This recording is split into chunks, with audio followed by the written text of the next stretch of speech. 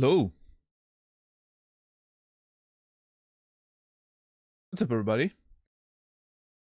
Warren, Cassie, Rasta, Saladino, Nasrallah, $10, Trad, Captain Dax, Lonigan, Sokoman, Beardedon, Mopo, Uman, Glegger, Noger, Radicon. How's everybody doing tonight? On this Monday? December 18th. We're a week away from Christmas.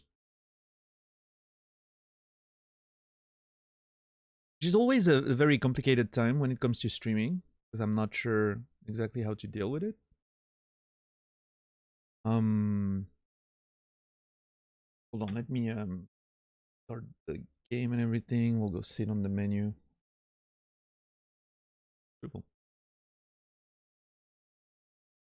Oh yeah, that's the whirling in rags. We can see the statue, and I'm assuming those are the gates in the middle there. We need to go there today, I think. We'll see if we make it. You've been watching the VODs? Nice, Tiger. Nice. Have you been catching up on Disco or? What's up, dads? How are you doing today? Counting down until Christmas break. I get that. So yeah, this week I will not be able to stream on Tuesday. Not on Tuesday, on Thursday. I will be able to stream on Tuesday tomorrow. I won't be able to stream on Thursday.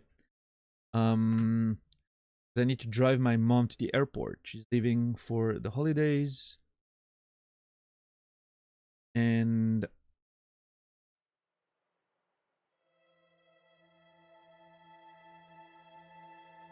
doesn't want to, pay for the 2 weeks or something of parking, which I understand.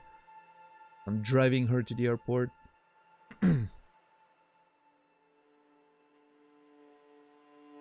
So yeah, I won't be able to stream on Thursday. So that's annoying.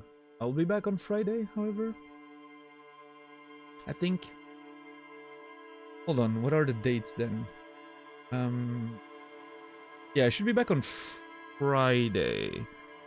I'm thinking I'll be back on Saturday. I'll be streaming on Saturday as well, to make sure I get some.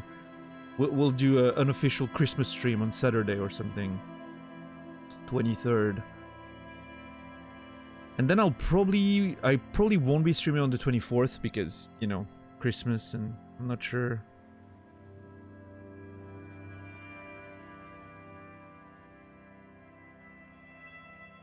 How many of you would be available on that day.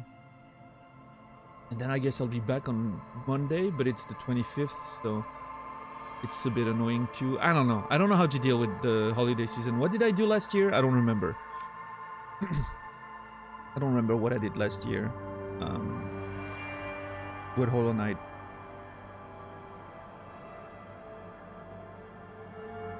I think I was gone for like a couple days, right? Because family dinners and whatnot. I don't know. I'll have to figure that out throughout the week. It's gonna be a weird couple weeks though, for sure.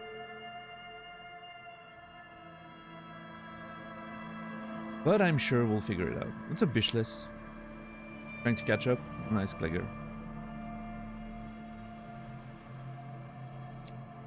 Oh, liking the game? Yeah, it's good. It's a very good game. Okay, what is my screen lighting up every time? I have some buttons on the side of my screen and they just kept lighting up there, even though nothing's close to them. Yeah, the game's great. Can't wait to explore it a bit more. It seems like I feel like I'm making no progress. But there's so much. So many things to talk about, to find, to open, to, it's crazy. What was the verdict on Lies of P? It was alright. I think Lies of P was, it's interesting. It's I was saying when I finished it that I needed to let a couple days pass, you know, to avoid reacting with too much recency bias. And I found that in the couple days since I finished it, it's a very forgettable game. I'm just like, it's completely disappearing out of my mind.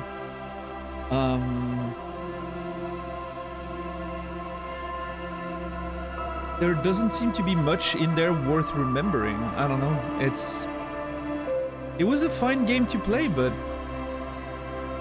it's not a very memorable game, I find. I don't know. It's a... yeah, final verdict. A weak 6 out of 10, maybe. Yeah.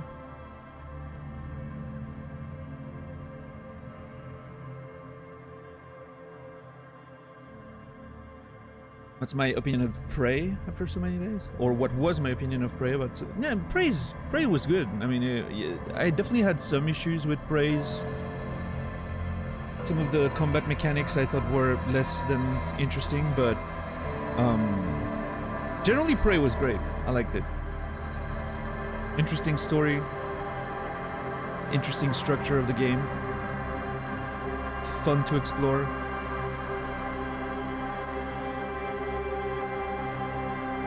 Maybe a little repetitive towards the end. There was a lot of like backtracking and going around.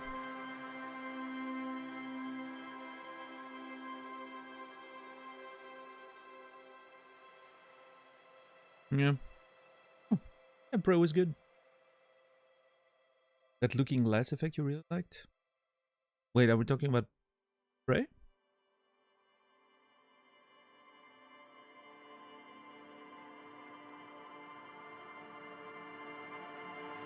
The looking glass effect.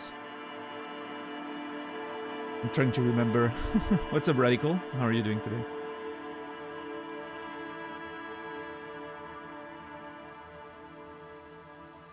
Not sure how to explain it.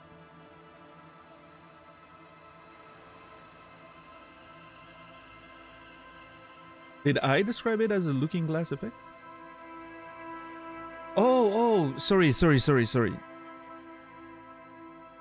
The looking glass. Yes. The actual system in the game. Yes. Yeah, Warren. Thank you. Yeah, that was incredible. Like, technically speaking, that was very impressive. What did I think of the story? What's up, Brainy? I think it was good. Yeah. I mean, it's one of those things where it depends on which path you take and endings you get and whatnot, right? The story can overall be pretty different, I feel like.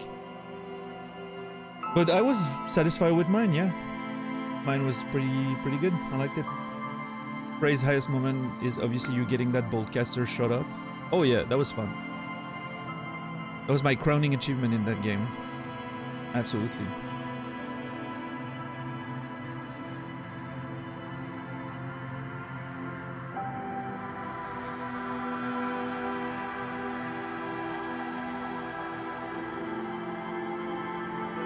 My perspective is so different from Nami's. Yeah, I have no idea what he thought of the game. I never catch his stream.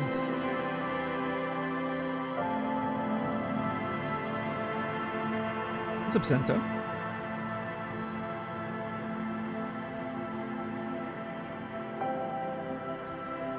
Beef, welcome. Mrs. Beef and you are lurking. Beautiful. Thank you for the lurk. Mrs. Beef. Hope you're well. Nami hated Prey?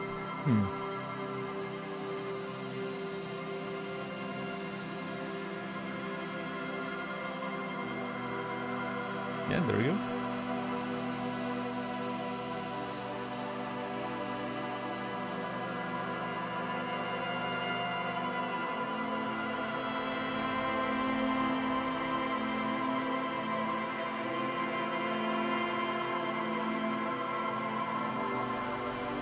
Yeah, Dax. That was very funny.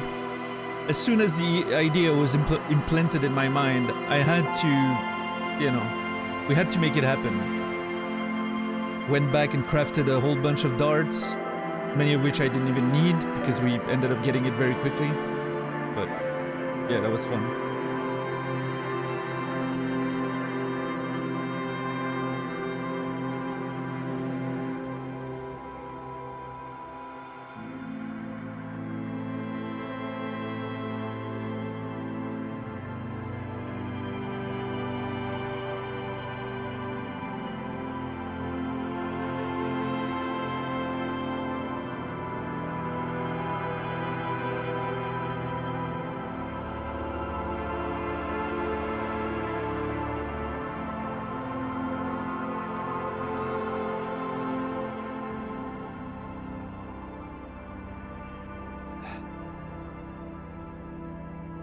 There's a strange smell. I'm not sure what it is.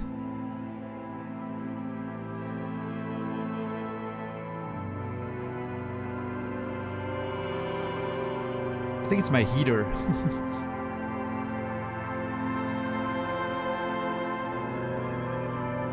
Not sure why it smells though.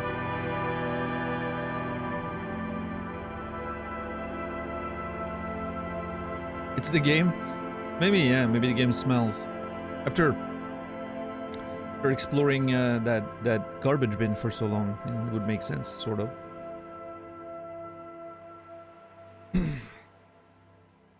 Jeez, my neck's hurting again, which is weird. Hurting a bit more than yesterday, but sure what's up with that. I mean, it's still the same thing as last, you know, as last week, but it had diminished a bit. Now it's like a little getting old. Enjoyed better sleep? Yeah, sleep was fine. A good 7 hours. I liked it. Looking forward for more more sleep tomorrow. Well, in the morning. Always more. Sleeping is pretty fun. I like sleeping. Sleeping is good. Reminds me of the music in the Talos Principle. I haven't played the Talos Principle yet. I've heard that I should, probably. So yeah, maybe one day we'll get in there. No more morning streams right now. No. It was fun, but the problem is it's like it was really cutting into my my sleep and recovery time and resting time, you know. And well, the problem is I can't, you know. I need to make sure I don't burn myself out, right? It's one of those things where I just need to make sure I rest enough, and especially if I'm, you know, I'm gonna stream almost every day during the main show. That's a lot of hours. So, yeah.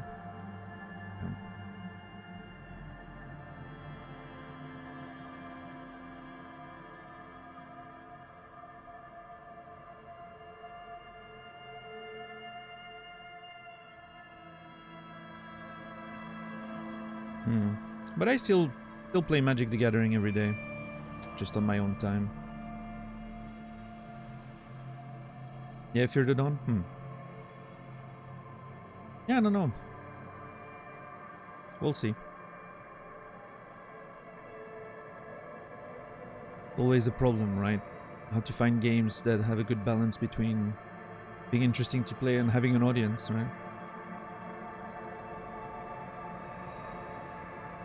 Although I will say, I was pretty sure that Disco Elysium wouldn't get much of an audience, and it's been working fine so far. So I don't know. Sometimes sometimes you're surprised by what's the results are. It's sort of weird. I mean, at least I am. It's hard to determine what's gonna work or not.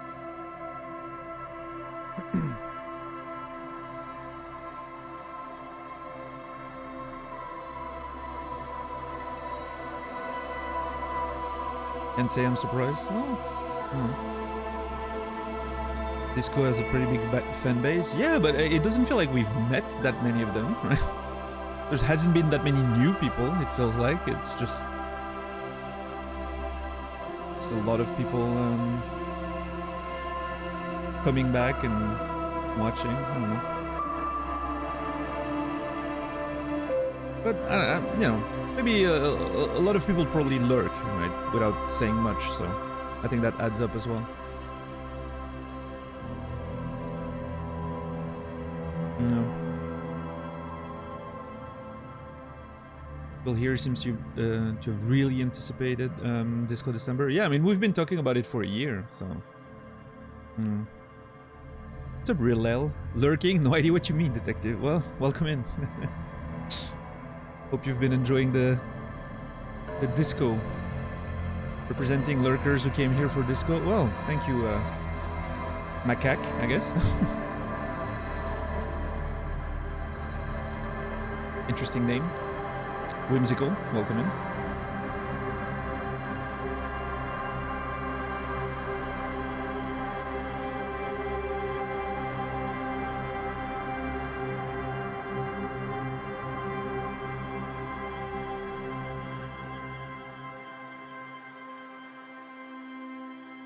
It ain't my witty banter keeping them quiet. Well, I mean...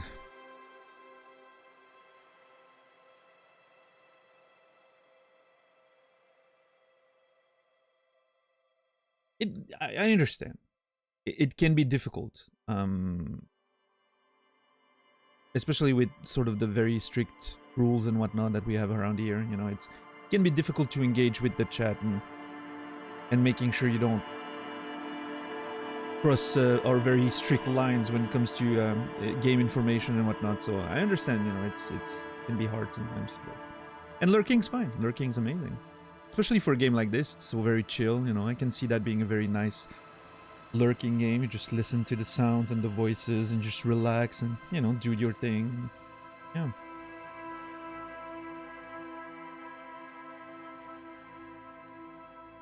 I could legit see myself, like, listen to playthroughs of this on YouTube to fall asleep or something in the future after I'm done playing it. The vibe is just so relaxing and... Yeah, I don't know. What's up, Gallagher? Welcome in. Oney Romania. Welcome in as well. Loving your playthrough so far. Only 1.5 episode into the VOD so far. Really like the Thor playstyle. Be back into the past, wading through your memories. Disco style, beautiful. I love that. Thematically fitting.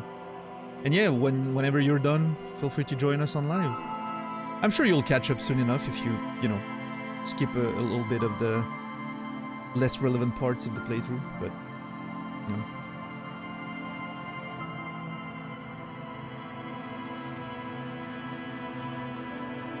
Imagine lurking, wouldn't know how to do it in the first place. No, lurkers are amazing. We love lurkers. They're the, you know, the backbone of any Twitch stream. Most people are lurkers on most streams.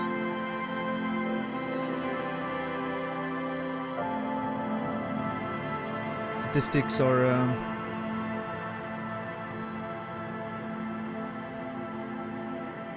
highly in favor of lurkers. Yeah.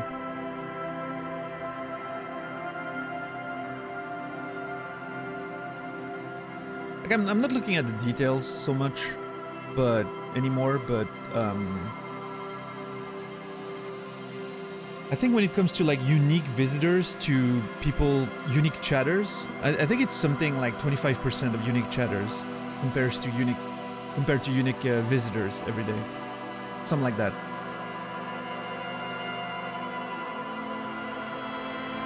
And of course, you know, a lot of unique visitors probably don't stick around or anything, but yeah.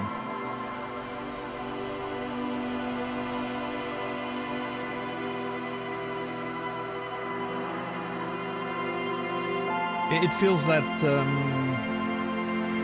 unique chatters, daily unique chatters, are about half of the average viewers, right, over the course of the stream, which means that a lot more than 50% of the people actually watching the show never talk or say anything. Yeah. And that's not just the case for Disco, right? But for most games that I've been looking at the stats a little bit, that's generally how it works. So yeah, lurkers can't do it without them. It's up, make it. And I can tell, even especially with the more successful the game is in terms of like the stream, right? The more people it brings, the more of an audience it has, the more lurkers you have. Obviously, when you're playing like a game that's not necessarily bringing anyone in, or you're just playing a game for yourself or whatever, you tend to have your core community, which are usually more vocal because they interact with you and they speak, and so the proportional like gets higher. But as soon as you start playing a game that sort of brings a lot of people from the outside, like this year, the big ones, well, outside of Hollow Knight, which was still this year a bit, but like, Red Dead 2 or Witcher 3, like that's when you get like a lot more people in, but somehow the conversations don't necessarily increase, right? There's still the same amount of people talking because a lot of people just lurk and they just want to, chill with the vibes of the game and everything. So, yeah, dads, I can see that for sure. Nothing I say could be more interesting than Disco's writing. Oh, that's not true. True, Gallagher. Everyone has stuff to share at some point. And it's not because, it's not because you're using big words and prose like a video game that what you're saying is more interesting, right? I know what you mean, right? And I understand Disco's writing is amazing, but everyone has stuff to say. And it doesn't need to be said in a very clever, edited way. It just sometimes just needs to be said. That was more pessimistic than intended. No, I get that. I understand what you meant, though. It was praised for the game's writing, which obviously is very deserved. It's probably one of the best written video games I've ever seen, that's for sure. Which, again, it's video games. The bar's generally not very high. Here's cynical Daniel back again.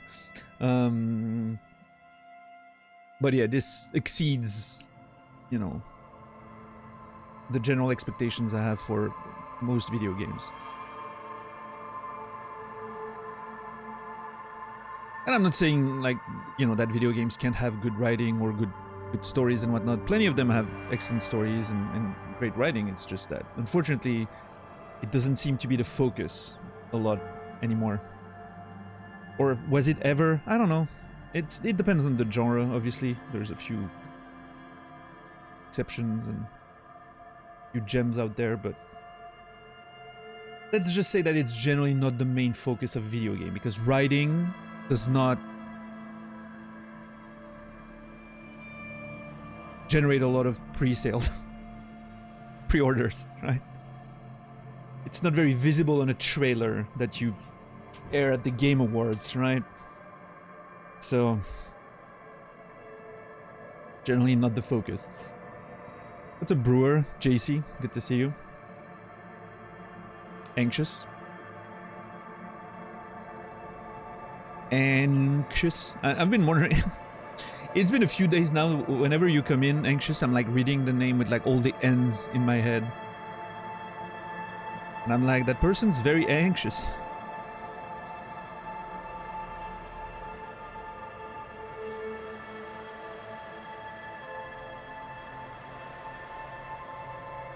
What's up, Renji? Well, I wish I had the capacity to chat more, but on occasion that I find something to contribute, I'm so slow that oftentimes the conversation moves on while I type.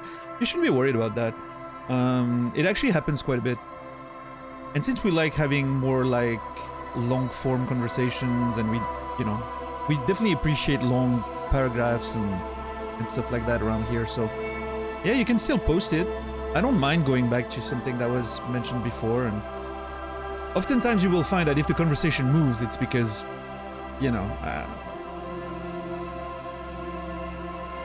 it's because I sort of feel that pressure as a streamer to keep things going, right? But going back to a conversation, it's always great.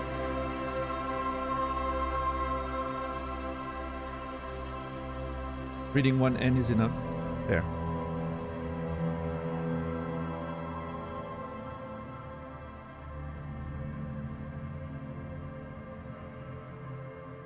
Daniel's very good about reading back through the comments. Well, I mean, I'm, you know,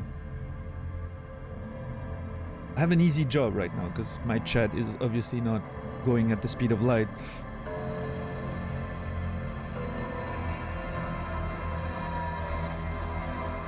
I was watching Daniel while rolling meatballs the other day. I was forced to lurk because it would take too much time to wash my hands. I have that sometimes, Cassie, actually, where I'm like preparing my food after streaming and I'm like on Naza's channel and someone says something that I absolutely need to react to. You know, that horrible feeling of someone said something on the internet and they need to hear my opinion about it, which is not true, right? Nobody gives a shit. But you still want to share, right? And so like I'm preparing food, I'm quickly washing my hands, you know, and I'm typing on the thing and then it must be heard. Yeah, it's a very big problem sometimes, nice.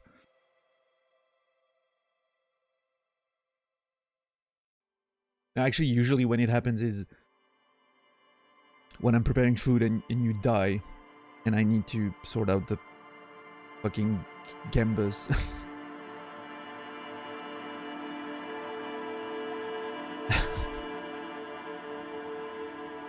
I'm like, okay, he's in a game that should be safe. He's not gonna die now. I can go make some food.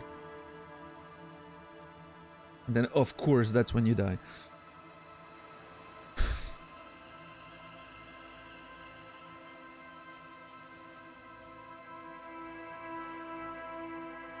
Seeing a trend, yeah. Waiting for the day my toddler steals my phone and sends an unhinged string of nothing because he tries to take it all the time. Oh yeah, that'll be fun, Cassie. Hey, at least if someday you have like nonsensical messages, we'll know you're not having a stroke. It's just your kid. And who knows, maybe, you know, maybe you have a prodigy on your hands and it's gonna just start writing some super subtle backseating and he'll get banned. And that'll be it. It's a Puka Bear. Then at last we will have eloquent exchanges in this chat. Wow. That's what you think of the community, huh? Well, on this very positive note from Warren, let's just continue, I guess. I'm very excited to play the game, so I'm just gonna get in there. What's up, Frank? Yeah, exactly. Whenever Cassie's drunk, that's what she's doing right now. She's just, you know, she knows the holiday season's coming. She's gonna be drunk a whole lot. She wants to make sure that she's covering her tracks already. If she writes nonsense in chat, no, it's my kid. Of course it's my kid.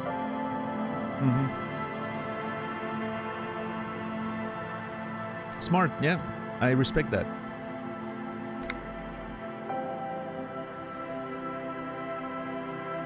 Need to do something behind Lieutenant Kitsuragi's back, sneak out after he's gone to sleep. That's what it said. Interesting. I just read that on the loading screen there. Sneaking, huh? Alright, so we were in the room.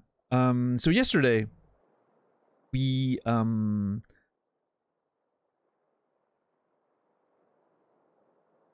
inspected the body and the garbage bin. That was most of the stream. That was all of the stream, in fact. And the clipboard as well. Hold on. Yeah, there. The ledger. My bad.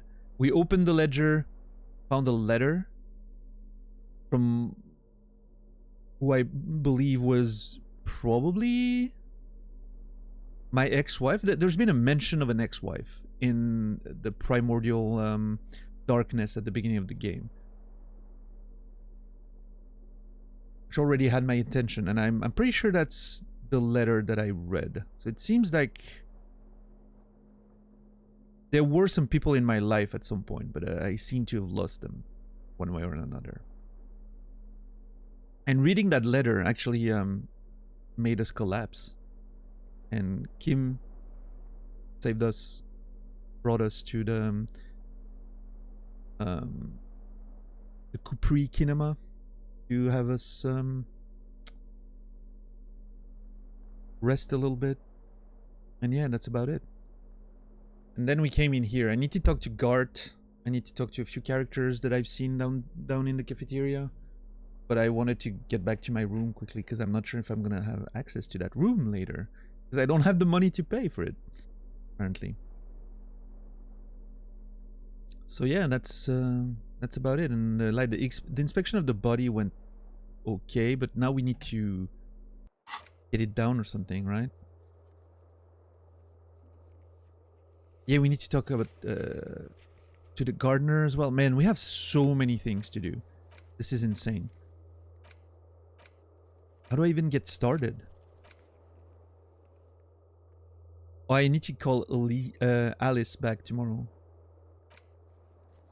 That's true. Yeah, there's so many things in this game. It's insane.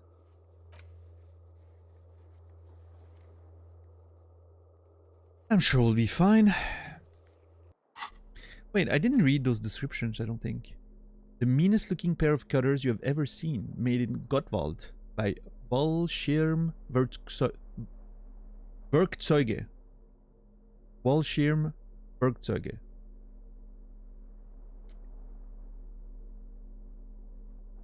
I'm pretty sure Werkzeuge means tools in German. No chain, wire, or barbed fence will ever stand in your way again. They look hungry, ready to chew steel. Nice. The red-tipped pry bar has Carson T Heavy Duty engraved just below the handle. It is satisfyingly heavy and perhaps one of the most useful tools to carry around. Nice. This one we read. Yeah. And this one I didn't read. A police flashlight bearing the logo of Grundstellung RAO. The small dynamo packed inside this handheld illumination device theoretically gives you the ability to produce a tiny amount of electricity at any time, anywhere. Oh, that's nice. Not sure if that actually tracks, physically speaking, but... Oh yeah, we could interact with this. The photo of the tattoos that Kim took yesterday. I need to do that. Okay, hold on. Let me finish exploring the room with Kim quickly, and then we'll interact with the tattoos. Also need to talk to Kim again. I haven't done that in a while. Maybe there's new information. What about the fan? The fan stands still. Can I turn on the light now? A terrible mistake. Oh! Turn the lights off immediately. You can practically feel the photon. The lights are off. Okay, we still can't turn on the light. After a whole day of being hungover. That's fair. What about the bed?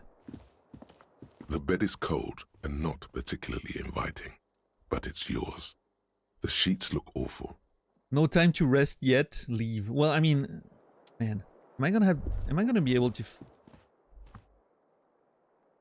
And I really hope I can find my way back to that bed tonight. Hold on. Is there a check with the mirror? Yeah, electrochemistry, but it says impossible, and I don't think I can do it again.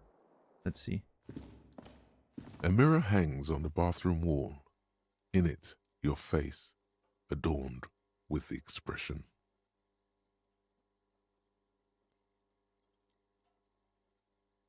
I'm trying to do the expression, but I don't think I can. Okay, this one's locked, but I have a new one. Interfacing, challenging 12. Use your chain cutters to fix the faucet. Stop steam from fogging up the mirror. 3%, -10, tool not in hand. Okay, hold on. Chain cutter. What's up, mirror Hachiro? hangs on the bathroom wall. In it, your face, adorned with Okay. the expression. This is a white check, 17%. I need to do 12 and I'm on 2. Well, just tuned in for that expression. I mean, yeah, it's kind of the creepy mode, right? Oh, hold on. I don't know. I can't do it anymore. I was young when I did the creep emote.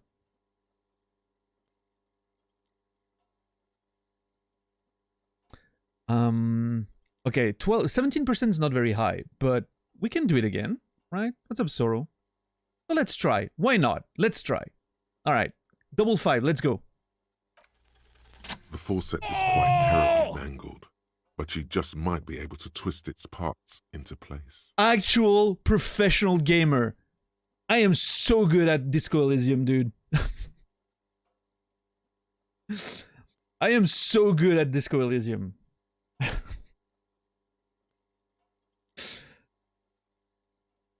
Look at that. Easy clap.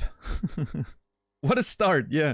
I've probably used all my luck for today, though, so... Whatever happens next, I'm not sure it's gonna go over so well, but... Nice.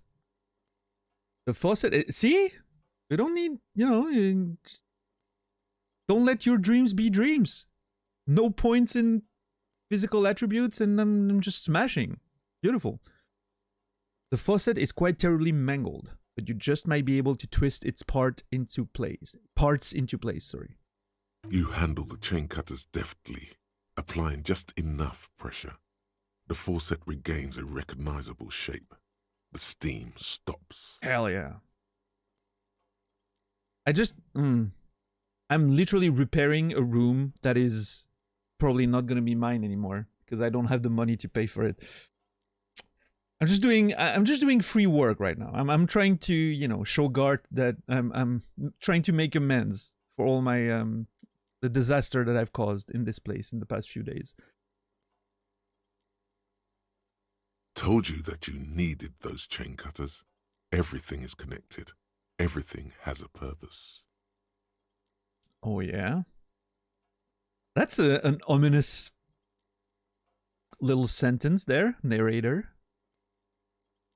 The mirror begins to clear slowly without you having to wipe it. Nice. Still 2% though. +2, know the origin. +2, no more steam. Still very low. I need to hit an 18. So basically I need double 6.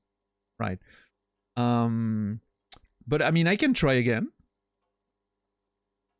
Why not? Right? Why not try again and see what happens? Chekhov's chain cutters, yeah. All bad luck remain in that corrupted save. That seems to be the case, yeah.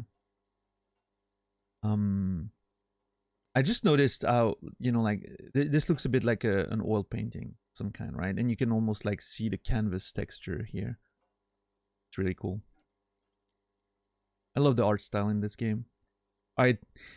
Shall we roll the dice again? Can I do it twice? Can I get a double 6 on this one?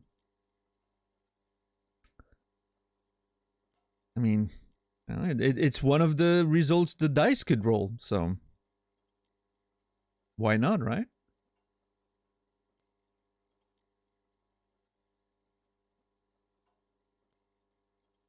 As a matter of fact, you know, it has as much of a chance of rolling a double 6 than any other result. The problem is there's a lot more other results, but... Alright, let's see. Still not happening. It won't come off that easy. God damn it! Alright, let the mirror be for now. You either roll it or you don't. 50-50, exactly. You get it. Okay. Not today, not today. Alright, let me remove the chain cutters. Oh, can I collect? Hold on. Can I collect the bottles? Oh yeah, hell yeah.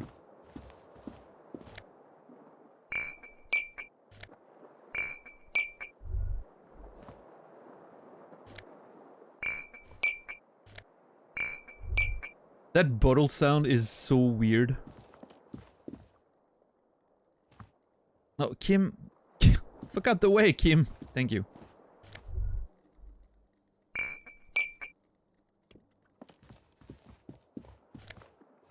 Kim is very good at standing literally just in front of what you're trying to click. Kind of obnoxious. Okay, I think that's pretty much it, right? Yeah. Weird that I can't pick that one up. to be the main one, but... Alright. Yep. Alright. How much do I have in my bag? 26 bottles. Absolutely beautiful.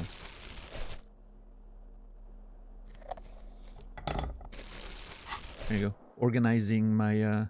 That bottle is load-bearing. What's up, Signal? Nice. That's a good one.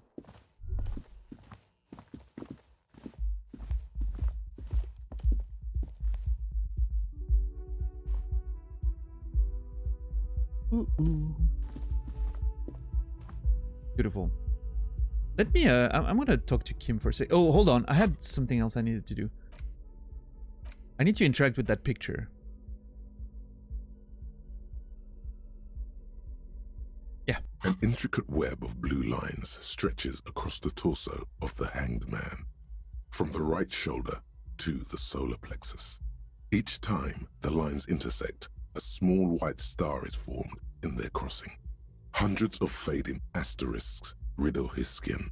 Their concentration is highest around his heart.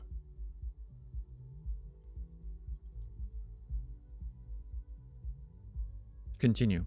It still kind of looks like a map of the stars in the night sky, but something's not right. Something's not right. Who are you? Gone. What's the meaning of this statue? For you to discover. You've gotten as far as you will without assistance. Okay. Someone close to the victim might know. Sure. Suggestion, you're correct.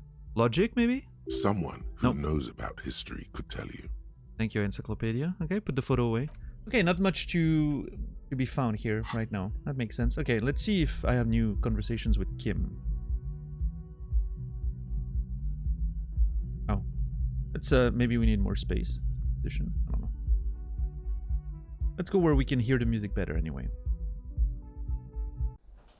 Oh. Music stopped.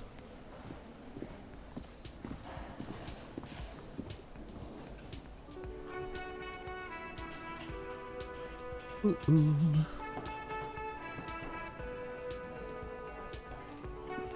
Yes?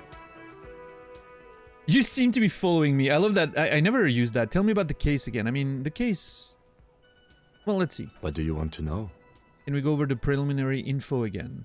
Now that we've inspected the scene, I want to know more about this pissing competition you mentioned. Oh, yeah. There was a mention of that. What's that about? What's there to say? It's just stupidity. What kind of stupidity, though? The cop kind. Our precincts can't decide if Martinez is part of Jamrock or the Industrial Harbor. Yours or mine, as if we somehow own parts of the city. Typical street gang mentality. Ah. So we've let the Union make a mockery of law enforcement here. And now it's come to its natural conclusion. So this is a struggle over who runs Martinez. Well, sort of. It's less a matter of who gets to police Martinez than who has. It's an orphan district, in other words. Sure, sure. I think the dispatch desk just told both our stations about the hanging. There was quite the brouhaha at the 57th, I can tell you that. Time to settle it, they said. Cop off. But I assure you, I am not their finest or toughest, with 102 cases solved. What I am is least interested in a pissing competition. So interesting that they use the word brouhaha, because that's, you know, that's a very French word. I'm pretty sure most, I don't know, you know, how much it appears in the English language, but I would assume not very often. I think it's fascinating how many French, like very specific French words they're using. I don't know, I'm assuming they had a French person on the writing team, because, you know, or maybe whoever wrote the game spent some time in France, or, you know. We use brouhaha a lot? Oh yeah, really? Interesting then. Never mind then. Scratch everything I just said.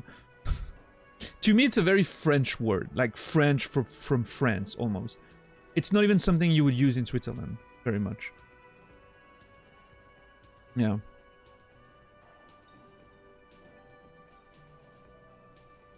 You didn't know that was a French-sounding thing? Am I wrong about it? Maybe? I don't know. but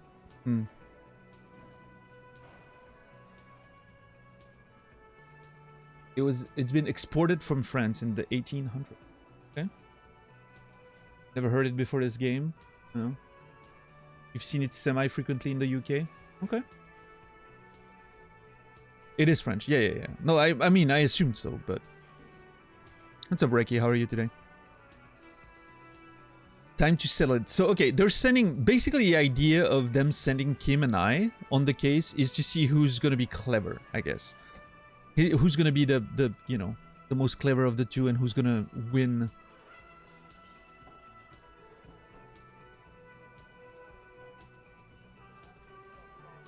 Martinez for their precinct, it seems. Now, is Kim being honest with me when he says that, you know, he's not there to be competitive, or is he just lulling me in a false sense of security? That's an interesting thought. What if the goal is to be the one who, you know, I don't know, what if the winner gets to drop Martinez? Because he said, you know, who has to police Martinez, which doesn't seem to be something you want to do, right? Yeah, I don't know what the exact conditions are here. What's special about Martinez? I wonder what this says about me, that I was sent by my station. I mean, we know I've done pretty well. I have a lot of solved case to my name, apparently. Anyway, what's so special about Martinez? Martinez? Nothing. It's just a puddle at the end of some drain pipe. No one cares about this place. They care about sports. Most of our colleagues don't even know how to get here. North of the interchange doesn't exist. Okay.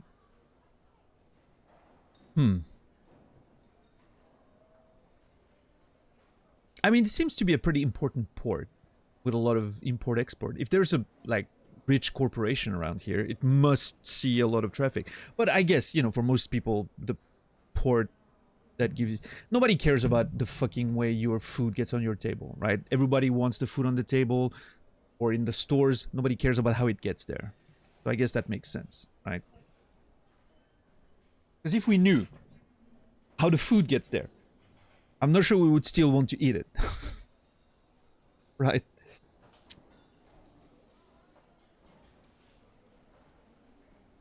Yeah.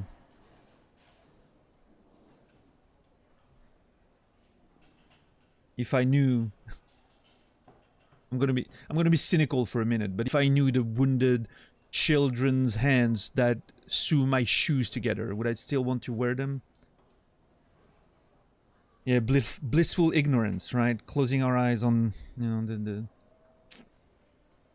the tragedies. If I knew, you know, how the chickens that got into my chicken nuggets were treated, would I still want to eat them? Not sure. Hey, Chrisling, what's up, man? Catching up on the VODs. Want to say I'm loving this playthrough so far. Yeah, good luck catching up. I mean, it shouldn't be too much of a problem. We're not progressing at the speed of light, as you might imagine, so you skip around a little here and there, you'll be able to join us pretty quickly. Also, again, reminder, I will not be streaming on Thursday because I have to drive my mom to the airport, which means it's another opportunity for a lot of you guys to catch up. And then during the holidays, like the exact Christmas days, we'll have to figure it out. We'll see we'll talk about that on Friday, I think. I'll be streaming on Friday, and we'll 22nd, and we'll figure out how we're gonna deal with the holidays. Maybe I'll take a few days off, allow everyone to catch up with the VODs and whatnot. Maybe we'll see. Progressing at a pace. Yeah, that is true. That's what we do. Lab-grown chicken nuggets will grow into a huge thing over the next 10 years. You think so, Frank? Hey, listen. You know, I'm not a vegetarian. I have no problem with eating meat and whatnot. You know, it's always grown up eating meat. I never really questioned it. I live in the I grew up in the countryside. I've seen butchers do their work. I've been at a few events where like I remember being a kid and my parents purchased a pig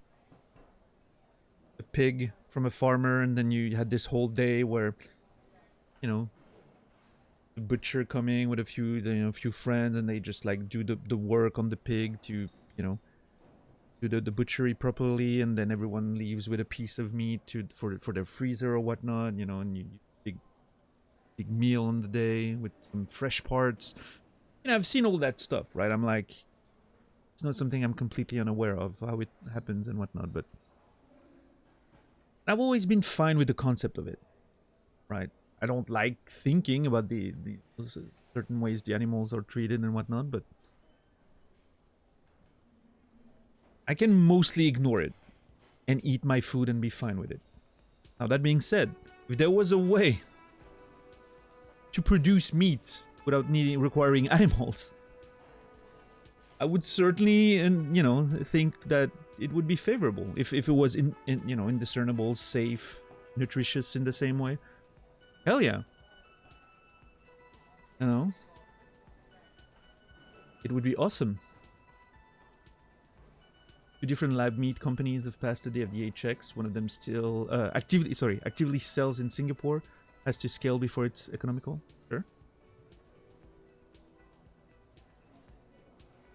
Before lab grown, the vegan substitutes are good enough for most fast food, especially if you drown it in sauce anyway. Yeah, I've eaten quite a bit of vegan like substitutes here and there. It's there's a lot of pretty good stuff. Yeah, it doesn't really. Certain stuff like sausages, like vegan sausages, don't really taste like normal sausages, right? I would still probably miss real sausages at some point, taste-wise and texture-wise and all that. But the vegan substitutes were good for what they were, right? They were good in themselves. It was different, a different taste, which was good in itself. So.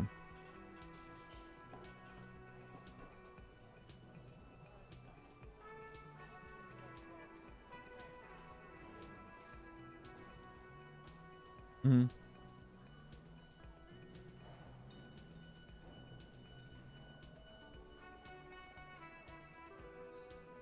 Ooh. Lab-grown food feels like another way to get the super rich more control. Interesting. I haven't looked at it under, you know, that angle, but...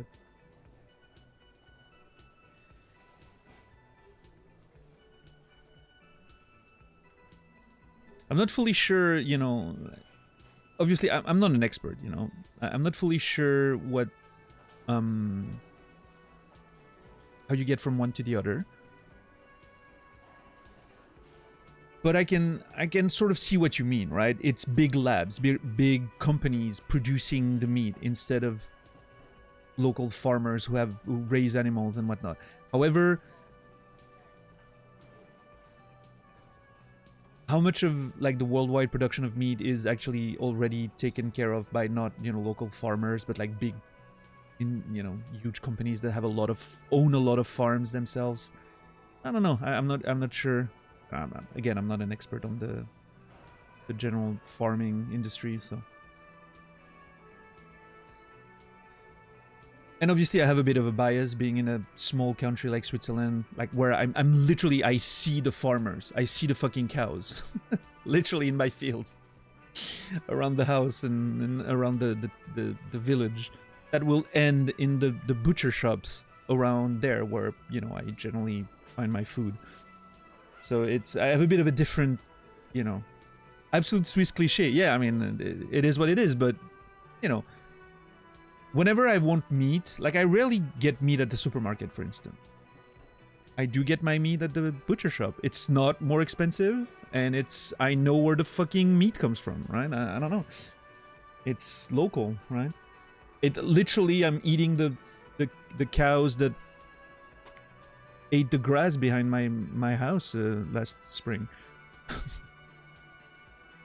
I'm simplifying a little bit, but that's kind of how it works. Hey, Rian King, what's up, man? Oh, and there's Brendan. What's up, Brendan? Super rich already control the super farms. Independent farmers produce a pretty small fraction of the food. Yeah, Frank, and I'm assuming it's mostly it stays in the local areas of those farmers, right? Because it makes no sense to export it further economically, right? Hmm. Have you ever drank fresh milk? Oh, make it. You have no idea. I'll get into that in a second. You buy 1/8 of a cow from your uncle? Yeah, yes, I'll love doing that. Makes sense. Get mostly bone and ground beef, not the way if you like steak.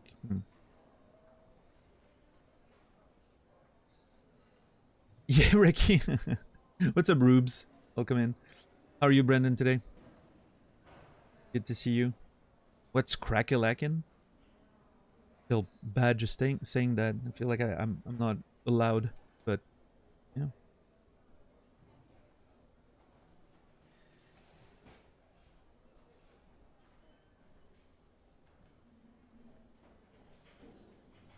Yeah, Warren.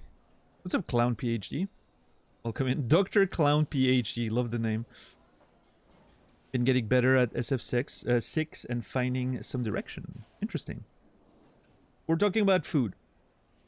Farm to table and meat production right now. I don't know how we got there, by the way. I have no idea, but here we are.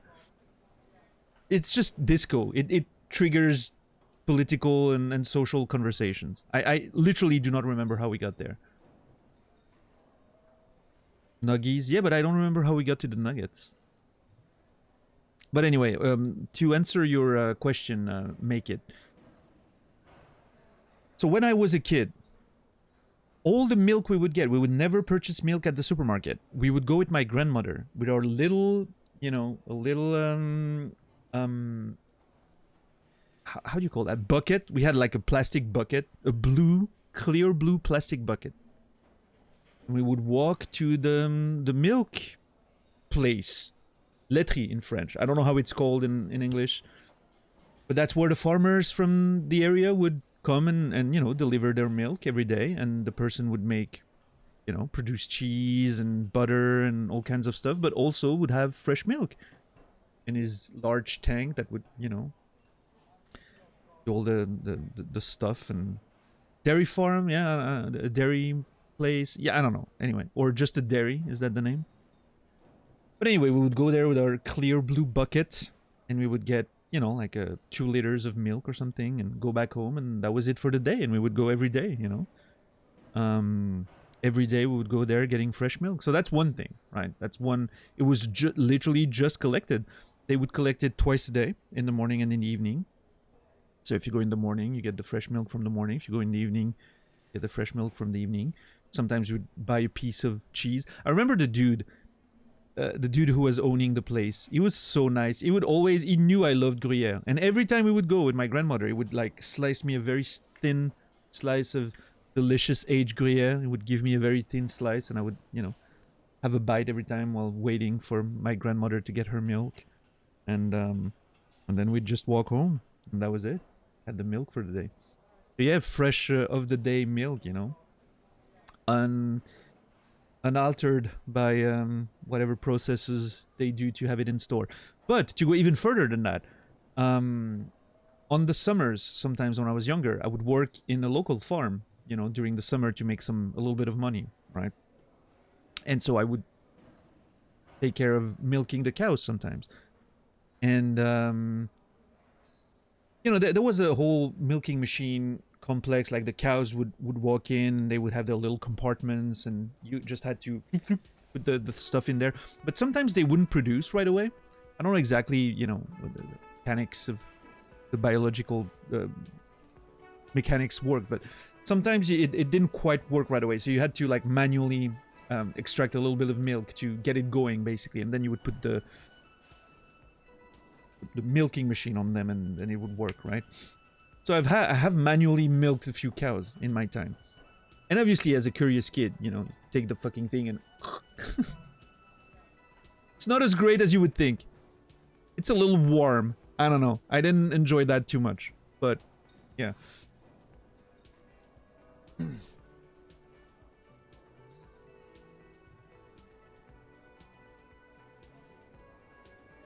Warm milk is a little weird, yes. Yeah. Body temp warm. Exactly, yeah. Like hot, actually like, you know, hot milk that you've warmed, you know, intentionally. That's pretty good. I love a hot chocolate milk, or even like just hot milk is good with some honey. But yeah, warm, body temp warm. Not ideal. But anyway, that's... so yeah, I've had the freshest milk you can imagine a couple of times in my life.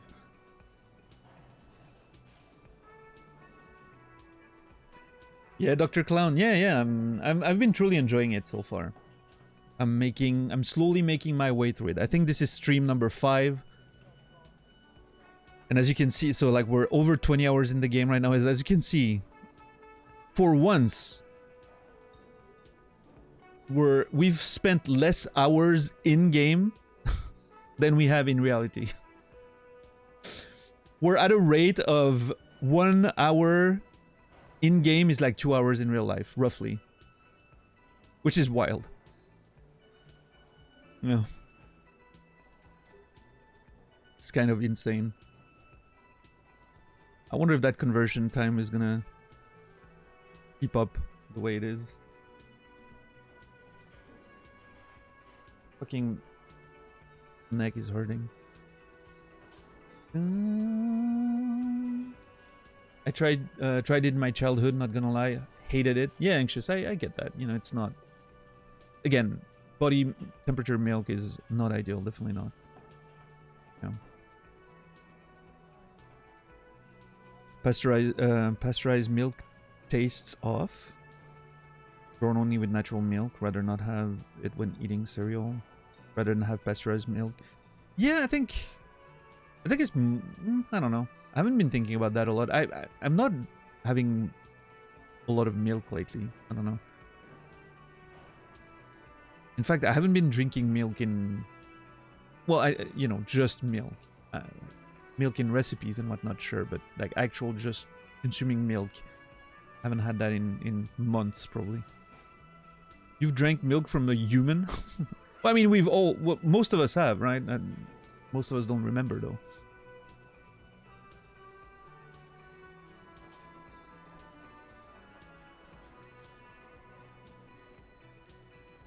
Mm.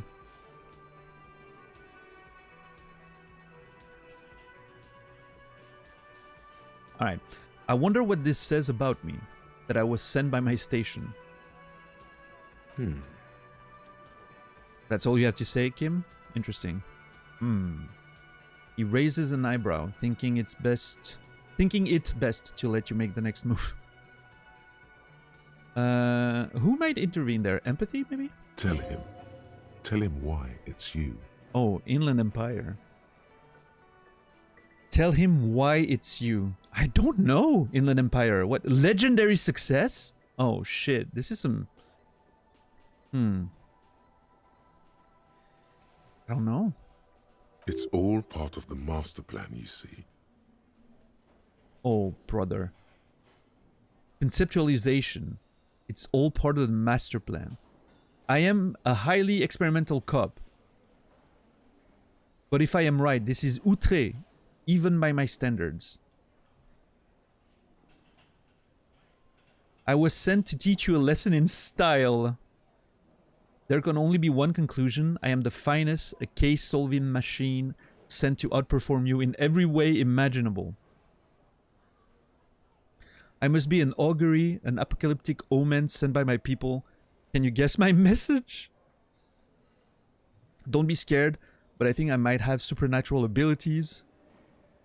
I probably have an unbelievable kill count. I'm gonna leave why I was said unspecified.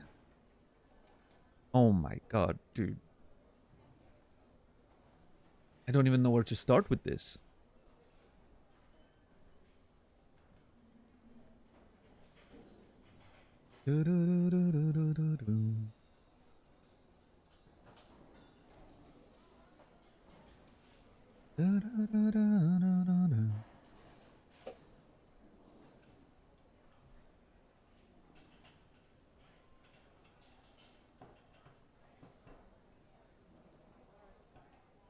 Hold on, Brendan. Oh, talking about like Street Fighter.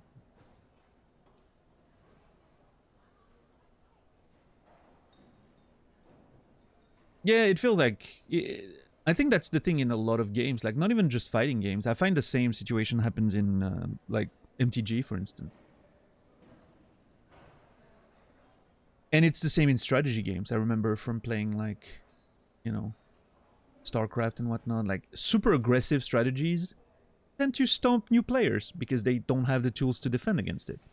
They don't know how to get, you know, speaking in card game terms, they don't know how to preserve their value or, you know, get a value advantage over you. They just lose a little more every time because they panic and they make bad decisions, bad trades, bad defense, and you know.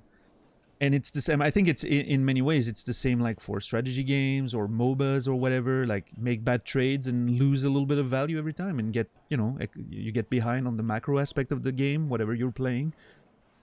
And I think it's the same with fighting games often. It happens on a very much smaller scale than a card game or a strategy game, but it is, at the end of it all, a fighting game is a game of resources as well, right? You have, you know, your super bar or whatever it is in Street Fighter, and you have your HP, and you need to manage those things, you know? It's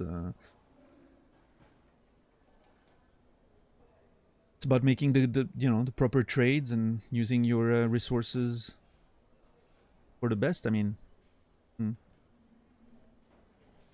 obviously it manifests in different ways depending on the games, because they're very different genres altogether, but I think that the basic concepts are similar, interestingly.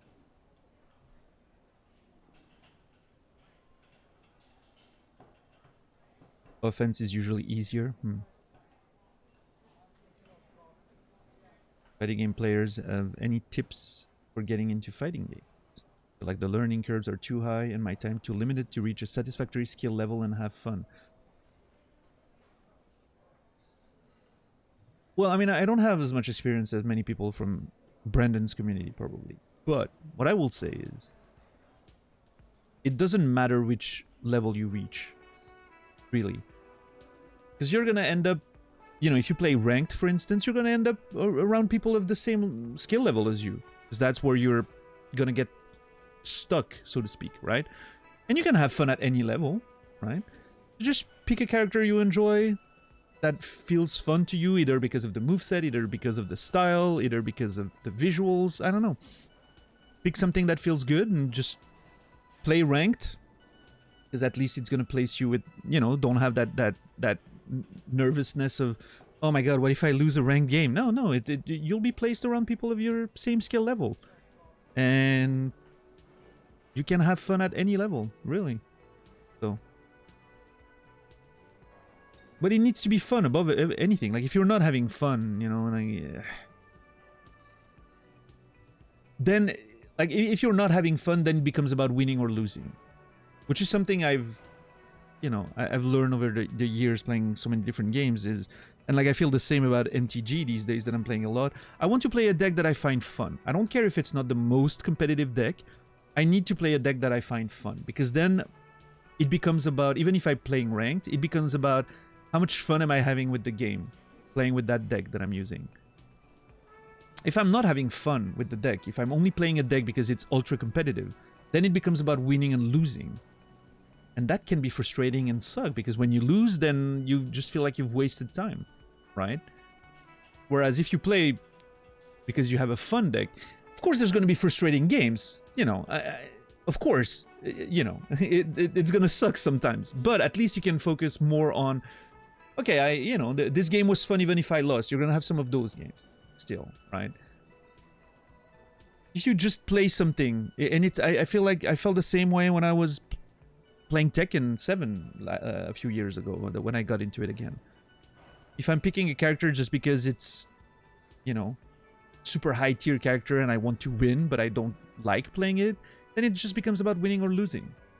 So 50% of my matches are going to suck. And I'm going to hate my time with it.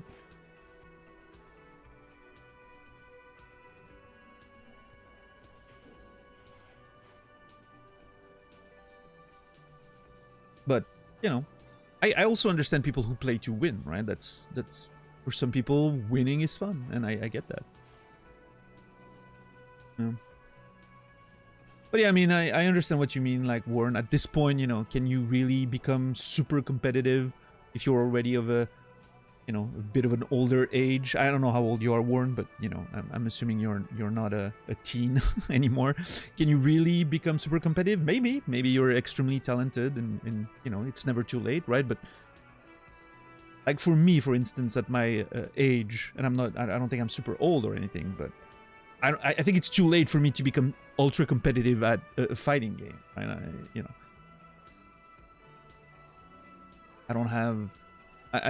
By the time I would acquire enough knowledge and whatever, my reflexes would probably have pretty much left me entirely.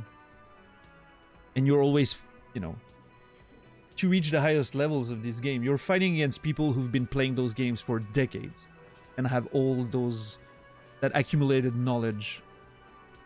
So it's not necessarily a, you know, a relevant or realistic goal to go for the top of the top right now, right?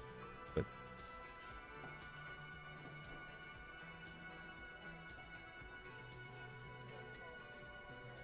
yeah, focusing on just the fun and whatnot, it's cool. Exactly, yeah. Never too old to be fun, for sure, to have fun, for sure. Yeah, exactly, nice. Like, there's a lot of people our age that are still competitive, but they've been literally playing nonstop for decades. And again, you know, I'm not saying there's no exceptions. Someone could come out of nowhere, start in their 30s, and become one of the best players in the world. It is possible, yes. Is it likely? I'm not sure. Like, it's definitely not an expectation you should have for yourself when starting out. I mean, then again, if you want to have that expectations because it's fun for you to set yourself like with crazy goals, go for it, right? But just be aware that it's unlikely that you're going to reach your expectations if that's how you engage, right? To me, like, the reason I like playing ranked, for instance, again, in MTG that I've been playing recently, the reason I like playing ranked is, one, it gives me a little sense of progression. It always gives me like a next goal. I'm not like, okay, I'm going to reach the highest fucking rank on the servers. No, that's not the goal. The goal is, okay, each season I want to get to maybe one extra tier or one extra league or level above the one I finished, right? Last season in MTG, like, that was my second season playing Magic the Gathering Arena. I got to Platinum 4. Maybe I want to try to get Platinum 3 this time. Or Diamond if I have enough time, right? Who knows? Just one step at a time. It's fun to try and give yourself little objectives. And worst case scenario, I know that at least I'm playing against people of my level, which makes the game more fun, right? So ranked to me is just a way to be matched with people of my skill level and try to get better, like measure my progress, so to speak. Yeah.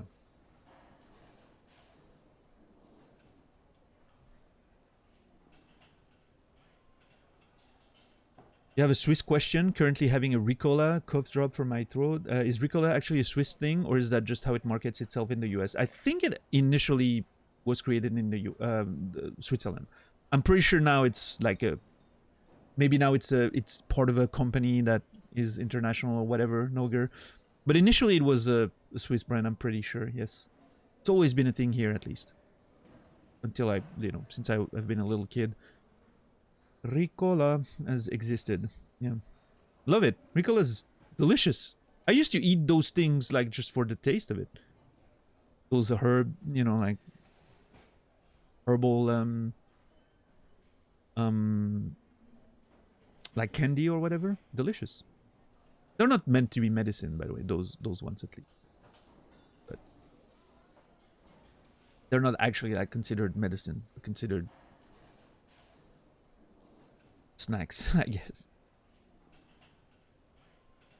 But I don't know, maybe it started as a sort of medicinal thing. I don't know. I don't know the history. I'm sure, Noger, that Wikipedia would actually be a better source of information.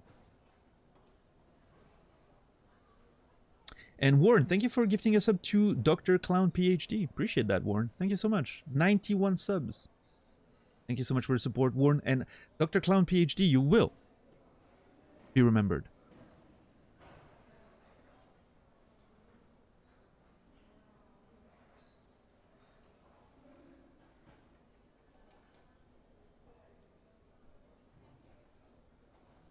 Goal for today: learn how to anti-air. Goal for tomorrow: become top 1 in my region. Yeah, that's a progression you want for sure.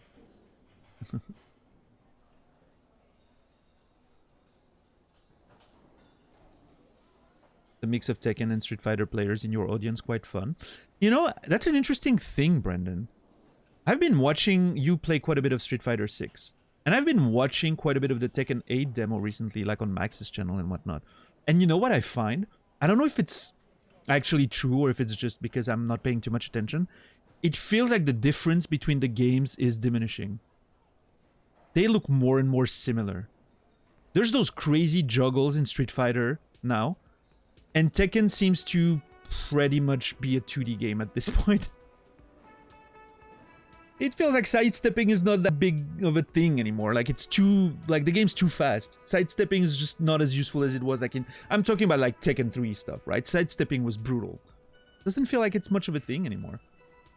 Like you really don't want to sidestep against a lot of these moves anymore. I don't know.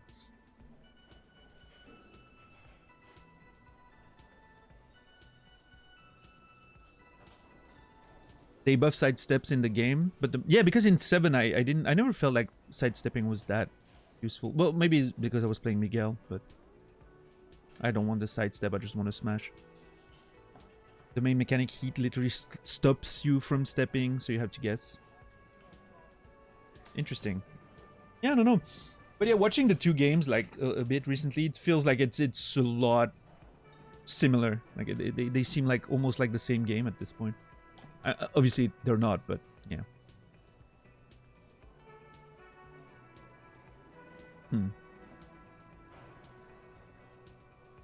Yeah, interesting clown. No, I get that.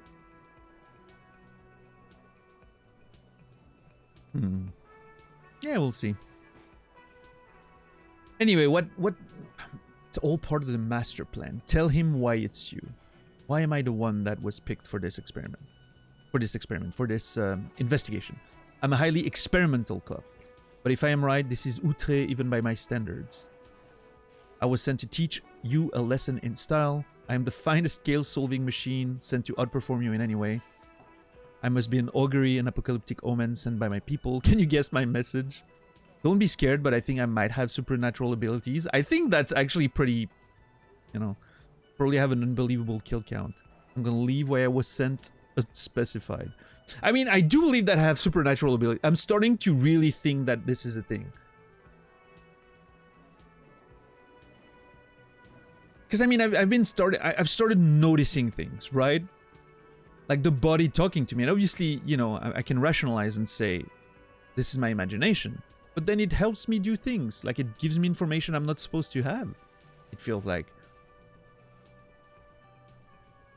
Alright, don't be scared, but I think I might have supernatural abilities, is what I'm gonna say. He opens one hand and looks at it. A moment passes. Continue. Which school do you subscribe to? Mambo or Jambo? Okay. Mambo or Jambo?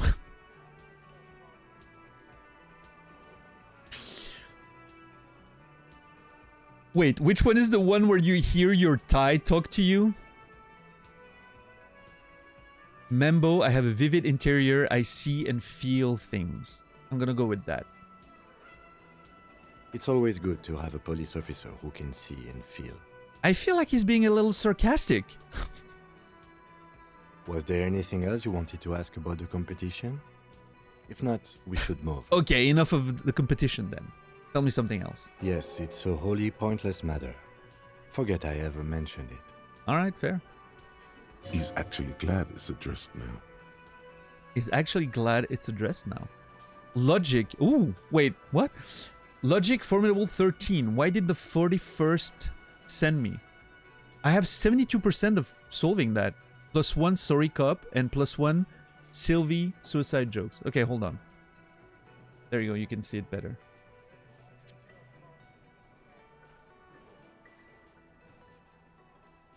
Okay, so I'm questioning logic there.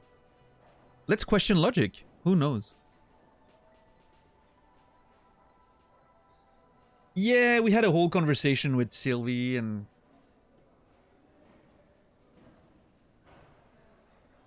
Let's say we've been a bit weird over the past few days and when we were drunk before the game started. So it led to weird conversational paths with poor Sylvie on the phone.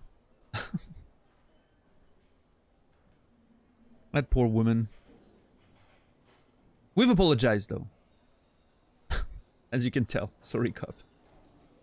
Alright, let's try. I need to hit a 13, so double 4 minimum. Oh no, never mind, I'm on 7, so 5 minimum. Let's go. Look at you. It's because you're a failure. They sent you to Slight, Precinct 57. Oh.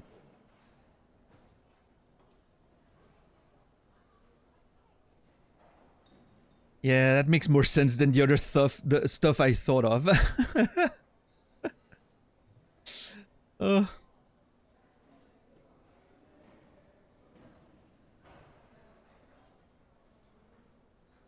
Wait, no, that can't be right.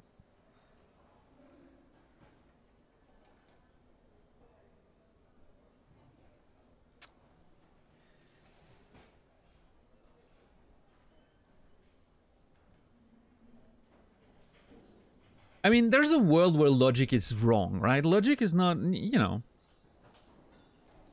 This is what my logic tells me, but maybe it's not right.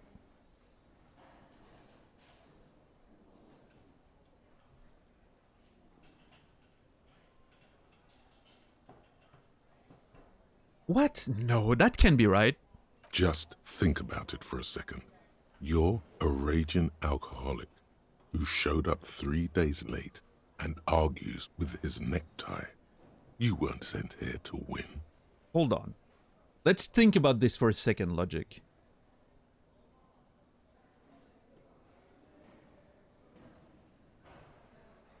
God damn it, I think he may be right. I think Logic might be right.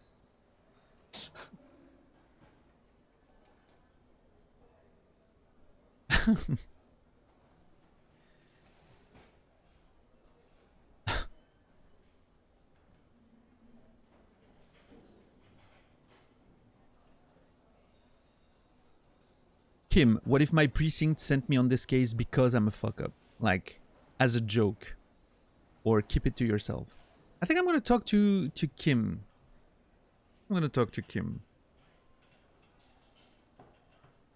Kim's been trustworthy so far. Destroying yourself using logic. Yeah, that's pretty much what's happening right now.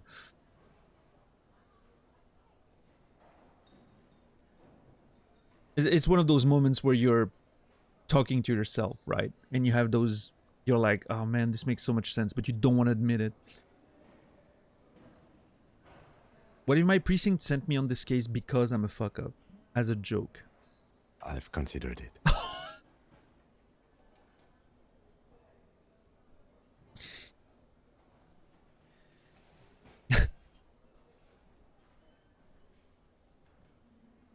Well,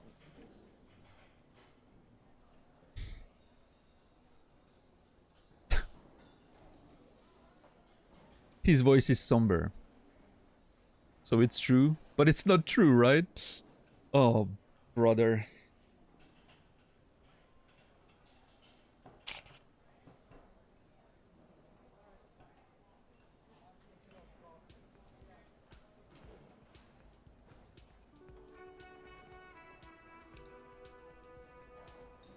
Alright, I'm gonna be hopeful, but it's not true, right? I don't think I can say one way or another. I do think it's somewhat unlikely, though. Oh, why is that? I checked the records. This jurisdiction dispute, who polices Martinez, reaches back to the 30s. It's as old as my station. And all this time we can't decide who gets Martinez? I think, yes, both stations would prefer a win.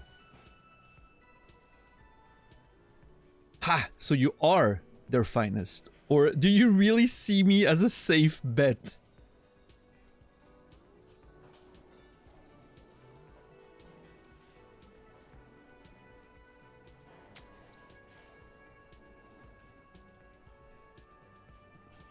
I mean, again, according to my ledger, I've been doing okay.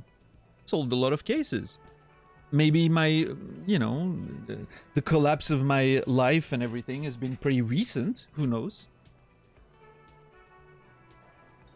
Although, no, I think there was a mention that I hadn't been in that home for a while. Like the... what was the home again?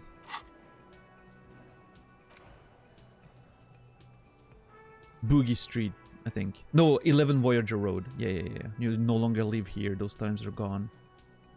I don't know.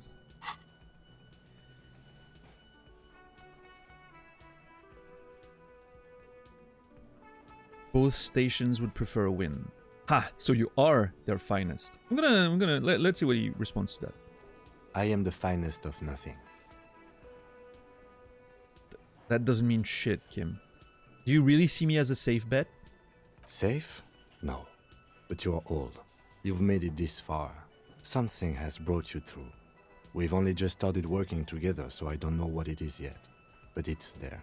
That is true. A cub, you know, a cub that gets old is, you know, especially in dangerous situations.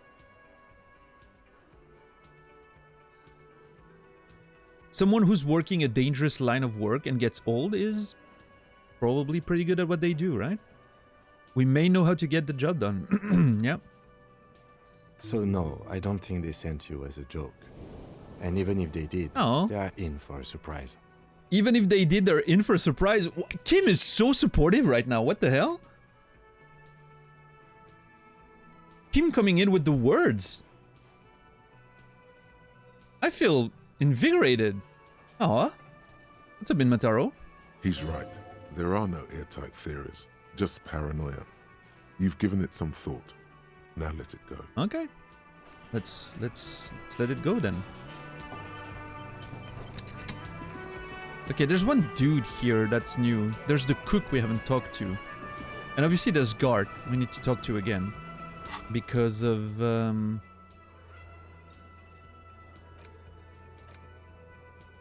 which one's about Gart? The armor, no? I think? Yeah, there. Oh, no. Who put the clothes in the trash? That's the one. Ask Gart if he knows how the victim's clothes got in the trash. Poor Gart. Like, we keep coming to him and asking him more questions. It's just... yeah.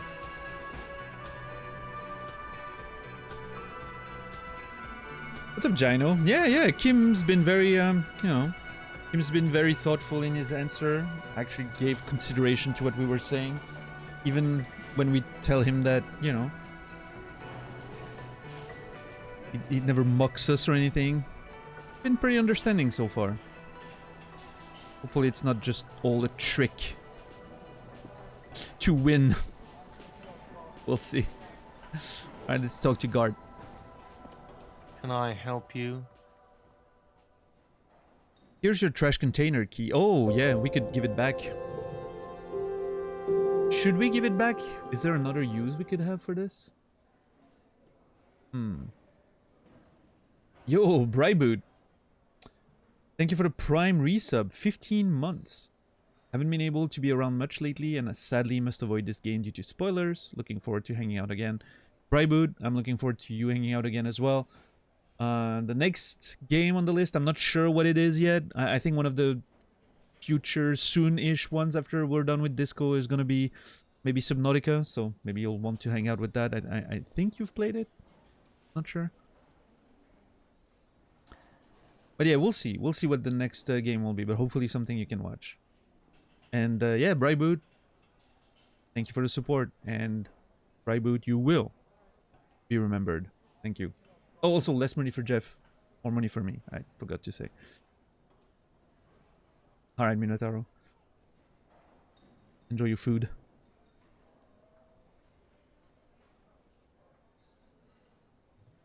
Alright, I'm gonna give back the key. I don't think we need it right now. If I need it again, I can ask for it again, I'm sure. Here's your trash container key. Also, I want to really make a good impression with Gart. Because again, I feel like in a few hours, we're gonna have to negotiate me being able to use my room. So, I want him to like me. Thanks. I hope you found what you were looking for. I found the victim's clothes. How strange. I certainly didn't put them there. Why are you being so defensive so quickly? Maybe you don't remember putting them there. Maybe you were sleepwalking or in a fugue state. Could someone on your staff have put them in there? Or who else has keys to the trash container? Okay, let's not accuse him. Who else has keys to the trash container? The trash collection service? CS Municipal. I don't see why they would put anything in the trash, though. Are they working with the union? Maybe? Trash collection service? Ah, the elusive CS Municipal. I doubt we'll be able to track down who was sent here last and when. This will have to be one of those little threats that solves itself down the road. Thanks, Kim. Thank you anyway. Did someone on your staff have put them in there? Sylvie had the keys before I got here, and I can vouch for her. I can vouch for all my staff. None of us would tamper with the crime scene.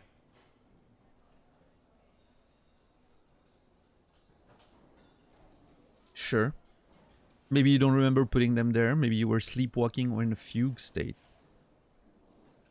Sure, Again, I don't want to make him mad, but let's see. I think fugue states are more your forte, officer. You know what? Touché, God. Touché. Thanks. Let's talk about something else. Yes? I need a drink. Can you pour me one? No, we're avoiding drinking. It's clearly not good for us. Burn. Yeah. He got me. He got me there. Walk straight into that one. I know, Goose. How are you today? Okay. Should I talk to the cook? I'm not sure. Hold on, I need to... Oh, man. I need to start getting some of these tasks down, dude. There's so many things. Ask the gardener about gardening. Yeah, actually, that's a pretty good point. I should do that. She's right out there.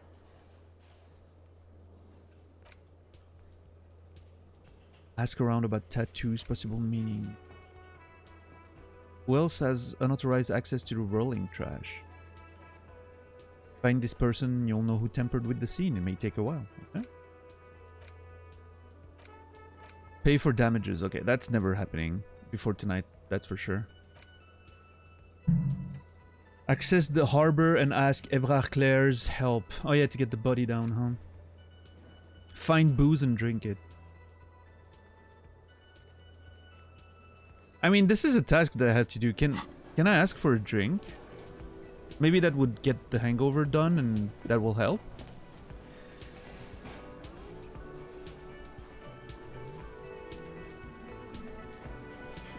Let's see. Can I help you? I need a drink. Can you pour me one? Do I have a shaker in my hand?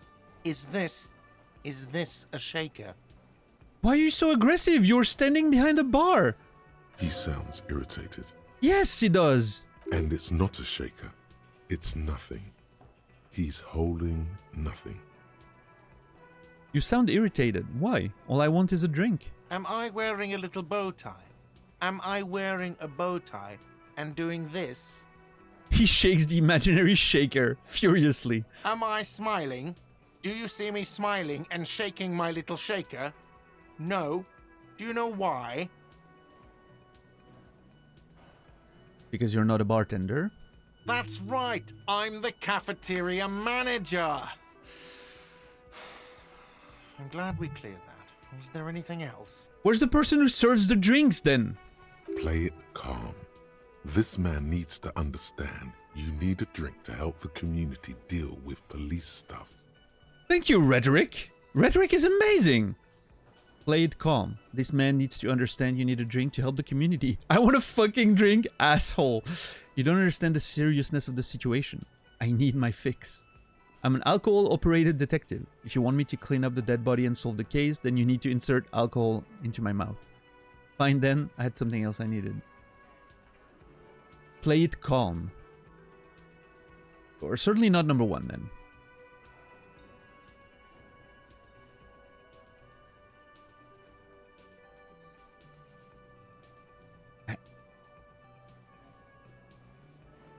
I'm an alcohol-operated detective. If you want me to clean up the dead body and solve the case, then you need to insert alcohol into my mouth. I mean, do I have to? You know what? No. I need to get my shit together. Fine. I had something else I need. Like what? Goodbye. I'm not gonna drink. I'm gonna resist for now. We need to do better. We need to do better.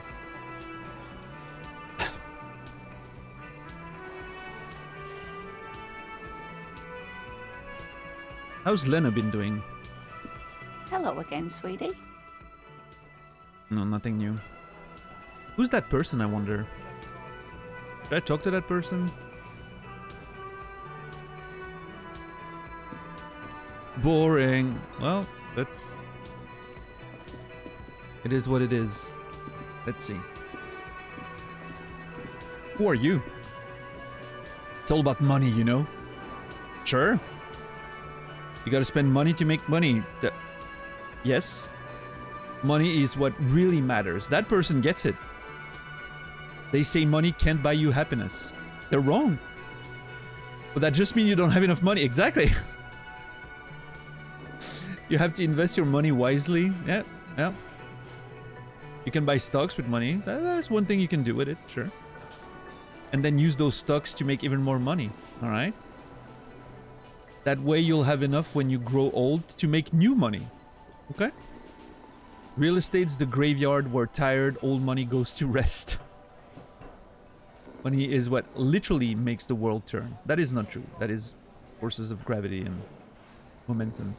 But the laws of money are just like the laws of nature. He literally answered my question there. Well, I mean, retort what I was saying, yeah. Unpaid labor doesn't net you any money. That is a fact. There's no such thing as free money. That's true. Money is all about numbers, sure. Money is actually all about trust. Make up your mind. It's all about money, you know. Okay, we looped around, I think. Nice. That was interesting. Fountain of knowledge, yeah. Warren, thank you for gifting us up to dads. Appreciate it. Thank you for the money. And I'll make sure to invest it well, Warren. Thank you. And dad's herbs, you will be remembered. Can I shake this guy again? The worker is in a deep slumber. No. I can't. Okay, let's get out.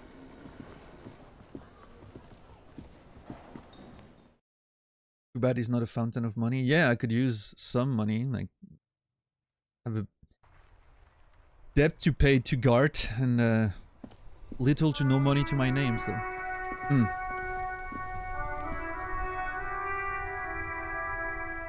Nice.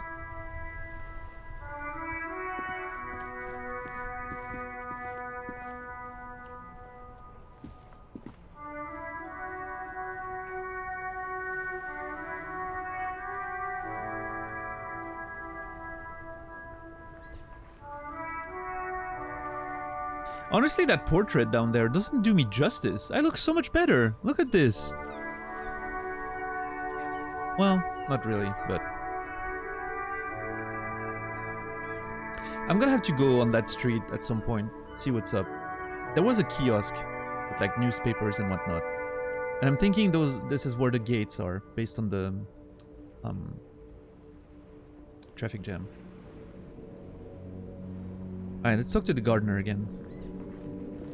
Hello again, officer. How are things? I've investigated the body. Shouldn't be long until we get it down. Oh, okay. Doesn't quite know what to say. Thanks for keeping me in the know, sir. Tell me, what exactly have you been doing in your greenhouse in March? Well, this might be the last snow we get. At least I hope so. She points to her wheelbarrow, surprised at the question. Oh. Snow has nutrients in it. Helps everything green up in the spring. At least that's what my grandma always told me. I'm not sure that's true, but maybe I'm wrong. I don't know. She smiles shyly. Yes, think about the cute grandma, not the weird snow.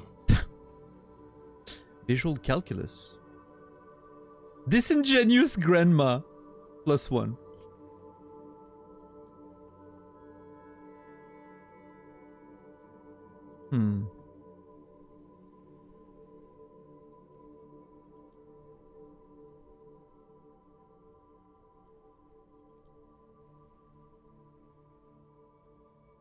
Alright, let's see. Let's try what I can get from this. Stop looking at her. Hell yeah. Look around. What do you see?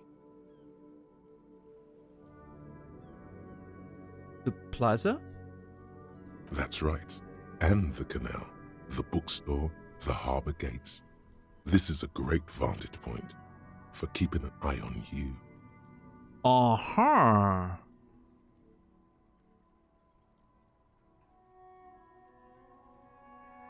Visual calculus being a suspicious motherfucker right now. Or a suspecting motherfucker, yeah.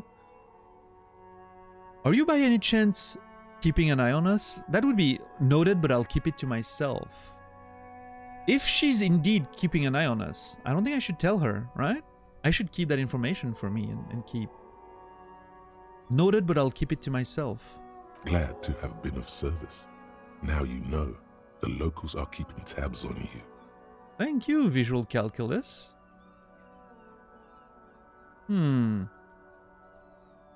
Interesting.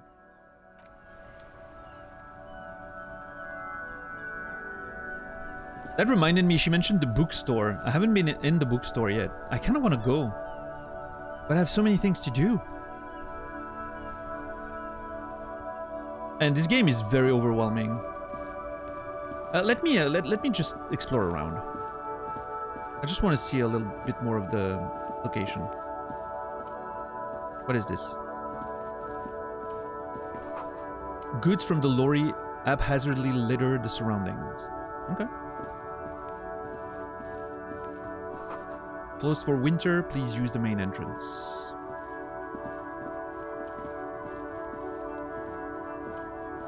What is this? A glossy magazine, Most Able-Bodied Men. This issue hosts a top 10 list. Jump Jams, a popular music mag. Populaire musique in French. Who's that guy? Welcome to Revachol. Announces the rotund man. The remark isn't addressed to you. It's addressed to the lieutenant. Racist lorry driver is the name of that character. Look at this face. That's a winner right there. There. Point there.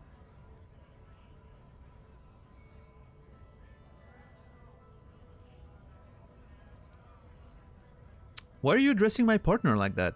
Don't you welcome to Revachol me. My grandfather came here from a 3,000-year-old racist isolationist culture, while your ancestors came to this island a mere 300 years ago. Okay. Kim's shooting back. Kim doesn't take it laying down. I like that.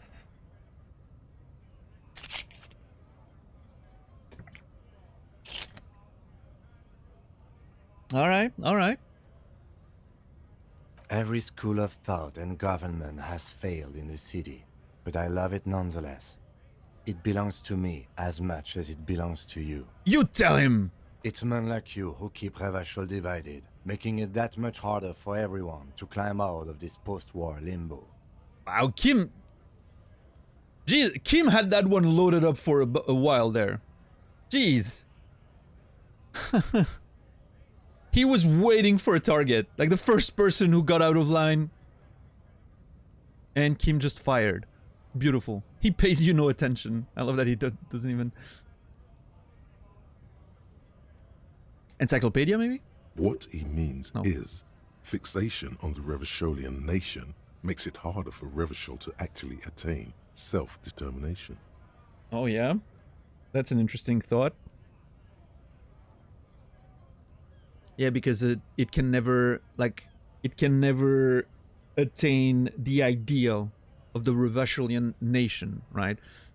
Meaning you keep people divided around that idea of what constitutes the nation, right? Meaning it never really reaches a point where it can become its own new thing, is what I'm getting, right?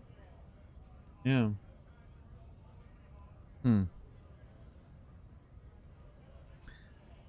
You're undermining our best shot at real self-determination. Stop ripping into this guy. He's just really proud of being Revacholian. Oh, I can actually take the side of the fucking lorry driver. Beautiful. Limbo? What's going on here?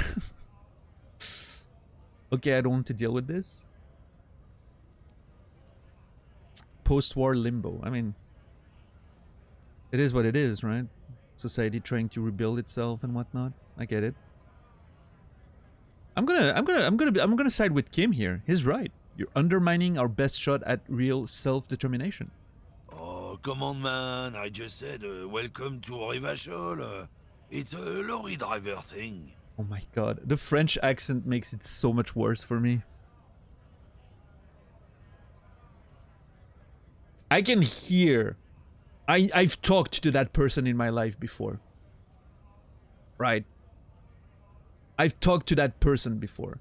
I've talked to the old racist piece of shit dude, right? Who then when you call him out is like, oh, come on. I am not a racist. My best friend is black. You know, like, you know. I've talked to that dude before.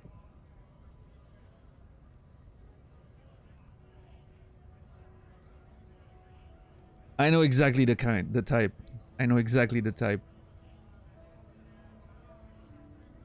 In fact, that guy reminds me of my grandfather, one of my grandfathers, who turns out was also a truck driver. Oh boy, the fights we had because of some wild shit he would say.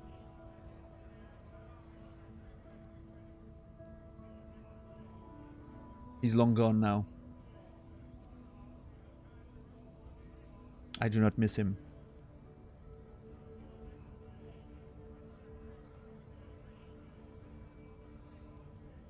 Some would say that arguing about what makes you French is just about the Frenchest thing to do. Well, I mean, then again, is France really the best example of, you know, social bliss in this current day and age? Like, France is a complete mess right now. Socially speaking, it's an absolute mess. Like, even amongst young people, it's crazy. I mean, maybe there's a bias here because most of my interactions with French people at this point is from the internet, but it seemed like looking at, you know, like social media and whatnot, like the youth in France right now is so incredibly divided. And there's so much like far-right racist sort of stuff like popping up here and there. It's insane. Like, it's legitimately worrying.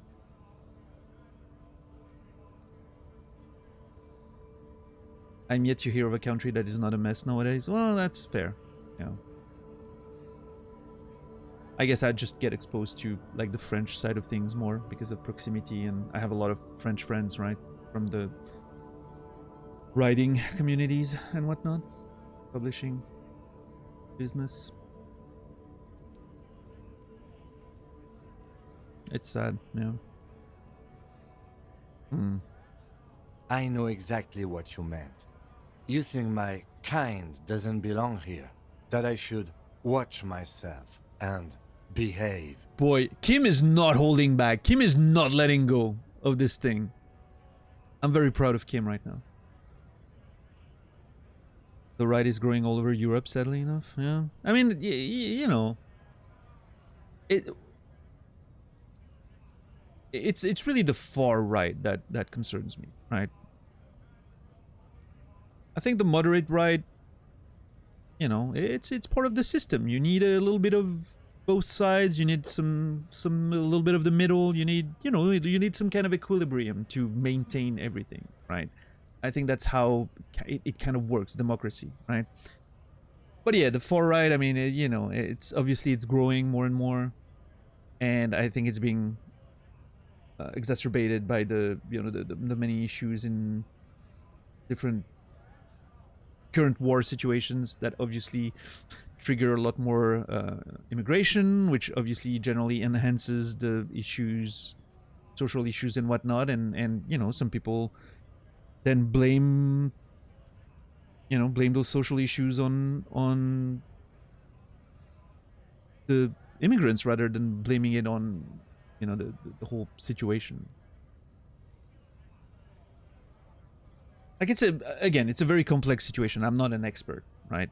But I feel like it's been the same in forever. Like, I remember being like early 2000s and studying like modern history in college, university, and we were talking about the Middle East situation a lot at the beginning. Like, that was one of the main blocks of the course, was talking about the Middle East situation back in the early 2000s. And it's insane when I'm looking at the news and what's happening right now. It is exactly what happened before. Exactly. It's just like a repeating cycle of the same shit for decades now. It's terrifying. And it's just so sad. Like, I mean, I don't, you know, obviously I don't have any answers or whatever, but it's just like, it's so sad. I can't believe that the stuff that's happening right now is exactly the stuff we were talking about almost 25 years ago. Over 20 years ago, for sure. It's just a never-ending cycle of the same shit.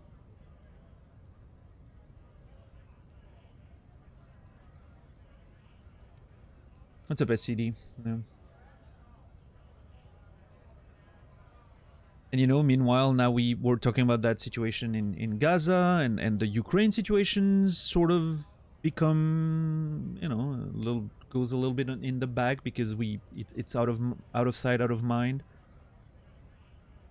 But it's still like stuff's still happening there, and at some point, you know, probably Russia will do another big move on something, and then it's gonna be that again, and we'll forget about the Middle East for a little bit, or the whole Palestinian Israel situation, and it's gonna just keep being a cycle. It's gonna keep being a fucking cycle. And I'm not saying, you know, that we shouldn't talk about it. I'm just saying, like, it's disheartening how there's never any real progress, right? It just keeps happening. And I understand that it shouldn't lead to apathy because, well, apathy leads to nothing ever changing, but it's sort of hard. Like, I mean, you know, you can't, as an individual, it's almost like too big for you to take on, right? Like, what can you do? You can't spend your entire day trying to do something about that. Like, it's, you know, I don't know.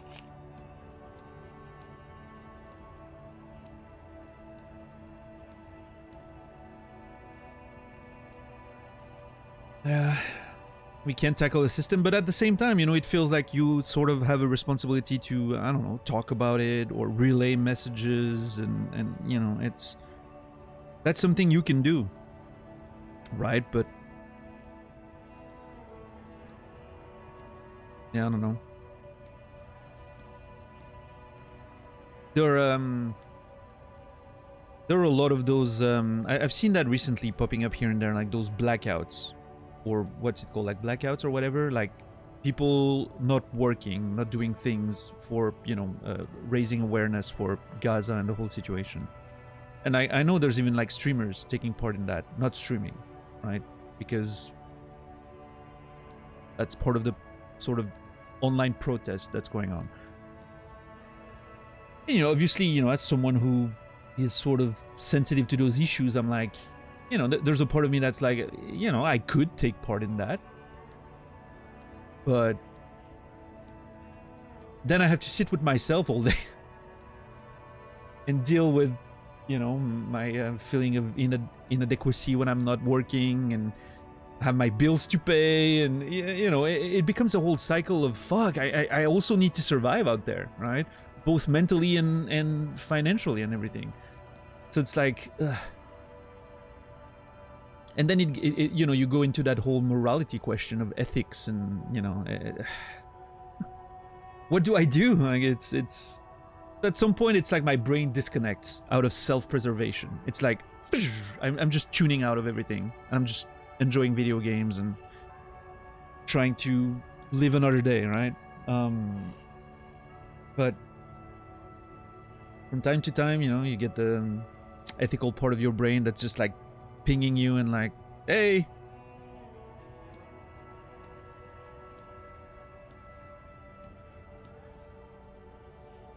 it doesn't really credo, right? But it's a way of sort of both raising awareness and sort of I guess the whole deal, especially when it comes to like, I'm not talking about streamers here, right? But I'm talking about like people who maybe don't go to work or protest and you know, like sort of stop the economy from functioning. Like actual, you know, which I guess streamers are kind of a part of, but we're working for a big corporation. So anyway, whatever. Then it pushes governments to be like, you know, maybe we should stop supporting Israel and whatnot, right? I guess, again, you're the expert on this, right? I'm not. So you probably, you know, understand that better than I do, but I'm just telling you what I understand from the situation, right?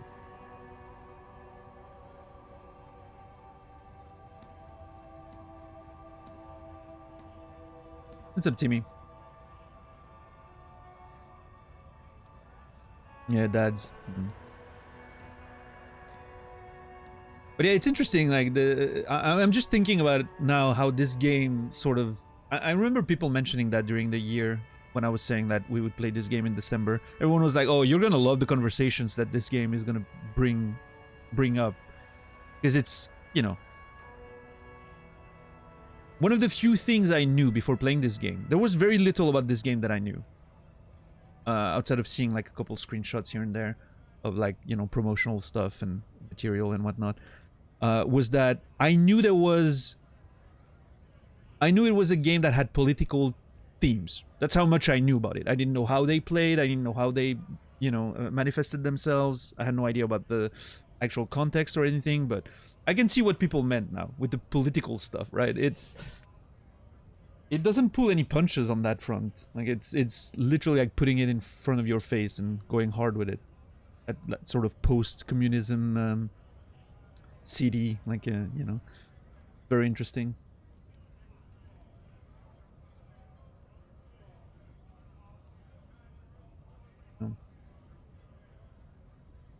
Large-scale interpersonal disconnection fuels extreme movements, from what I'm reading.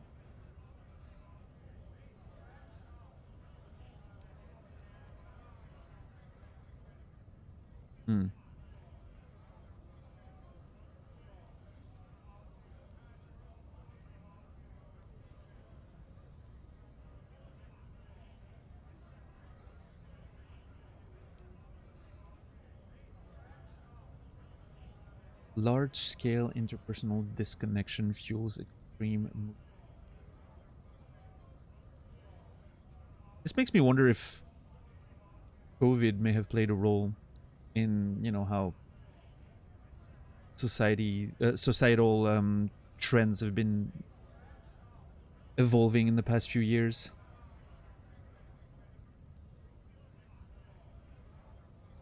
Everyone's been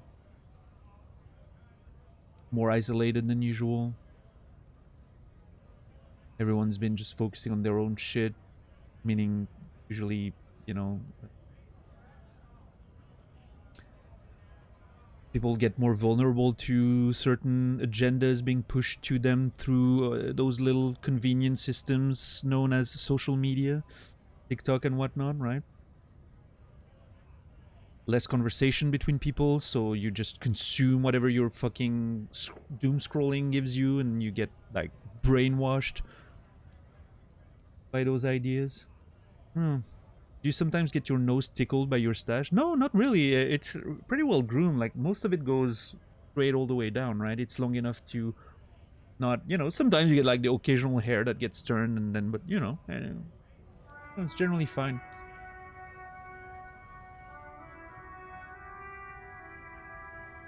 I did a dive in Russian circles yesterday, after you mentioned them a while back. Yeah, dude, Credo. Russian circles, amazing. They do not have a bad record. All of it is amazing. I wonder where the next ones should come out. It should be soon. They have a pretty regular release schedule so far. So I think the new one should be out 2024, maybe. Yeah, Warren. Yeah, for sure. I think COVID, a lot of the long-term effects of COVID, and I'm not talking about, like, health, even though there may be some of that as well. I'm hearing more and more reports of, like, speaking of the health factor, that people are like, have weakened hearts and whatnot because of COVID, and none of it was really known at the time, and it's now manifesting more and more. Like people suddenly having cardiac arrest and whatnot because of COVID. But anyway, but the social effects of COVID, I think, will be something we'll, you know, like in 10 years, we'll look back and we'll really notice the effects and everything. It's gonna be very, very strange. So big right-wing movements in the early 20th century after the Spanish flu. Interesting. Yeah, I mean it checks out, right? Historically speaking, could have been a coincidence, obviously, but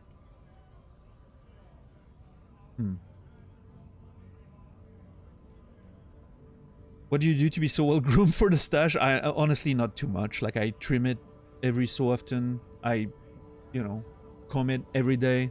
Put a little bit of hydrating cream, mostly to, you know, I massage it with hydrating cream, but that's not so much for the hair as it is for the skin underneath, right? But it also helps because, like, it's a little, you know, like the hydrating cream. I use like a standard blue Nivea cream, right? And so it stays on the hair a bit, so then when I brush it, it goes all the way, neatly all the way down, and I think that it sort of trains the hair to just go down neat and nicely, right? But yeah, it's mostly for hydrating the skin underneath, more than anything. But yeah, and I don't do much, honestly. It takes me very little time to take care of it. I used to do a lot more in the beginning, but now it's like sort of self-maintaining at this point.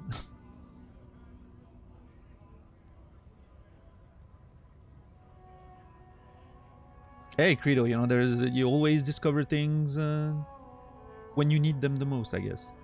Maybe it's time for you to dive and enjoy Russian circles. If you have an opportunity to see them live, by the way, highly recommend.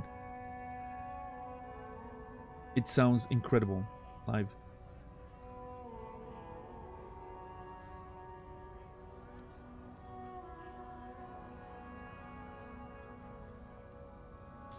I've been feeling alone when I stop interacting with people online despite having friends. Well,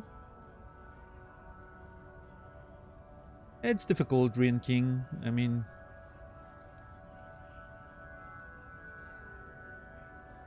for me, it's interesting because, like, almost every day when I stop streaming, there's that sort of feeling of loneliness that suddenly washes over. On one hand, you know, I'm like, okay, I'm done with the work day, so to speak, and I'm like, you know, time to do something else, and I'm glad to have some time for myself. But there's also that feeling of suddenly, you know, I've been talking to people for 5 hours and suddenly nothing, right? But yeah, then I just engage with other Twitch chats, and I play my video games, and I just, you know, on my own, and it sort of like dissipates, and you know,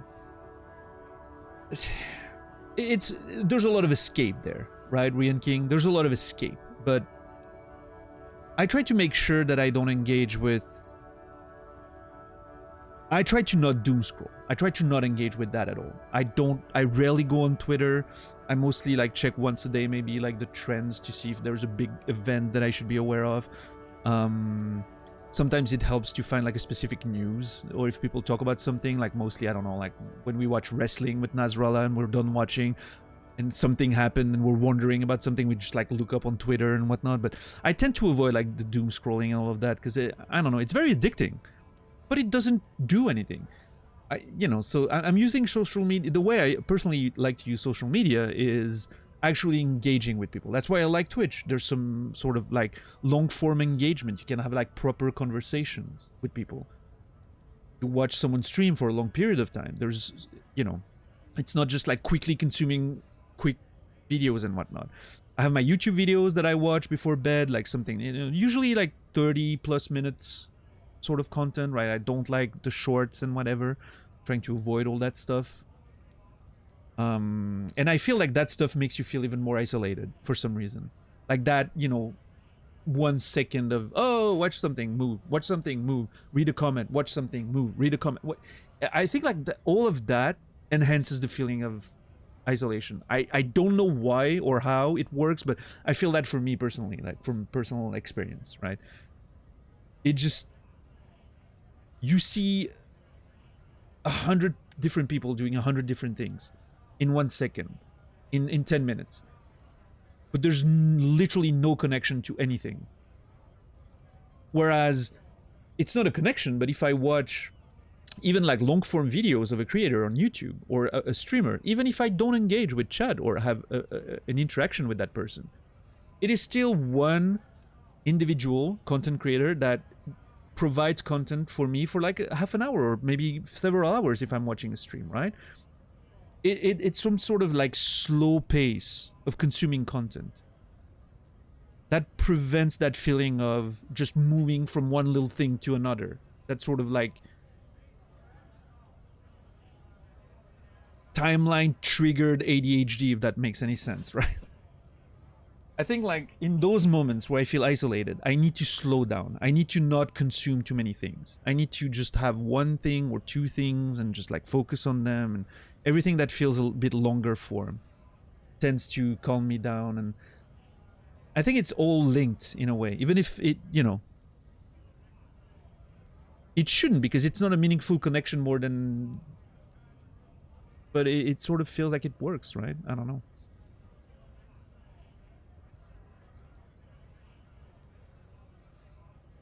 Yeah. And yeah, creative activities, of course, are very good too. Rian King, that's for sure. You doom scroll, but it's mostly dogs and cats doing dumb shit. Dopamine hit. Yeah, I get that. And I mean, depending, you know, I guess it would be unfair of me to condemn every type of short form content, right? If you're watching a bunch of fucking silly videos of animals, I'm sure it can be nice, right?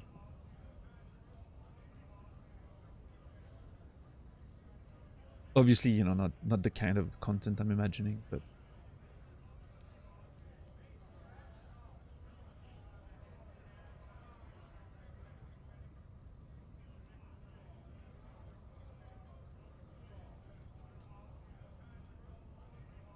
oh yeah, Credo, their sound is incredible.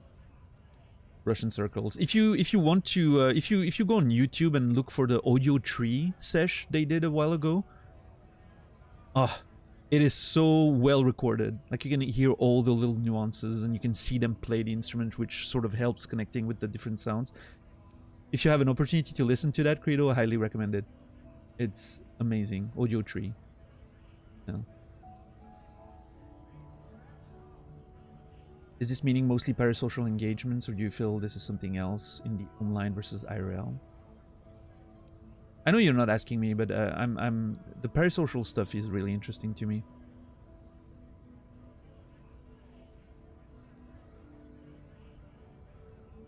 I think to me there's sort of like, and again, I know you were not asking me, but I have an opinion, surprisingly.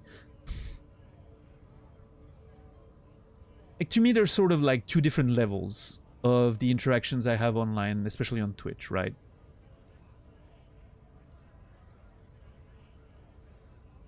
And it's important to keep in track which categories people you're interacting with are. There are some creators or streamers or whatever that I watch, or some people I see in chats, and I have, you know, very short interactions with here and there. And I you know, I think it's important to remember that those people aren't necessarily my friends. They're just people I interact with online, right? Even like, there's streamers out there that probably see my name pop up almost every day, right? And I talk to those people and I express, sometimes react to their gameplay or conversations and whatnot. They're not really my friends, right? They're just people I have those interactions with. And it's important for me to remember that, because that person on the other hand of the screen, and obviously as a streamer myself, I'm aware of that interaction, sees 100 different names every day, right, of people with those same interactions. They don't have the social energy to interact on a personal level with every one of them, right? So you and like me as the viewer, when I'm in that position, need to, you know, sort of know to keep my distances and not, you know, put expectations on that person, because that's not how it works, right? I can't just expect to suddenly have like deep friend conversation with them in DMs or whatever, right? And then there's the people that, you know, you create a bit more rapport with, I guess. Usually for me, those people are other streamers, because I find that it's easier for me to engage in those sort of more advanced friendships when it comes to other streamers, because we're sort of on an even level, if that makes sense, right? We both understand both sides of the whole thing, of being a viewer, of being a streamer, of all that. So I find it easier to connect with people like that, other streamers.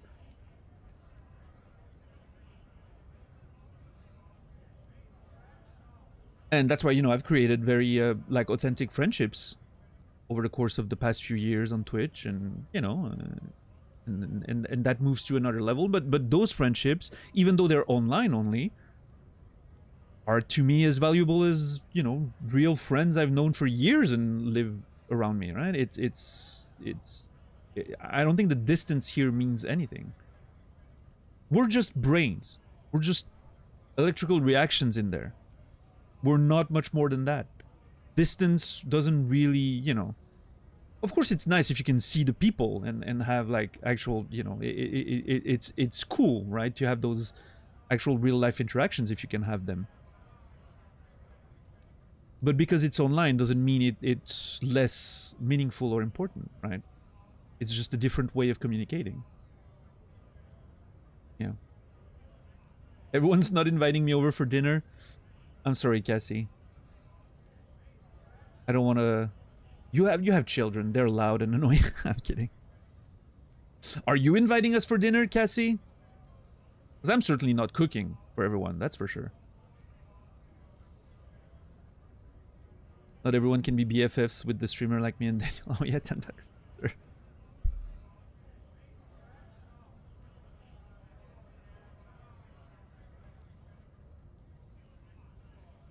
I think I discovered what that line was for me personally when I realized the difference in how I was being spoken to, interacted with the people that are genuine, and those from just because we were sharing the same community. Yeah. Oh, that makes sense. You know what, JC? Maybe one day I make my way to Texas, and you know, we'll have poker night and queso and all of that. I haven't ruled out that plan entirely. It's still a thing that might happen one day.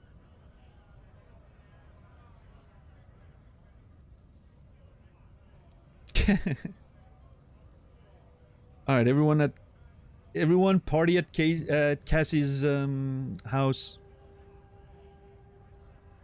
It's like when, you know, like in those teen movies when it gets out of hand and someone who didn't want to organize a party suddenly has 100 people showing up.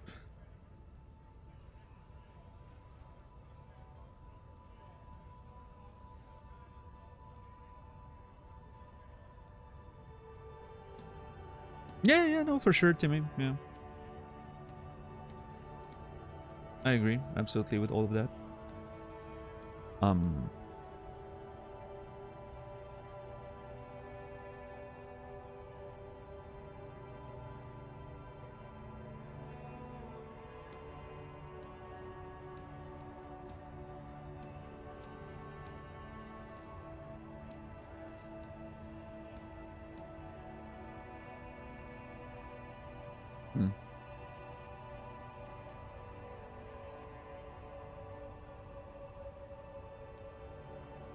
The music is so great. Holy crap.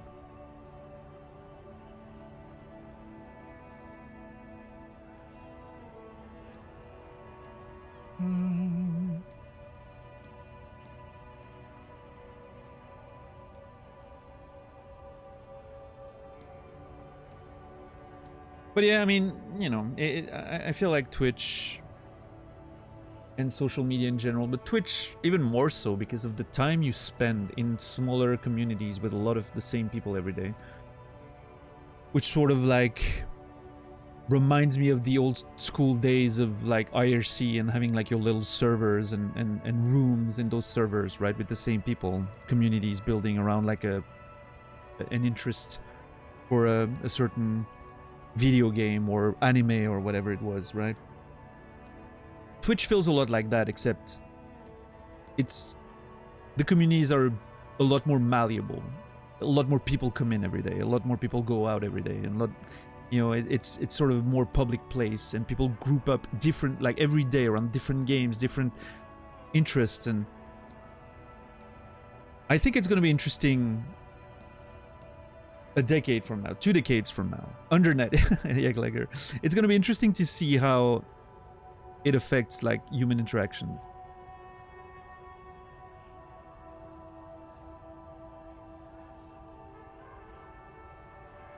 But that's one of the reasons why I like Twitch specifically as a sort of form of interacting with people. Because it feels like I don't know, it's sort of a hideout, right? You have a spot where you meet sort of the same people every day, and you just hang out, and it gives a good sense of community, and it's easy to set your own boundaries and limits depending on how much you want to engage, and you can disappear and go into lurk whenever you want, and I don't know, it feels very I like that system. It feels very comfortable to me, very safe. If that makes sense. But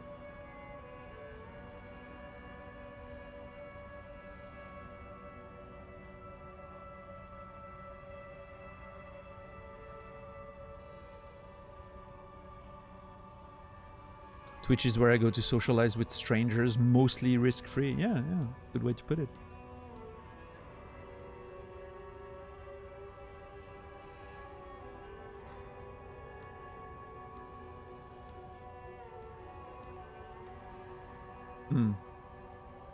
Yeah, interesting.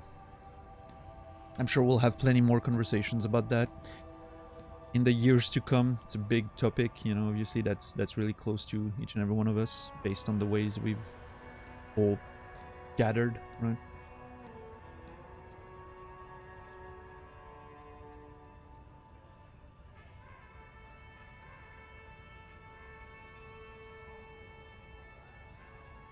I'm part of some smaller communities within the FGC, and these people I would see myself being around IRL too, where I spend my time on the internet now.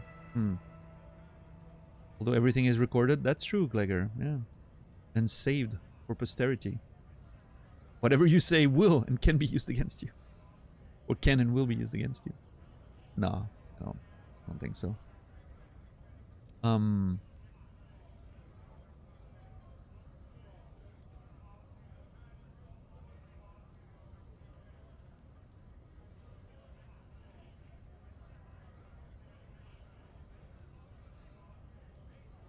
It's not really related to what you just said, Dr. Clown, but I was talking about that the other day. I don't remember in whose channel, but we were talking about, like, suddenly MTGA, the topic came up.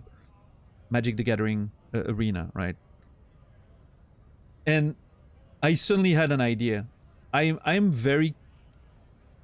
think MTGA, you should use that slogan. Here's the slogan. All of the magic, none of the smell.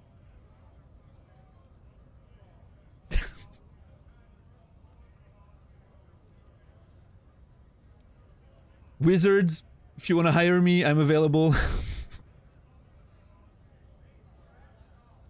It has nothing to do with the conversation we were just having, but I just, like, it came to my mind the other day when we were talking about MTGA, and I think it's brilliant. I was very, very proud of it. Making fun of a major part of your audience classing marketing tactic? Yeah, I think it would work. I believe in it.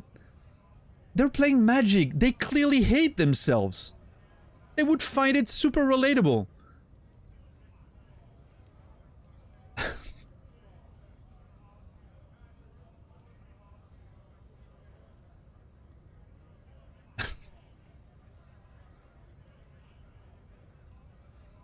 Replace Magic with FGC. Yeah, it's probably the same, yeah. But I thought that all of the magic, you know, sounded... all of the fighting, none of the smell works too, I guess, right? But all of the magic sort of sounds like a, you know, a whimsical tagline or something. I don't know.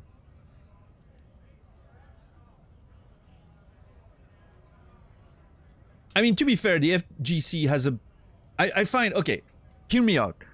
I think the fighting game community has more of a reason to smell than the Magic community. Playing fighting games is a lot more physically demanding. I literally, you know, if I'm gonna play a 5-hour session of Tekken, I'm gonna be sweating. It's a lot of, like, physical movement with the stick and everything. If you're sweating because you're shuffling your deck once every 5 minutes or 10 minutes, come on.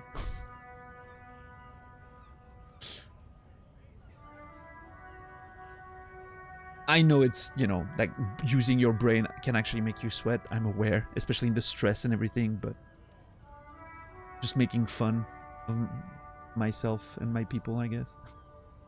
What's up, Mark? How are you doing?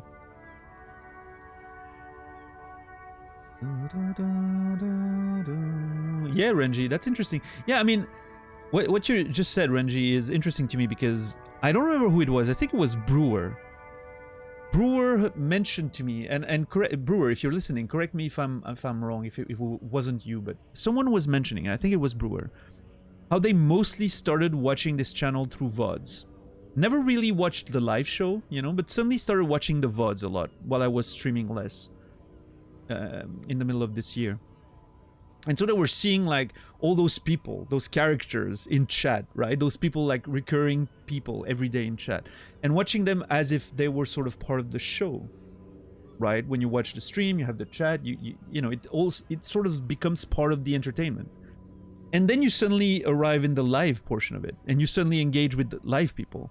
And it's suddenly like meeting characters you've been watching on a screen for a while, right? It gives you that feeling of, oh my god, these people are actually real. I can talk to them. You know, it's sort of that weird, interesting disconnect, right? Where chat almost becomes part of the entertainment over time because you see the same names and the same people and the same memes and stupid jokes and, you know.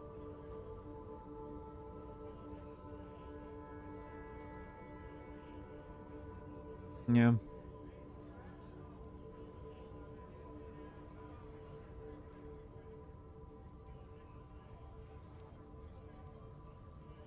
They were always behind on the Outer Wilds and Hollow Knight streams. Yeah, yeah. Yeah, Renji, I can see that. You watch the chat in VODs. I guess it's strange now that you think about it. Yeah, I mean, it's one of those things, right? I mean, but I guess it's different if you've been in the community, right? Or if you, like, suddenly start watching a channel through the VODs and then you join the live shows. It's probably very different. I'm sure he's fine, Warden. He's been... I saw him in Cody's chat the other day. I'm sure he's fine around. He doesn't come here anymore, but, you know, probably hanging out somewhere else. Or doesn't want to hang out here. That's fine, too, you know. I mean, you know, the last few interactions I had with Dom in this channel were not very positive for him, so I'm not surprised if he's not showing up anymore. I still remember it. It was during Red Dead Redemption 2. I sort of gave him a lot of trash for one stream. That was in a mood, and he just so happened to push some of my buttons, and I, you know, lashed out. It happens. It's fine.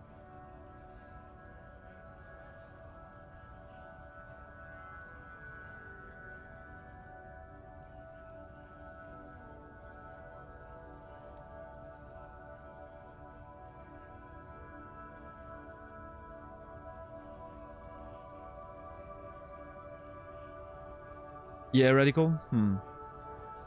Yeah, that's one thing too, right? Depending on where you live and, like, the cultural paradigm around you, where you live, it can be hard to connect with people, right? Or finding people who you can connect with.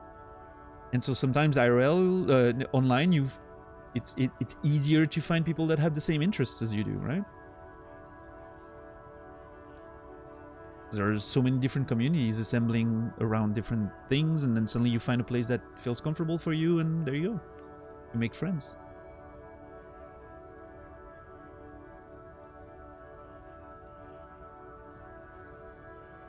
The audience is always malleable? Yeah, for sure, Warren.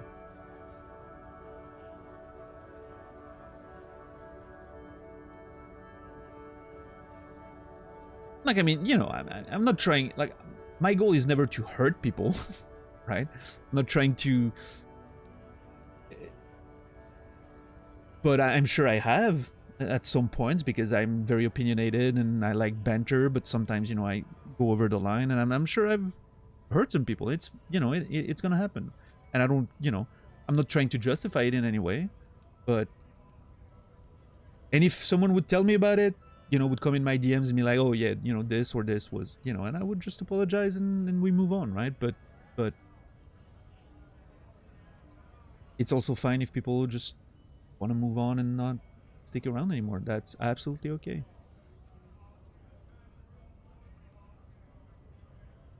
It's a social environment. Shit's gonna happen. We're gonna be in moods, we're gonna be in different mindsets, words are gonna fly, you never know. What's up, X? How are you doing today?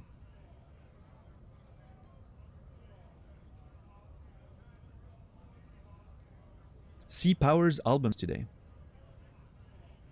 Oh, that's the person who wrote this game's soundtrack. I wasn't aware of who they were. Interesting. I'll probably look into their stuff once I'm done with this video game for sure.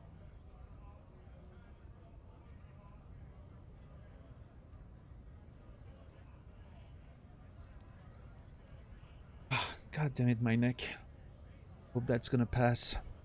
All right, let's go back to Kim literally shooting on that racist lorry driver. Which I don't know how we went from that to the whole conversation we just had, but apparently that was a thing. So I know exactly what you meant. You think my kind doesn't belong here, that I should watch myself and behave. Okay, Kim is really giving it everything there. Let's see. But you see, I'm an officer of the RCM. It's actually my job to make sure you behave. I would advise you to remember that. Kim literally threatening the guy, openly threatening that poor guy. Well, that poor guy, that racist piece of shit. All right, we're seeing a side of Kim here that I had not seen before. Kim does not take any shit from anyone. Got yourself into Super Meat Boy after a long time. Pretty good game. Yeah, Super Meat Boy was fine. I enjoyed it back in the day. Silence. The air between them becomes tense. Oh. Your partner needs backup. Now's your moment to shine. Now is your moment to shine, Esprit de Corps. Oh boy. Fucking A, Kim. I've got your back. Give the lieutenant a punch on the shoulder. Or, well, I think we all learned something here. Smile at the lorry man. We all learned something here. What a fucking cop-out. Insane. Now that that's settled, we have a couple of questions. Alright. I'm gonna... I mean, you know what? I like this side of Kim. Fucking A, Kim. I've got your back. Give the lieutenant a punch on the shoulder. You two make a cute couple. You know that? The lorryman spits. Oh, brother. The lieutenant exhales and resumes his regular calmness. Okay. What does authority have to say about that, I'm assuming? You sense Oh, slight empathy. embarrassment Okay. for the outburst. Or is it pride? Impossible to tell. Does Kim feel embarrassment or outburst? Or pride from the outburst? Impossible to tell. I don't know. Yeah, I hope it's pride. He defended himself. I'm proud of him. Now that that's settled, we have a couple of questions. We do? Whatever you say, officers. He waits impassively, cigarette smoldering between its fingers. Oh, the mug!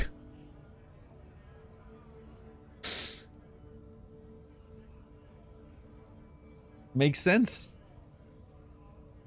It actually makes sense that the mug would be his. I found this mug in the trash. Show it to the man. Yours? Oh man, that's great. Look at that guy go. Oh I my- haven't seen anything that funny in a while. Of course he finds it funny.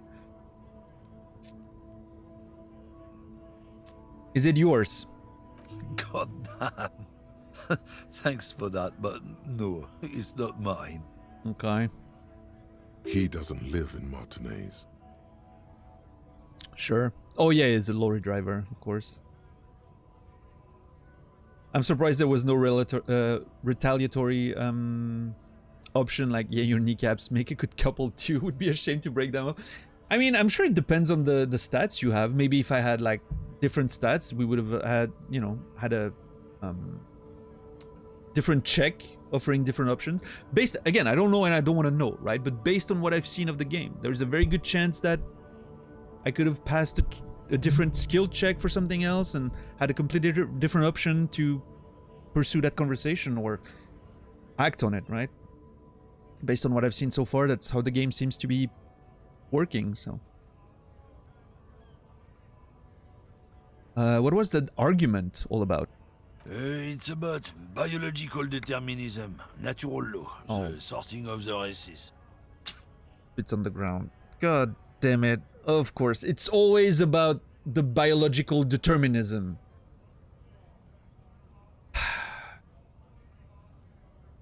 Every fucking racist piece of shit out there acting like they're a biologist. Who have like scientifical reasons for their stupid ideas.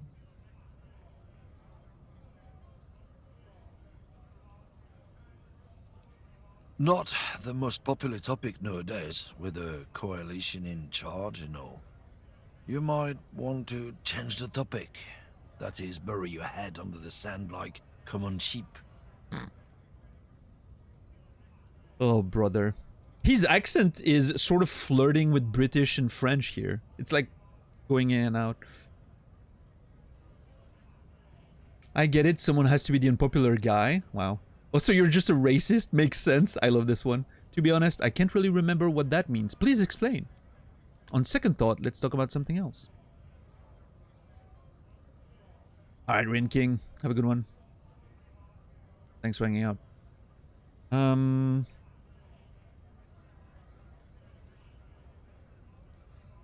The racist lorry driver looks like the average British geezer you see in the pub. Looks like the average Swiss geezer you see in the pub too.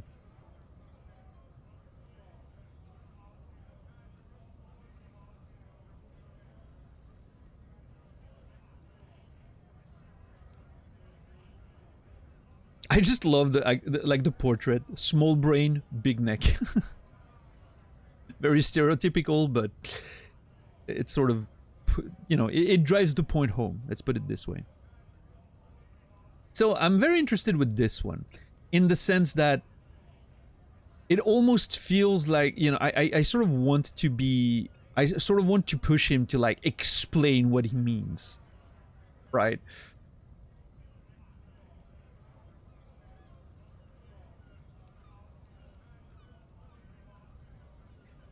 Sort of call him out on his bullshit, like, okay, sure, you want to talk, yeah, explain the science to me, sir, please. Right? But yeah,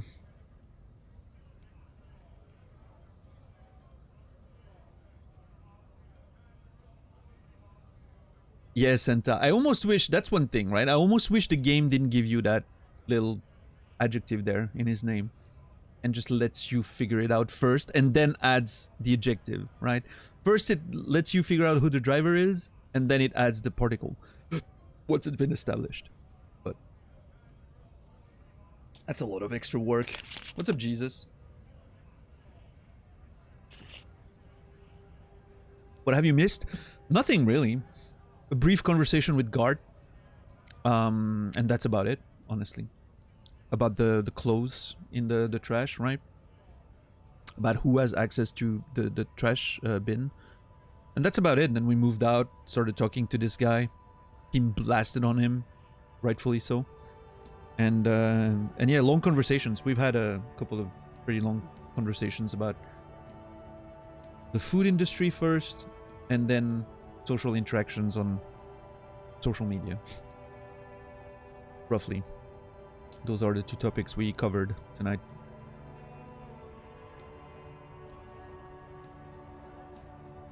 Hmm.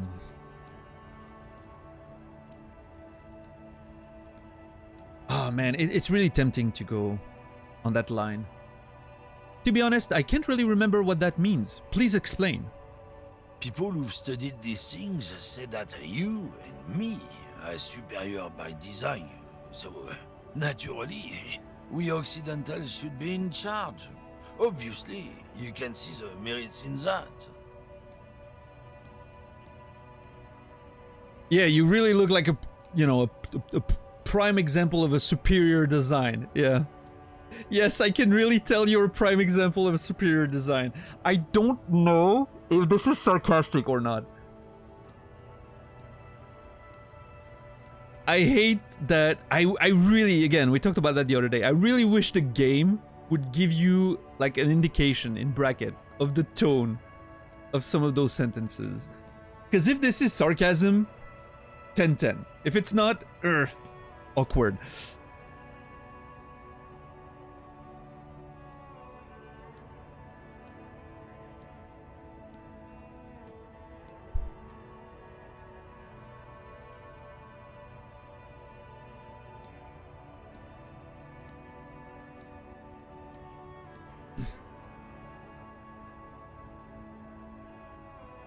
I can't see a world where this phrase is not sarcastic. Well, here's the thing though. It's a role-playing game. You should be allowed, and the game has had a few, you know, indications of allowing you to be a piece of shit, right? So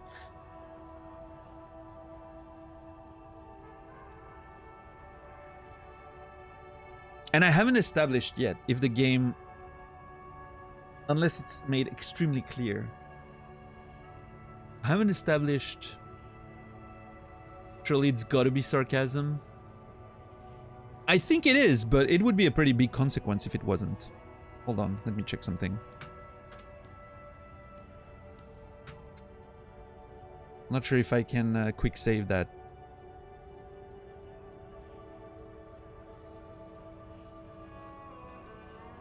No, doesn't allow me to save.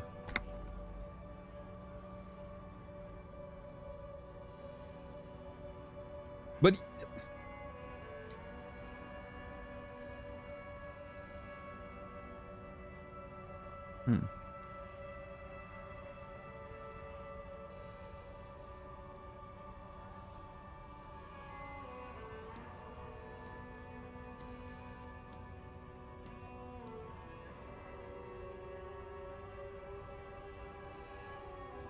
okay, you know what?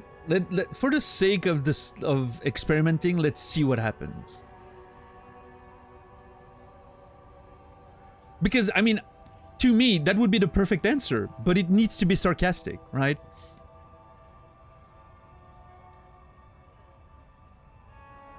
Let's see how good the game's writing is. Yes, I can really tell you're a prime example of superior design. Open your eyes. Haven't you noticed something different lately? An unfortunate downturn, maybe? Huh? When members of the superior race cease to believe in their innate superiority, they stop competing for resources. Okay, it didn't seem to take a stance particularly, right? It's just he kept going. I mean, he says open your eyes, which means he probably picked up on the fact that I was not necessarily in agreement with him. So yeah, let's keep going and see where it goes. When members of the superior race cease to believe in their innate superiority, they stop competing for resources. Okay, and? This concerns you, policeman, so you better be vigilant. The damn kips are showing up good lately. Same with the mosquitoes. And the other intruder species too. They're on the precipice of cultural victory. He throws a sharp glance at Lieutenant Kitsuragi. They're on the precipice of cultural victory. Oh, brother. It seems like weapon-grade sarcasm was lost on the genius. Cultural victory? What is this then? Uh-huh. Say nothing. Right, I've made up my mind. Want to hear it? Jump ahead. Interesting. What is this? Wait, what is this cultural victory? Let's keep pushing him. Let's keep pushing him. See what he says. It's what the kips of Boogie Street are going for, right under our noses. And the others too, on the radio. Heard any chansons lately? Heard any motetos or leader? No. Dominating culture is how they plan to win. They say so themselves. Uh-huh. It's true. Also, you need to realize the dangers of mixing races. Who knows what might happen if people don't stay in their birthplace? You might end up with a new sub-race, with unknown characteristics, leading to extra competition. That's why you've got to control the offspring. Yeah, I think I can get down with racism. Yeah, I'm not down with this. Why don't you go fuck yourself? Okay, sure, whatever. I'd really rather talk about something else. Okay, it's interesting because like you know, all the interactions now come down to this. I can like decide now, right, which angle I'm sort of picking.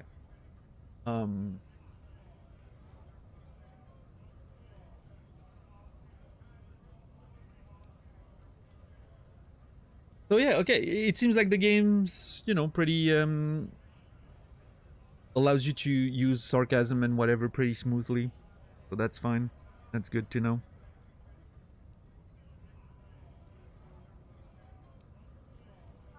Man, that whole bunch of nonsense here. It would be so funny if it wasn't so realistic, unfortunately, about like what some people views are. This is a like comically ridiculous take. And yet, you know, it's not just a character in a video game. You will see those takes daily on social media and whatnot.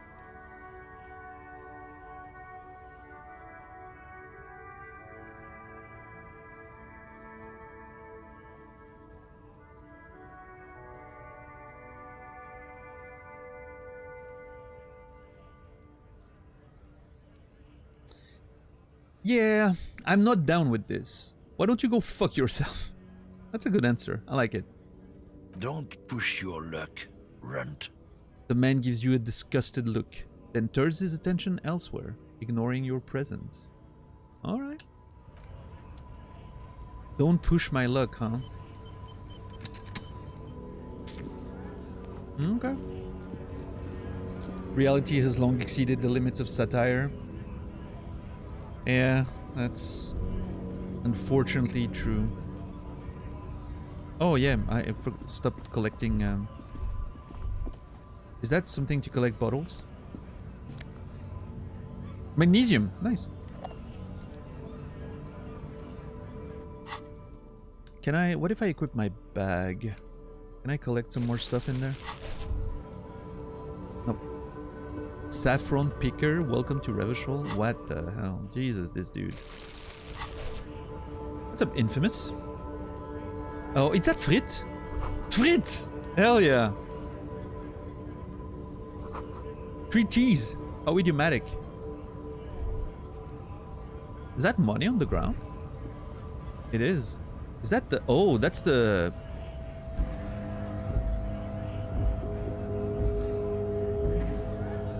That's a whole protest there. The change of the music suddenly, as I saw that scene.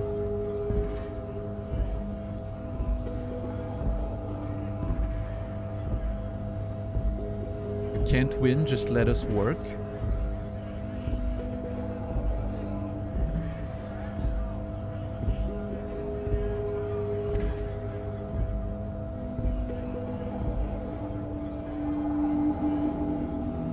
Why won't they let us in?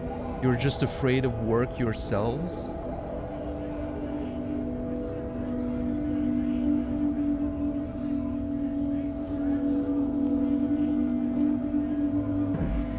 The atmosphere. Oh, the music.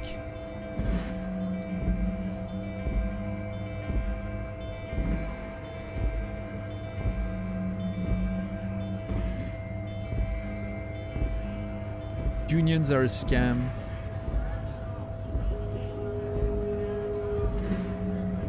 I'm I'm really curious to engage with this. I'm gonna have to, I think, right? To get through the gates and access the harbor. Yeah.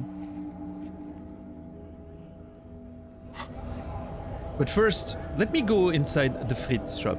I want to see what's in there.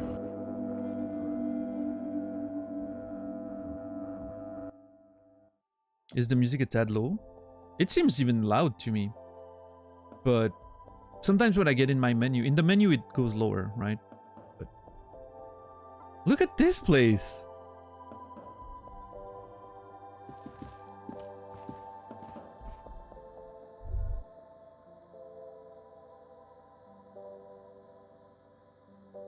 Music's fine, you think? Music's fine?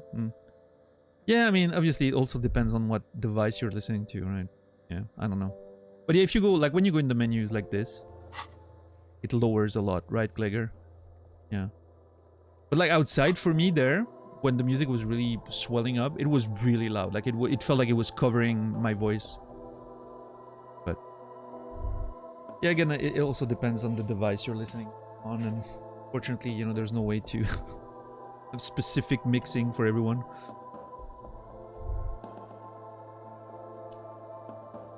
Okay, what is this place though? Yellow roses, dozens of them. Tulip stew. I thought Frit was gonna be a, you know, like a food shop, a fish and chips shop or something. No, it appears to be a general store. What is this? Is that an ATM? The tear machine stands in the corner. A sign says, 1 bottle equals 10 cents. Oh, that's where I can exchange the bottles. For money. Hell yeah. Like a recycling whole system they have. 1 bottle, 10 cents. Insert the bottles.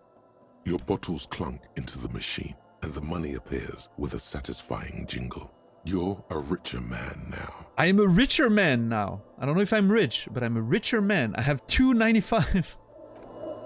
Oh, brother. Melancholy pop song plays on the radio. What is this? A small cabinet on the wall is filled with various medicine bottles, nasal sprays, and blister packs. They all bear the Saint-Baptiste Pharmaceutics logo. Saint-Baptiste Pharmaceutics. How'd you get the bottles? I used a bag and picked them up on the ground. And in trash cans.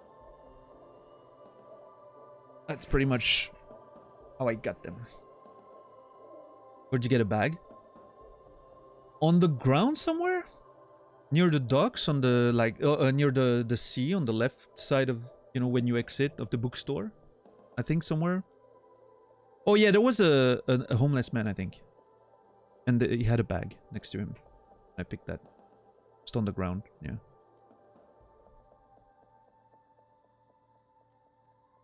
Saint-Baptiste Pharmaceutics. Alright. You still haven't found a bag? Yeah. Hey, I'm sure you'll get around to it. Their logo is the bloodless rose, pure white, untouched by harm. Bloodless Rose, Saint-Baptiste Pharmaceutics. Interesting. Just ask me if you need anything from Saint Baptiste. We don't stock prescription meds, but we do have Nosafed, Duramine, Magnesium, and Hypnogamma. Nosafed, Duramine, Magnesium, and Hypnogamma.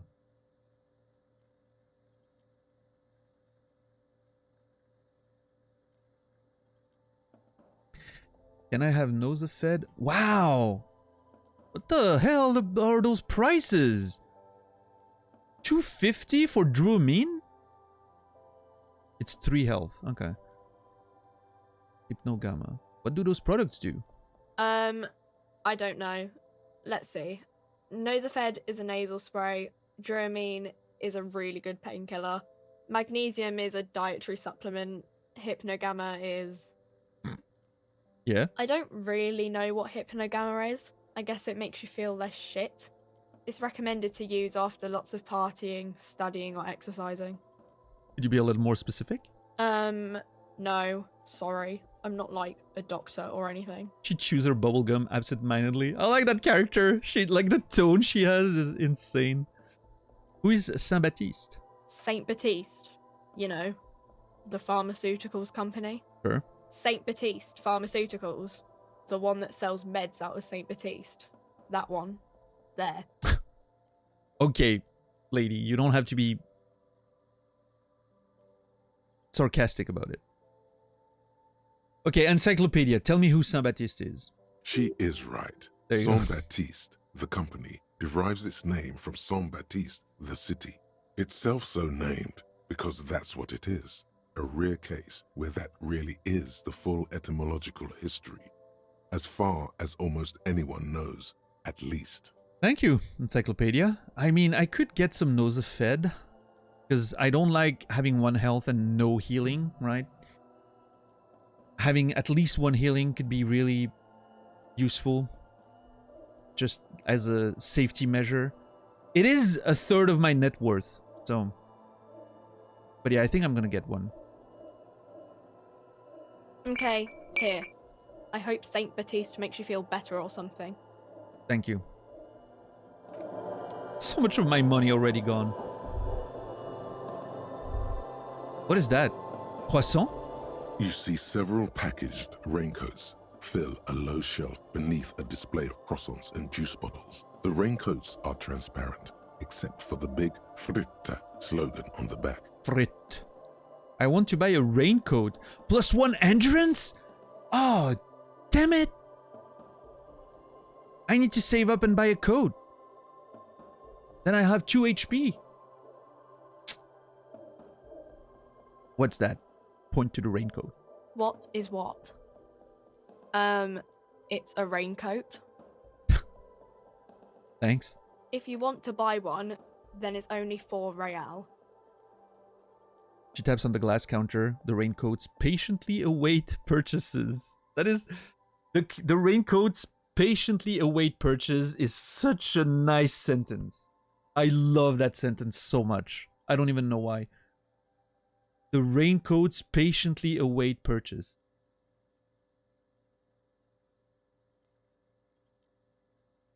The voice in this game is incredible. It is incredible.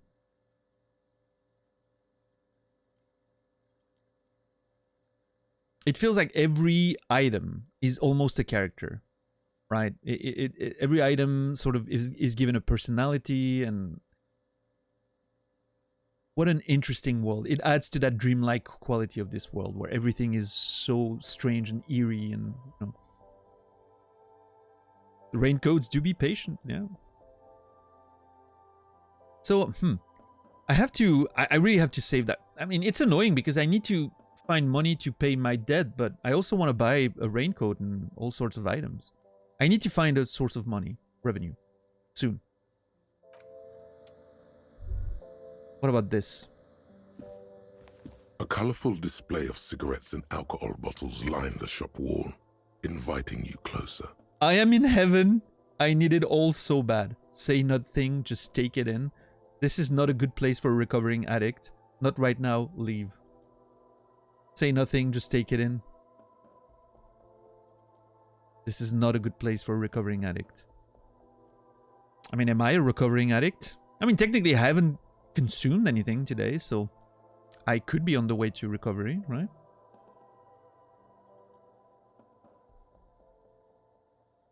This is the first time I feel like you found writing peers in a game, and it's so wholesome.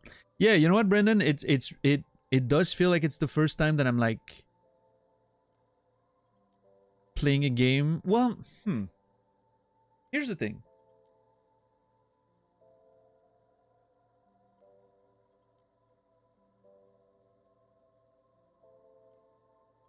I feel like we've played several games. Returnal, Outer Wilds, even Hollow Knight to a certain extent, where I had a lot of respect for the writing, right? Like, it was good writing in a video game.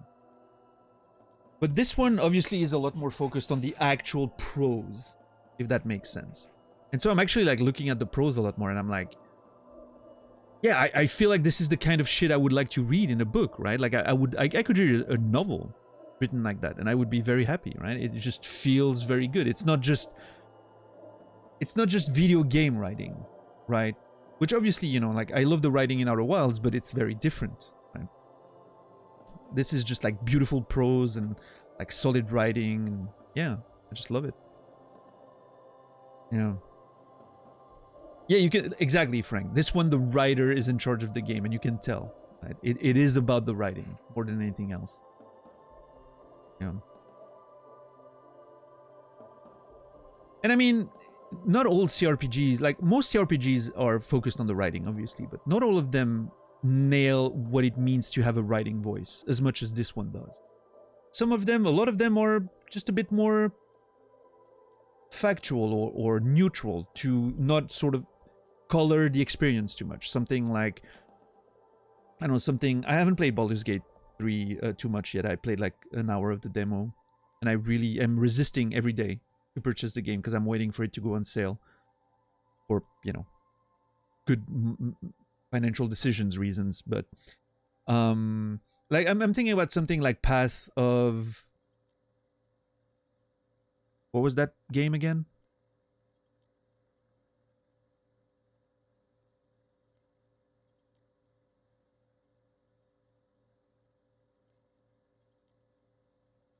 Pillars of Eternity, sorry.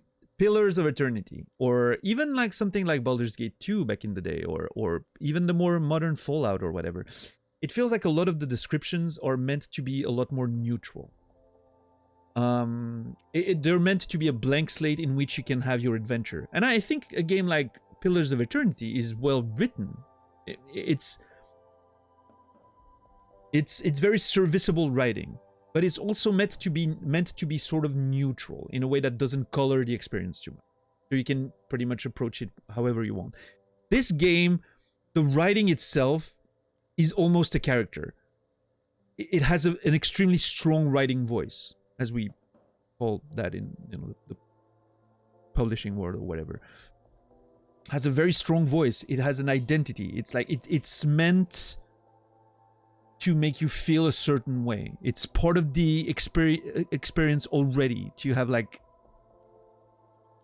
all of this sounding in a, like Dax said, right? It wants to sound in a specific way that is adding to the experience. Not every game wants to do that, right? Some games want to just stay as invisible as possible for immersion reasons, right? It wants to just allow you to color the game in whichever way your character wants. This one really wants you to take you on a trip, a very specific trip. I like that. While also giving you the freedom of acting however you want and modifying the experience however you want. Because there's so many different... All those skills, for instance, have a different writing style to them. All of these skills have a unique voice to them, which is wild. This is an achievement that's super impressive. Each of those skills is a different character that has its own voice, its own style, its own sound, and it's just, yeah, mind-blowing. Yeah. Planescape Torment was great in that regard, for sure. Planescape was just fantastic, man. What a game. I would love to play it again someday. I don't remember much of it. It's been over 20 years since I finished it. 25 years. Yeah, Brendan, for sure. Yeah. No, it's great. You know what? Maybe I'm... am I gonna declare myself a recovering addict?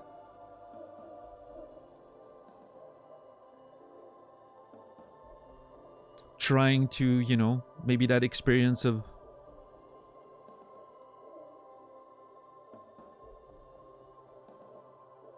being in the primordial darkness and then almost running into poor Miss Lena, trying to run away and acting on instinct. Maybe it's... Maybe this is the path I should be taking right now, right? Maybe this is the path I should just want to stop drinking and be a better person. Yeah. Planescape Torment, have to check that out apparently. Yeah, it's a pretty old game at this point, Senta. It's I think it came out in 98. My memory is correct. So, you know, it aged, obviously. I don't know if there's an enhanced edition or a remaster of some kind. I'm not sure. There's been a spiritual successor to it, Torments something, I think it's called. I don't know if it's quite up to the standard of the first game, but if you don't mind, you know, the old school graphics and mechanics and whatever, yeah, Planescape Torment was absolutely wonderful. Torment, Tides of Numenera. Yeah. I don't know how good it is. I haven't touched that one yet. Alright, this is not a good place for a recovering addict. Guess not, no. She looks at the wall of goods behind her, then adjusts her hat. I'm obliged to inform you that both alcohol and cigarettes damage your health. But I guess you already know that. I do already know that, thank you.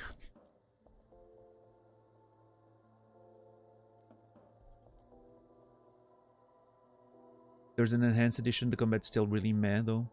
Yeah, Keko? Nah, I mean, obviously it aged a lot, right? But yeah.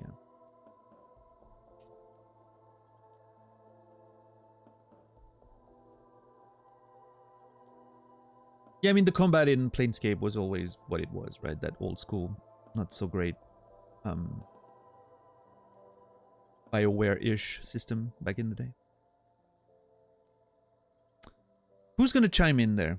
Don't ask. Don't look. Don't do anything here. Just go away. Get back to work. Oh my god, $30? Plus 1 physique, minus 1 morale. What the hell?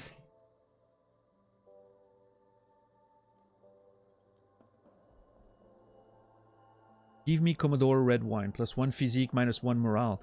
See? Same effect! A lot cheaper though. Pilsner.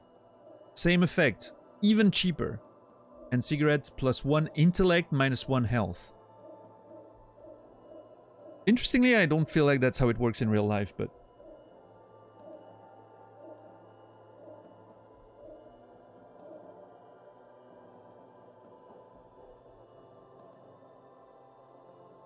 Don't ask, don't look, don't do anything, just go away, get back to work. Volition trying to be the voice of reason there. Do you sell any under-the-counter vices? I'm very interested in that because it could be pertinent to the investigation depending on what they have, right?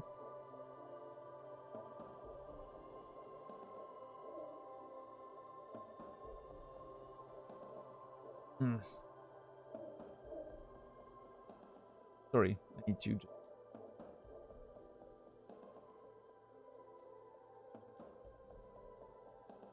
Why did it get worse overnight? I don't understand. I'm sorry, cigarettes don't make you smarter. I don't think they do, Credo. I don't think so. What's up, Shaws? How are you today? Hope you've had a good day.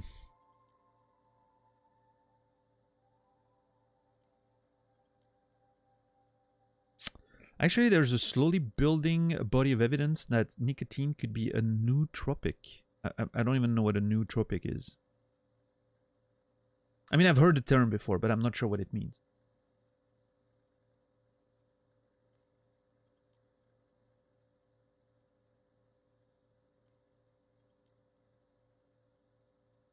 Brain enhancer?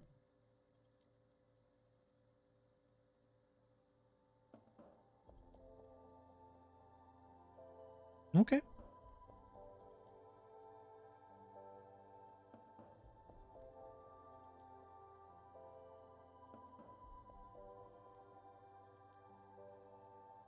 Improve cognitive function. Maybe they studied that people who smoke tend to quit smoking, so they thought they got smarter. Yeah, I don't know. I would certainly not take the trade, that's for sure. And yeah. Yeah, interesting, Brendan.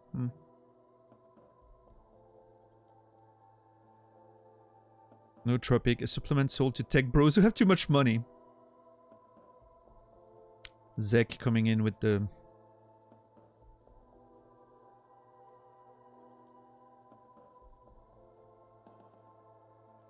hot takes, I guess.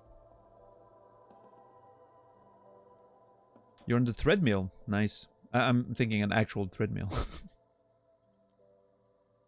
Played the game twice. Love watching others make decisions. Attribute choices you make really change the tone of the game. It seems like it, yeah, for sure. For sure. A lot of people have mentioned already that they've played the game multiple times and they're seeing new things just based on like the checks that I pass and the things that's happening. So that's pretty great. I love knowing that the game can be very malleable and unique like that. Excited to live my own adventure, right? All right, let's ask. I mean, I know Volition said we shouldn't, but do you sell any under-the-counter vices? No, Frit only sells legal drugs, like the law says. Fair? Okay. Tell me more about these products. The Pale Age vodka is special, I guess. It's stored in pale for a couple of years, which makes it super expensive and super strong. Okay, what is pale? You know. No, I don't, actually. She shrugs, uninterested in explaining it further.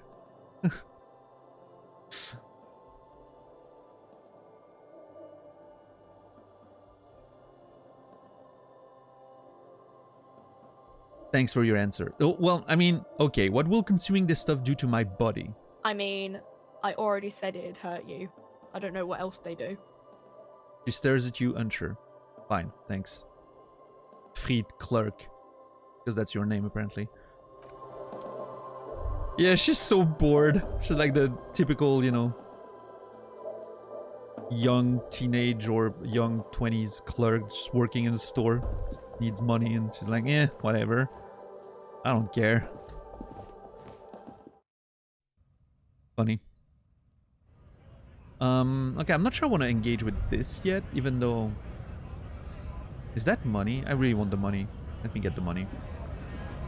I feel like it's gonna trigger... Okay, no. Take all. Nice. Just 30 cents just laying on the ground there. A third of my... 10% of my net worth. Just on the ground.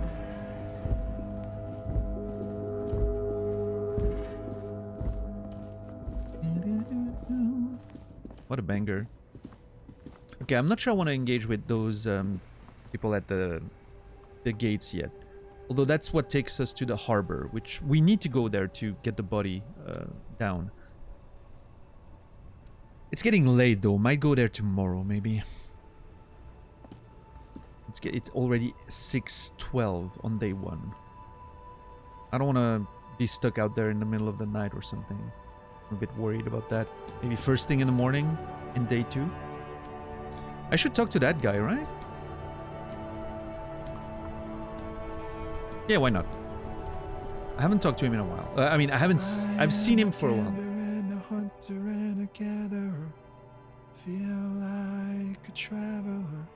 I've seen this dude for, since I first got out of whirling, but haven't talked to him yet.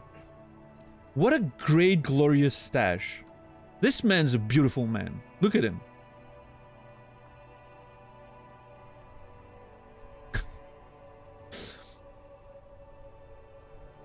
I could let my hair, I could untie my hair, and I would probably have about the same haircut as he does. Maybe even longer, actually, than he does. But I'm a bit... Or my... No, my hairline's still a bit lower than his. Although it's getting there. I'm starting to... It's me. Tony le homme. Tommy, sorry. Tommy le homme. Tommy le man.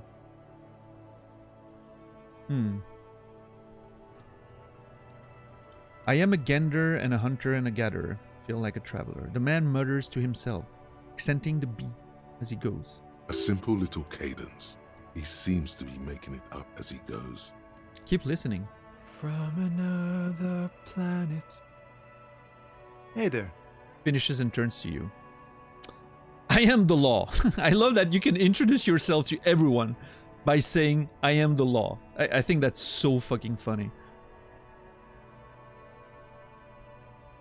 I am the law. Yeah. What's going on here? It's the jam, my man. Motions towards the sprawl of lorries in a sweeping gesture. What's the jam? It's a traffic jam for the ages. Harbor gates up the street are shut tight. No explanation given. Workers on strike, scabs agitating, an all-around clusterfuck. Well, that doesn't sound great. Meanwhile, we're all stuck here in long-haul limbo for days upon days upon days. upon days. He glances south down the road. Limbo, huh? So that's where I am. Again, there's that mention of limbo, right? It's been a few times since people have used the term limbo for various things. Post-war limbo. The jam long haul limbo. And every time my character's like, limbo, you say? You know? I've said at the beginning of the game, I'm getting a feeling that there is a chance, a non-zero chance, that this world is a sort of afterlife of some kind. I'm not sure if that's the vibe they're going for, but there's definitely hints that it could be it.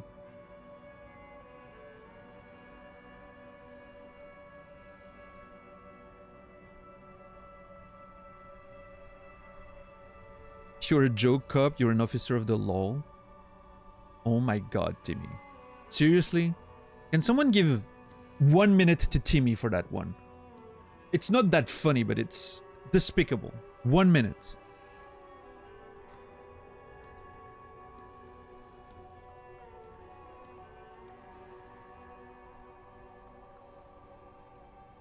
Thank you.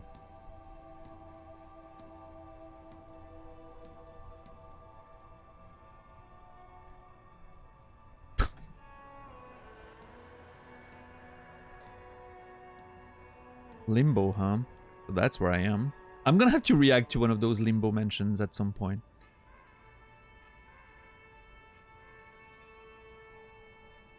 So how long have you been here? Feels like forever. Like I was born on this here roundabout and this was all I ever knew. Just me and the metal and the tires, the oil and the fumes of mazout. Fumes of mazout. See, again, like the character's saying stuff like, it feels like forever. You know, I feel like I've not known anything else than this. It feels like time is sort of stuck in a weird way in this world.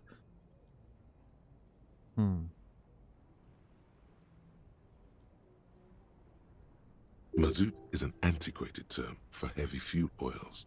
This man has a barely suppressed performative streak, or he just likes unusual words, or both. You know what? I actually knew that. We still call it mazout in Switzerland. We still have mazout delivery every year because we have a... Well, I mean, not anymore. I think now we have central heating connected to the whole systems in the village. But we used to have a mazout heater in the basement up until like a couple of years ago. I've been familiar with mazout my entire life. Yeah.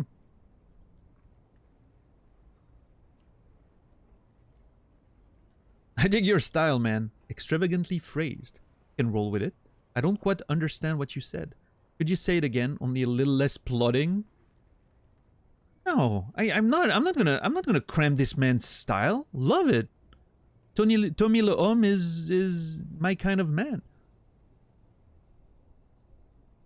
I dig your style, man, yeah. Yeah, imagine.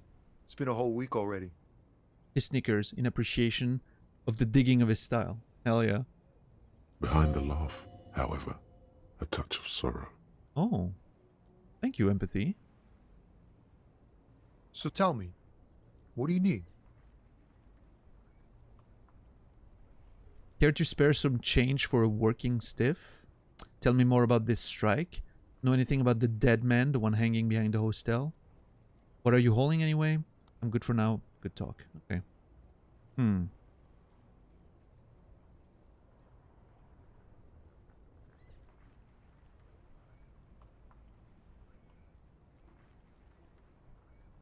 What are you hauling anyway? Oh, high-grade narcotics, illegal firearms, stuff like that. He's joking. Relax. He's merely joking. You're under arrest.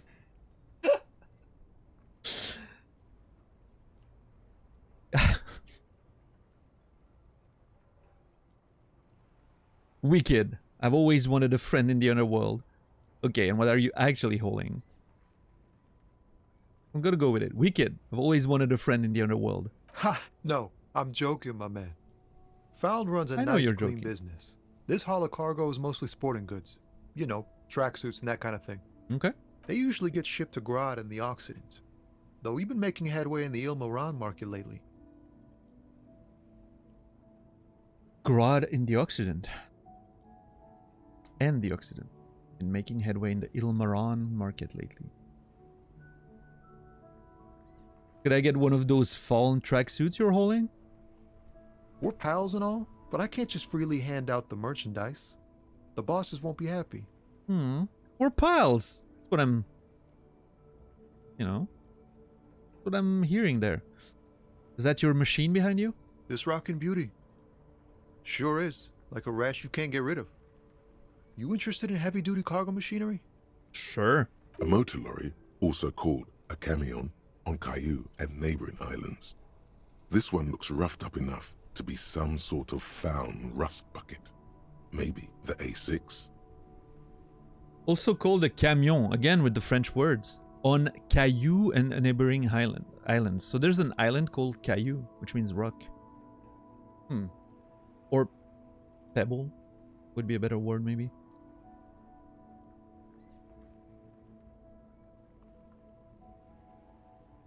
Is that a fallen A6 you got there? Let's connect with the man. Maybe we'll get more information. Good eye, my man. Yup, she's an old one, but reliable. Me and her spent a long time together. He give the side of the lorry a friendly knock. There it is again. A little touch of sadness beneath his cool. He thinks he's spent too long in this lorry. Aw. So nothing illegal then. Not unless they've illegalized sports equipment while I was on the road. Right. I had another question. The man taps his fingers rhythmically against his arm. Oh shit. What? How am I only getting 58% for an empathy check? What's wrong with my empathy? Oh, that's it. I have 5 base and +1. I mean, it's a formidable check, but, you know. Tell me more about this strike. It's like whatever's going on over at the docks. Workers got a blockade set up, making demands, no way in or out. What's the union demanding? Some pretty wild stuff, I hear. Like a giant new power crane in half the company? I forget what exactly. Good on them, I guess. I mean, fair to a certain extent, I guess, right? I've heard talk there's a company rep in town, too. Like a strike negotiator type. They'd know what's up. Ooh. Precise demands and so on. That's interesting. I need to take a note of that. Union. They demand a new powered crane and have the company. They have... I haven't been taking notes yesterday. They have a strike negotiator. Oh no, that's the company. Yeah. Where's the company? Do I have the company? Yep. Here. Wild Pines. They have a strike negotiator on site.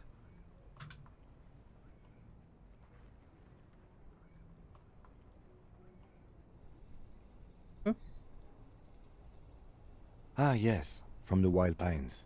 We'll meet her soon enough, I'm sure. Her? How do you know? It's a woman.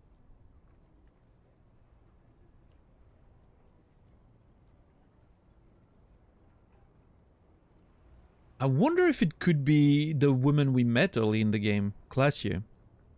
She didn't really say what she was, right? Or did she say she was... Did she say she was a dancer of some kind? And she could have lied or something. I don't remember. I mean, she could be both, right? But I mean, she looked... I don't quite remember what she was wearing, but wasn't she wearing a sort of suit? Maybe not. I don't know. We'll see. Maybe I'm just reaching here. What do you think the company wants? They want to keep that money flowing in, my man. Ka-ching. Sure they do. He doesn't blame them, but he's not on their side. That's for sure. That's the one, Frank, yes. Unfortunately, we started on the wrong foot, so to speak. Anything else I should know? Anything else? Yeah, this ain't really my area of expertise. I just do my job and get paid. I have things to do and places to be. All of us do. All of who? The drivers, I guess? Us lorry drivers. Camioners. You still hang around here waiting for this mess to end. Most have scurried off somewhere to get drunk or high. Or laid. Not that I blame them, really. Camionneur. Again with the French. Not you? Not my thing. Chasing transient pleasures is a drag these days. I prefer the examined life now. Thinking, reflecting, observing. He glances down the road toward the horizon, a glint of something in his eye. Ah, interesting. He prefers the examined life right now. That's an interesting way to look at it. Care to spare some change for a working stiff? Huh? Oh. No, I ain't got any money. They don't want to pay for unfinished work. They who? The bosses, man. Makes sense. First work, then pay. I don't know who these bosses think they are, but that sounds like a good arrangement for them. So your bro got it. What else did I have to ask? I mean,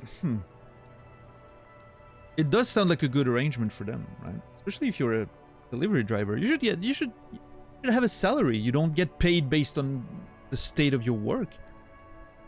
Like, you should get paid for this, my man, right now, even if you can't finish the work. That is not right. I don't know who these bosses think they are, but that sounds like a good arrangement for them. Yeah, it sure ain't good for me. Or you. I'd spare a coin or two for a city cop down in his luck. If I had saved 4 myself. A good man, Tommy. I appreciate that. Know anything about the dead man, the one hanging behind the hostel there? Point at the yard. He ain't one of us drivers. I know that. Okay. All accounted for. Mm-hmm. Otherwise, I haven't really asked about that. Been wasting time right here. Keep him busy. Sure. It's easy to see he's telling the truth. He's kept his nose out of the dark stuff.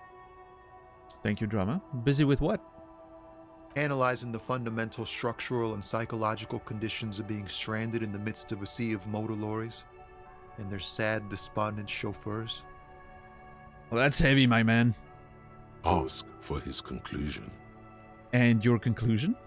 A sense of surprise there ain't more bodies hanging from more trees.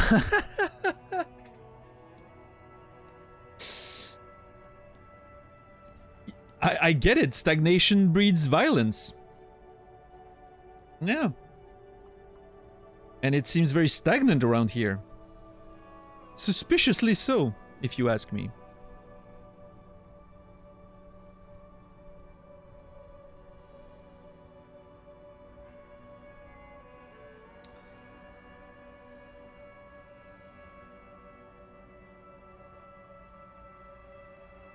Alright, that's a pretty heavy empathy check, but I'm still gonna try. 58%, fingers crossed. Come on, empathy, don't fail me again. I mean, has empathy failed me actually? Come on, empathy, succeed for me again. Ease into it. Don't go too far. Damn it. This seems like a personal matter. Ease into it, don't go too far. This seems like a personal matter. Which is, what's interesting there is that even though I failed, I still can, you know, push the conversation. Man, you look sad. What's going on with you? Hey, tell me, spill the beans. What's troubling you? My man, I want to know about your soul.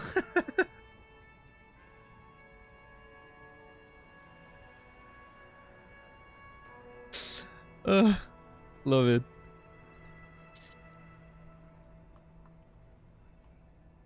Okay. Well, empathy. God damn it. I was close too. I just needed one more. Ugh.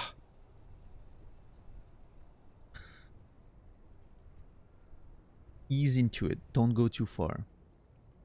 But that's a failure of empathy. So, I don't know if I can trust it. Hey, Tommy, spill the beans. What's troubling you? Man, nothing's troubling me.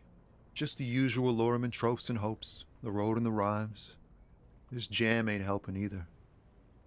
He looks around. That all the beans you got, Tommy? Damn, it really is hard to talk, man to man. Nah.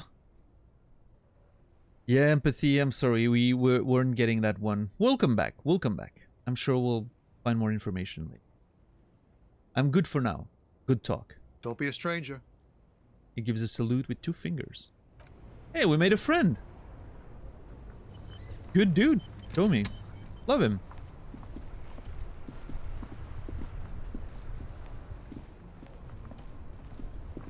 Yeah. Respectable man right there. Oh. Let's not go too far.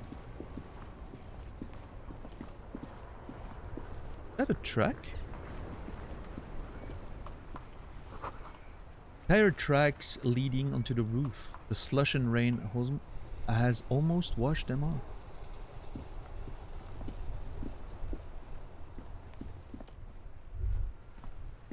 Huh. I wonder what that's about. There's these 2 dudes talking here. We'll have to talk to them later. Hold on.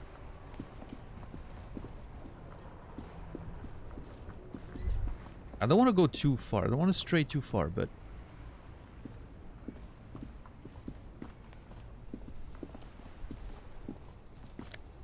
Oh. I literally just spent money on Nose of Fed, and now I'm finding one for free. Well, at least now we have 2. What is this place?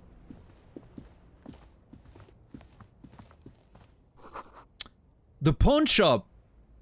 Oh, I think my gun might be in there. Fast cash for faster times. Faster times? I think.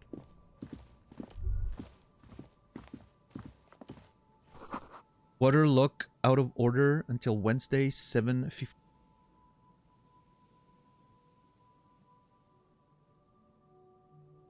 Huh.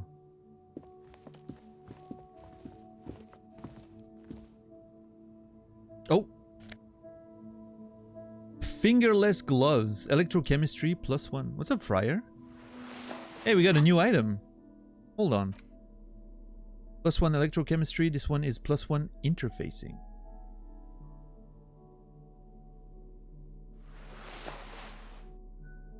What does it say? Gasoline stained fingerless gloves in navy blue. They've been worn thread bar, but being made of wool still provides some warmth and comfort. +1 electrochemistry, cigarette stained fingertips. Okay, I think I'm gonna keep interfacing rather than electrochemistry. Seems more useful. Yeah, electrochemistry has been terrible for me. I'm not... So, I'm interested in getting into the pawn shop, see if I can find trace of my gun. I need to hit the bookstore as well. I'm really interested to go in the bookstore. Hold on, am I missing on, like...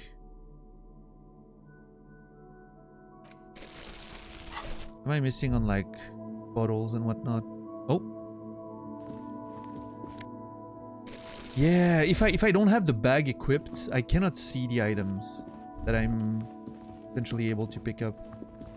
Something I need to be mindful of. Okay. I really look like a hobo with my little bag and plastic gloves and whatnot, and just going around picking up shit. I do not look like a cop that's currently investigating, that's for sure. Oh my god, what is this place? This legit looks straight out of Blade Runner. I feel like I'm in Blade Runner right now. You might be one tonight. That is not wrong, Naz. That is not wrong.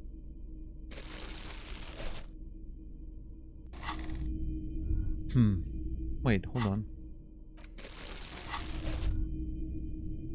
Okay. Welcome to the pawn shop, he says. Yeah, we'll watch it at some point. Chrysling for sure. Just holding off on it, I guess. Man, this looks so good. This place is awesome. Why is that guy behind a... Look at him just standing in his little cubicle there. Creepy. Some kind of machine. An antique cash register. What? What's...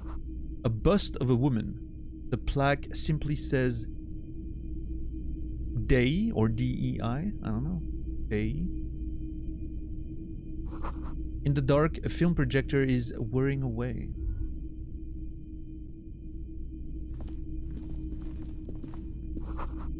Mostly military wear, with a few more eccentric fashions thrown in. What is that? Okay, let's see. Oh man, there's so many things in this place. You see rows of toy soldiers guarding the rest of the trinkets displayed on the table. Some on horseback, others in rags, others yet in bright blue uniforms. All are stern and unyielding in their duty. Rows of toy soldiers.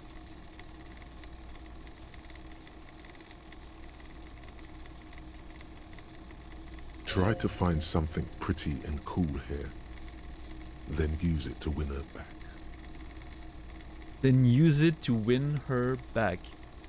Some oddly loud whirring. Yeah, that's the, I think the film machine that we noticed earlier. Interfacing. Only 42%. Boy. Win her back? Yes. Buy something nice. A figurine. This sounds off. You shouldn't trust this guy. Volition doesn't trust Inland Empire, huh? I understand. Alright, let me step away. Hold on. Let me step away for a quick second. What's with the fucking sound, though? I mean, it's projecting this, right? Is what I'm understanding, but... You see rows of toy soldiers guarding the rest of the It gets trinkets louder when you're in the displayed on dialogue. table. It's interesting. Some on horseback, others in rags, others yet in bright blue uniforms. All are stern and unyielding in their duty. Inspect the knights on horseback. Big men on big horses, clad in lamella armor and carrying flintlocks, the kind that would mow down a line of enemy soldiers in the blink of an eye.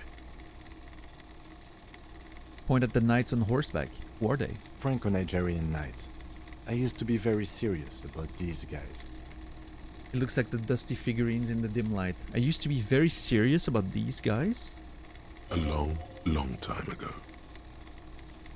I used to be very serious about this guy, Esprit de Corps, a long, long time ago. Inspect the blue uniforms. They're not all blue. These figurines also wear gold coats and caps, complemented by orange trousers. They are variously posed, wielding swords and rifles with bayonets.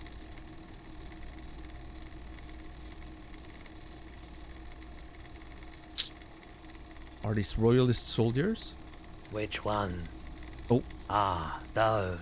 Yes, they are. I find the paint job a bit gaudy, but children like the bright colours indiscriminately. Okay, Bird's Nest Roy looks shady as hell. Oh my god, what a guy. Look at him. Inspect the figurines in rags. This set of soldiers isn't meant to look impressive. A few have rifles, but most of them carry pistols. Some even shovels and tall sticks. Are these even soldiers? You're probably talking about the revolutionaries, yes? Hmm, Yes, they are soldiers. Revolutionary soldiers. makes sense. I think their poverty has been exaggerated for effect.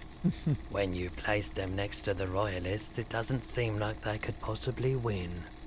It's meant to give people hope, even we can do it. The contrast is meant to be disheartening, as it ought to be. It is impossible to win against the courts of the capital. Ask my friend Gart, whose bitch it made me. What the... I'm sorry, hold on.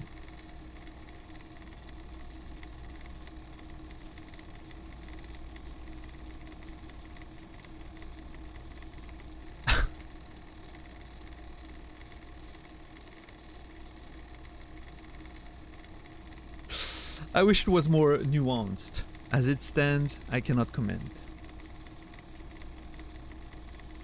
I guess, I mean, the way I'm looking at it is that it's meant to give people hope.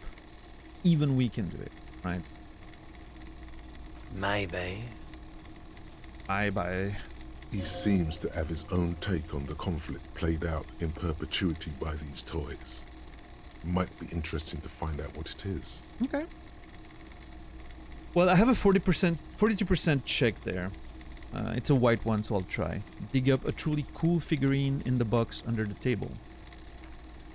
Everything you pick out seems faded, chipped, and sad somehow. Most of them are just broken toys.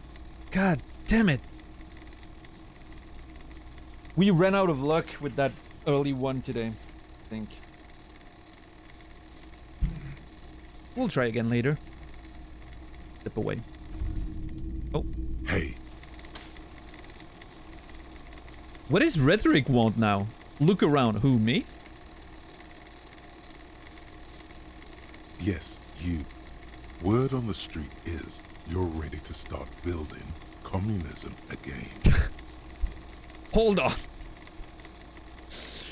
No.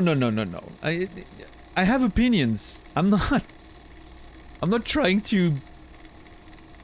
Wait, what do you mean again? Have I built communism before? How come there's word on the street?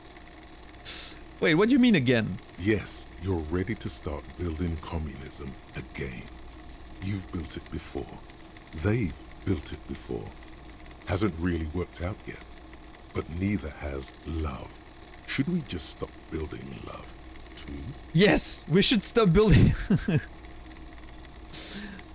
Love has worked out really well for me. I'm a love winner. Can't argue with that. Oh boy. What's up, J-Bong?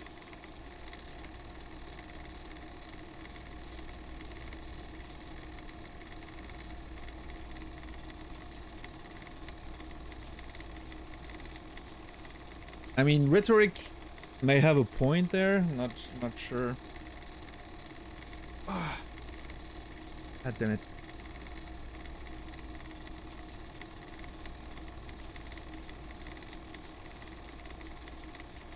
My neck hurts so bad. I'm gonna have to take painkillers after stream, I think. I felt maybe I slept in a poor position because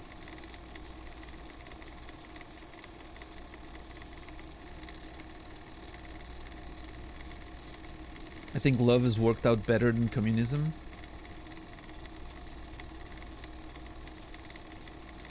I mean, in general, maybe, yeah. You know what? Can't argue with that. So, what about all that communism you've promised to build? Word on the street is you've woken up from 1,000 years of slumber, promising to erect a version of communism many times greater than any attempted before. Is that true? How come there's word on the street? You keep saying things like, down with the bourgeoisie, eat the rich, I did not. sodomize the landowners. I definitely did not say all that. People who have more than 25 real in their pockets. Well, Literally murder all human beings, regardless of their political beliefs. That kind of stuff.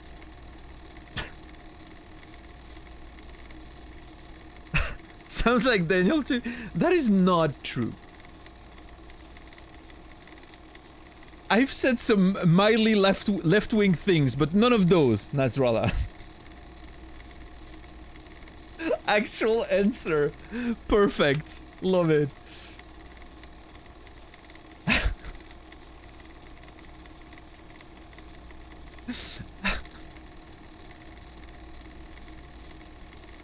That is true, Gino, yeah. I agree with that.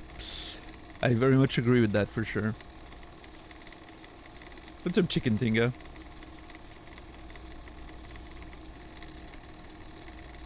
What's up, Malachaz?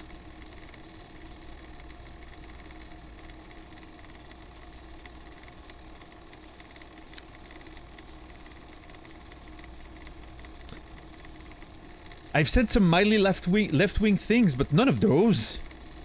Oh yes, the mask of ambivalence. Don't deny it. You're about to rip it off and reveal the monstrous seven-eyed lamb of global communism that would devour and masticate mankind. All right, you have expectations of me, Rhetoric, that I'm not.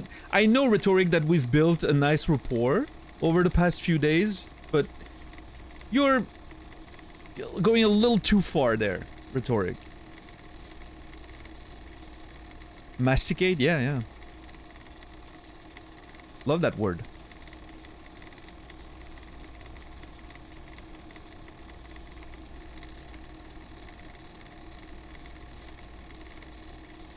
In fact, we use that again. It's a interestingly enough in English most of the time we would just say chewing, right? In French we use mastiquer a whole lot, right? Instead of like chewing, like instead of mâcher, right? Mastiquer. We say that quite a bit. I mean, it's not the word that I hear daily, right? But it is a, you know, it's not that rare of a word. As opposed to masticate, I'm assuming, in English. Everyone can see that. So tell me. What do you mean, everyone? Do you have any questions before we fire up the big communism bill? Or do we get right down to it? The big communism builder. Wait, first, what is this communism even about? Roll up your sleeves and start building communism. It's too tiring, I don't have it in me, I'm beat down and broken, opt out. Okay, this is really interesting. Because the opt-in thing makes it look like it's part of the character class or whatever, right? So, this is so fascinating. Let me ask about communism first. Failure. It's about failure. Failure? Question mark? Yes, abject failure. Total, irreversible defeat on all fronts. Absolutely vanquished, beaten, curb stomped and pissed on. Wow. Until you came along. Oh yeah? You will reverse the fortune of the workers of the world. I don't know why those expectations are being placed on me right now. You alone, against every living thing. Against every human alive. 800 trillion real in the hands of an impossibly well-organized ruling class. Sure. Towering city blocks of bankmen who have the ears of prime ministers. Million-headed armies of nations and the love of your own mother.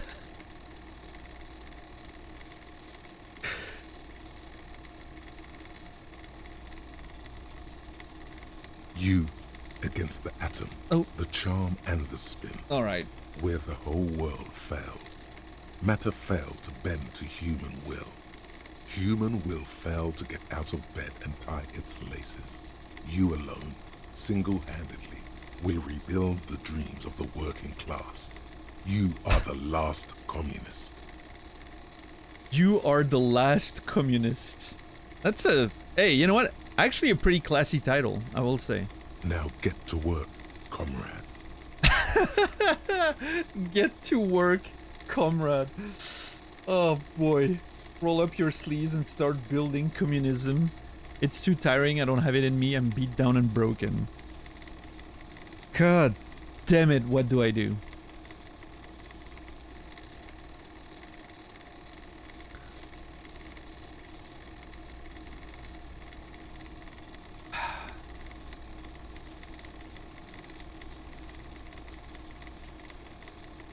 I don't know.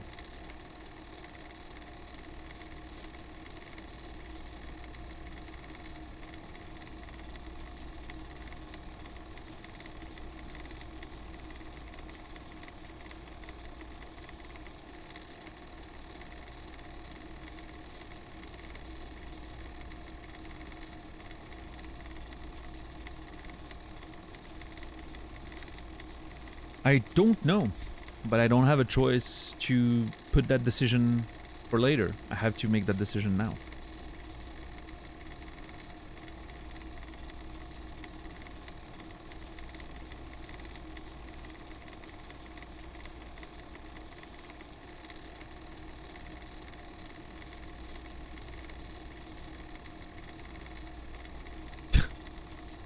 Hold on, let me look at something. Communist, fascist, ultra-liberal, moralist. I'm thinking I reached enough points here that it like sends me on that sort of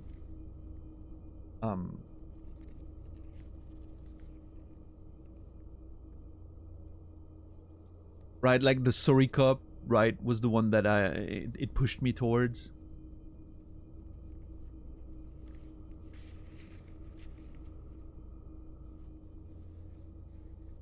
And apparently, you know, the game has determined that I'm a communist.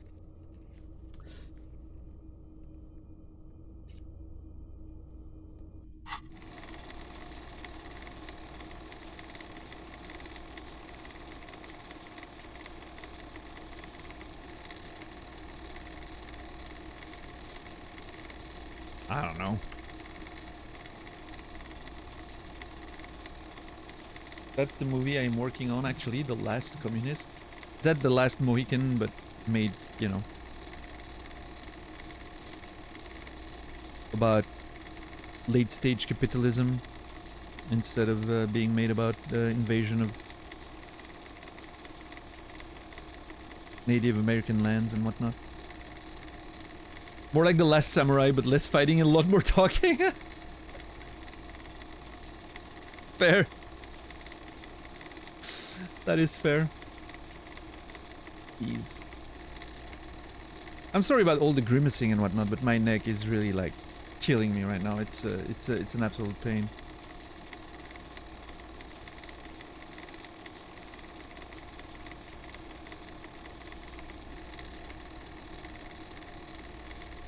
Yeah, Timmy, you've certainly missed a little few things. So.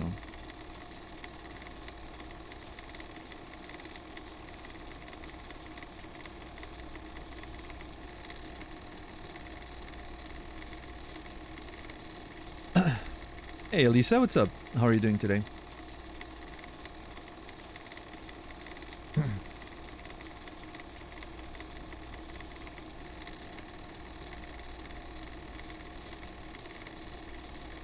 Doing okay, how are you? I'm doing fine, except my neck is killing me. Like the other day I had a, you know, my neck was, I don't know if I like cranked it or whatever, but, and then it went better for a couple, it got better over a couple days, and then today it's worse than it ever was. I don't know why. Must have made it worse somehow.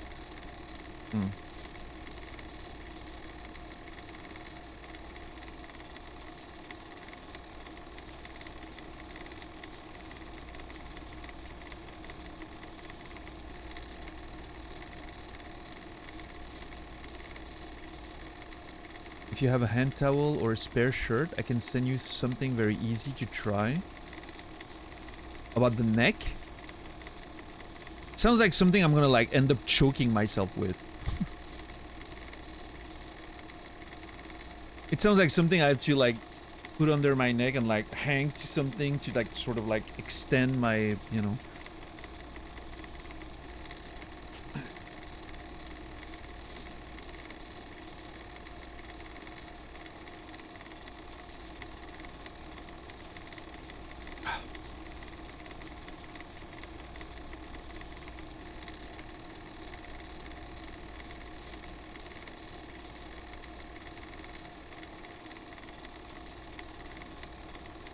If you choke yourself out with a hand towel, I'd reckon the last hope for communism is looking grim indeed. Hey, again,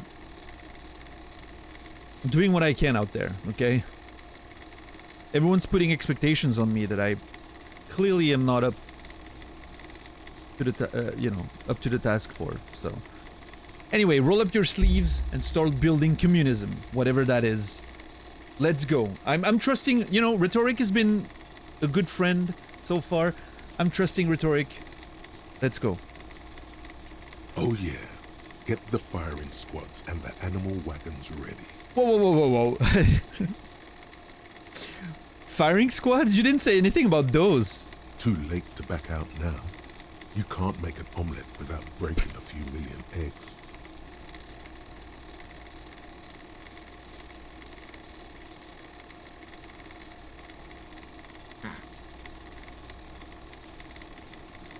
It's a big boop. Well, roll your sleeves up further and breathe in the pristine air. Thought gained. Mazovian socioeconomics. Great.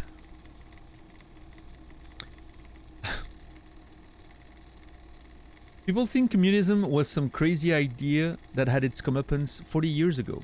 A fever that shook the world never to return again. They were right, until he woke up today. A spiritual corpse responsive only to the call of Commodore Red, prostitutes and Krasmazov. For him, communism is still a thing. He will single-handedly raise the commune of O2 from the oceanic trench where it has been resting, covered in ghosts and seaweed. He is the big communism builder.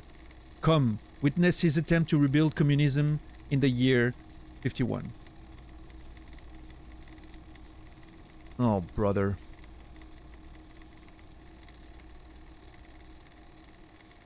Wait, I have a skill point? I do have a skill point. Huh. I forgot about that.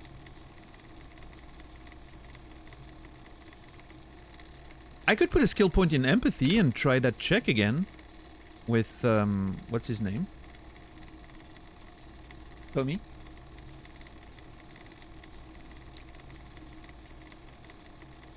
Although I could use a bit more rhetoric as well.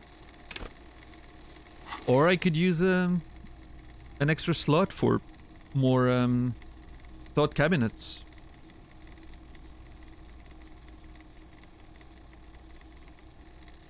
-2 visual calculus while I'm thinking about it though. You know what? I'm not gonna make a decision for now.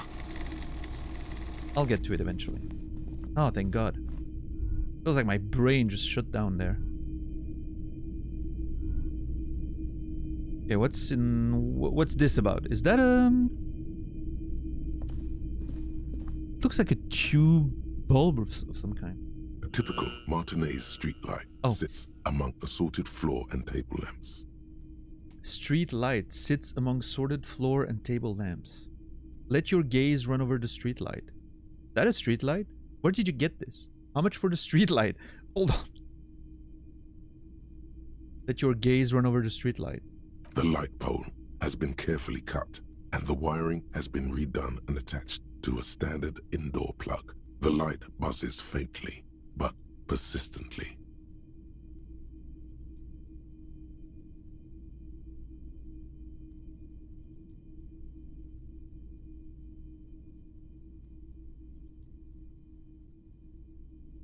This would make quite a statement in your living room.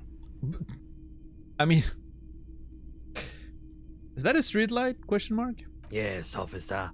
As you see, it's in perfect working order. Where did you get this? He totally cut it off himself. It was brought to me to be altered. Sure, brought to you, huh? We are not here to investigate the theft of city property. He leans in so the pawnbroker doesn't hear him. Okay, Kim? You have to admit it's rather clever what he's done with it. Sure. How much for the street light? 700 real. A bargain, I dare say. Are you out of your mind? There's one just like that on every corner.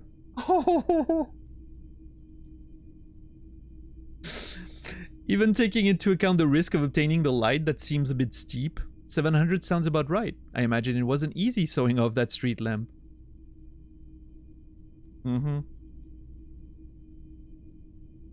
Even...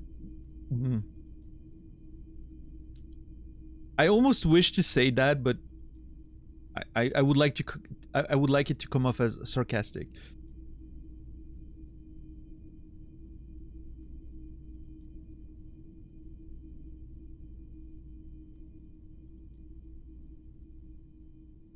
Even taking into account the risk of obtaining the light, that seems a bit steep. There's also the matter of rewiring, but the most important transformation is the light's placement among ordinary indoor fixtures, which has adjusted its morphological field. The light became suitable for use inside the home just a few days ago. That man's a wizard. You actually can... Oh my god, you can actually buy the thing for 700. hilarious. There's nothing else you need to know about the light. Alright, let's look at this now. The boomboxes on the shelf look well-loved and well-traveled. Chipped, dented, they stare at you with the unblinking eyes of their tape reels. Stand on the tip of your toes to see more. One especially catches your eye. Deep gold and amber plastic with a big old handle on top. A classic boombox that says Stereo 8 approved. I'm almost like I'm surprised there wasn't something like a tape. We're looking for a sad song, right? I was expecting to find a tape maybe, but How many bottles would we need to buy the street lamp? About 7,000. Yeah. This is you. Golden orange. A sunset suite. Oh. Inland Empire compares me to the boombox. Deep golden ember with a big old handle on top. Classic boombox. Golden orange, a sunset suite. Sorry. Just make sure it works before you buy it.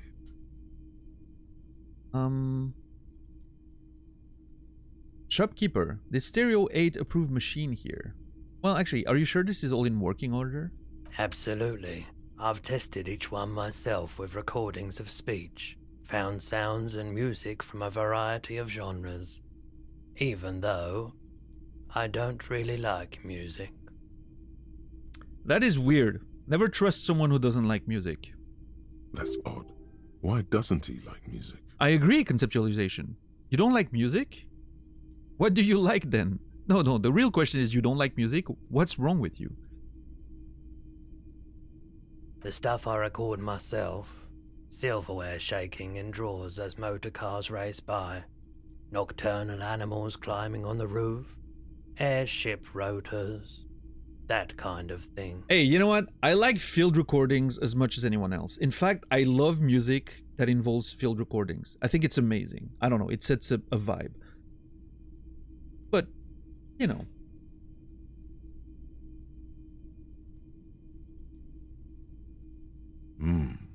Maybe you should ditch music as well. Get into these more experimental sounds he's describing. Ditch music as well and get into those more experimental sounds he's been describing. No, mix the two of them. Have some imagination conceptualization.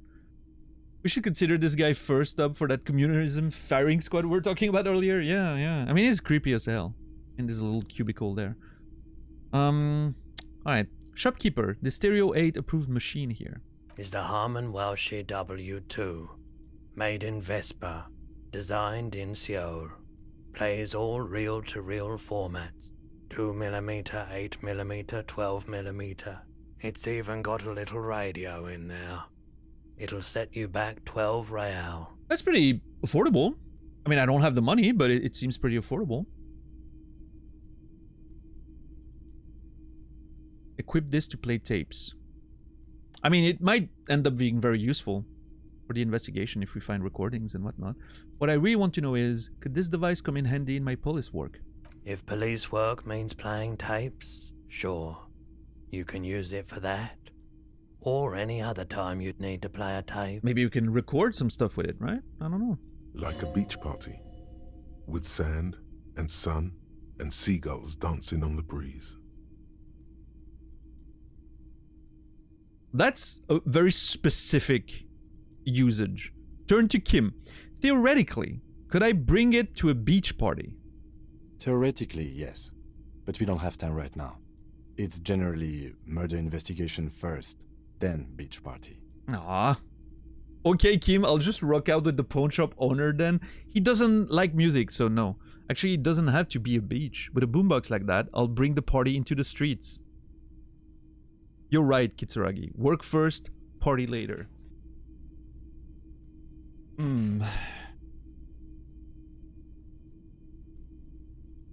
You know what? He's right. He's right. Work first, party later. That is the unofficial RCM motto, yes. Yeah, we got to get the work taken care of. That's very important. That's the official. The Daniel Matt TDM Moto. Disco Elysium, the beach episode. It's not, sadly. Thank you, Encyclopedia. That's all.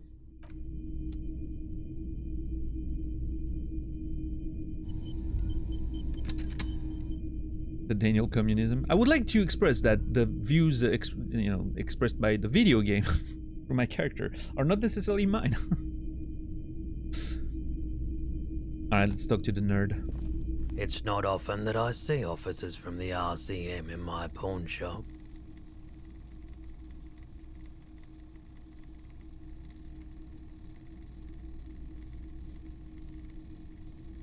Whatever you say, Naz. Whatever you say. He knows we're from the RCM. Pick that up immediately. Interesting. The man at the counter turns to you slowly. What can I do for you? He asks. His courtesy is not insincere, but he prefers being alone with his projector, just watching the movement of light across the walls of the shop. Well, sure, empathy, but he's the owner of a shop. If he wants to be alone, he's not going to make a lot of money.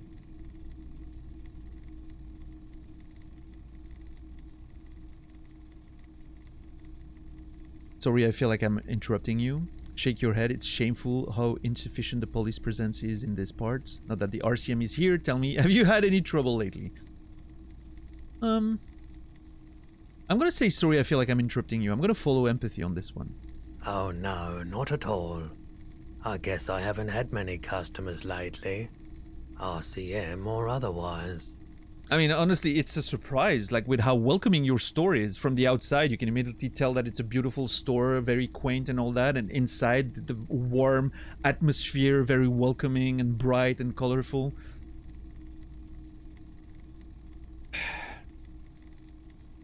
Yeah, I'm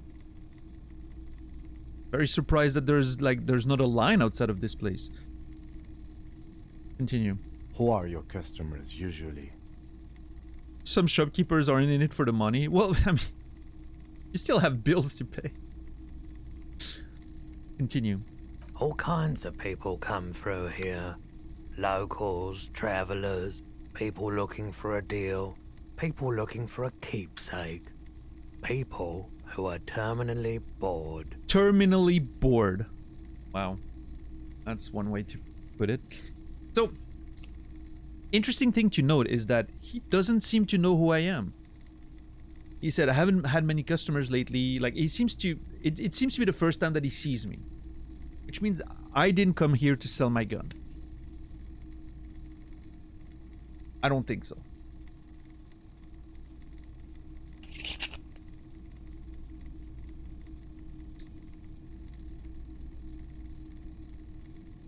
Because otherwise, it means I've been there 3 days ago. Or maybe he didn't know I was a cop at the time. I don't know. Let's see. As you can see, I have a wide selection of goods for everyone to choose from. Nod. Quite the collection indeed. Look around. Typical vacuous consumerist objects. Wow. Honestly, I think some of your selections are, press your finger to your lips, more tasteful than others. This business plan is all over the place. You should specialize. Zoom in. Recapitalize. Just after taking on the task of restoring communism to its former glory. Let's talk about, you know, changing the business plan of this place. You specialize, zoom in, and recapitalize. Turn this into a corporation. That's perfectly in character.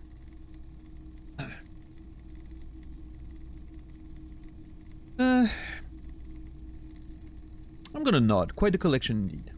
It keeps me entertained. His attention is drawn once more to the play of the light and shadow on the wall behind you. There's something I'd like to sell? Oh. I can sell stuff. Electrochemistry. Is Roy high? And if yes, then what is he on? Oh, shit.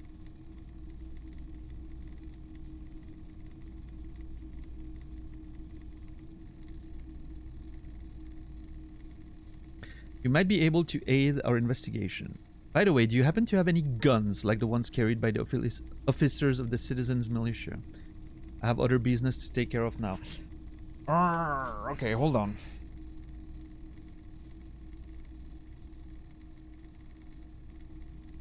Can I leave and then get back there again? Hello again. How can I help you? Yeah, okay. So what I want to do here is put my gloves on. Hello again. How can I help you? 28%. Alright, let's try. Okay, he definitely is high. Whatever it is, you've probably done it, and many other things besides. But you can't cut through the jumble of sensations to get to the answer. Okay. Looking at his wares, talking to him, that might give you more clues. Thank you, Logic. A guarded man like him wouldn't tell you if you asked out loud. Sure. There's something I'd like to sell. Let me have a look. I'd like to sell my clothes. Oh. I have a fascination photo of a corpse here. Show him the photo. I'll check my pockets. Access your pawn menu. Anything else you're thinking of selling?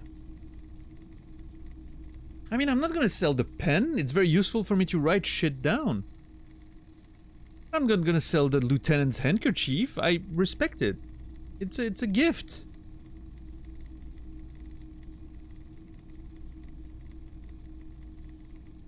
I can't see myself selling this. No. No, I don't have anything to sell at the moment, I don't think. I'm not gonna sell the photo of the corpse. That's really weird. And I'm using my clothes. Another time, perhaps. Do you happen to have any guns like the ones carried by the officers of the citizens' militia? Someone else came here earlier today asking the same question. I promptly sold her the gun you pawned a couple days back. Oh, so I was here. Oh, brother. Someone else came here earlier today asking the same question. I promptly sold her the gun you pawned a couple days back. What? Who could it have been? Continue. This is a pawn shop, and it did feel as if you've met before. Oh God. God damn it. The lieutenant shifts from one foot to another, alert.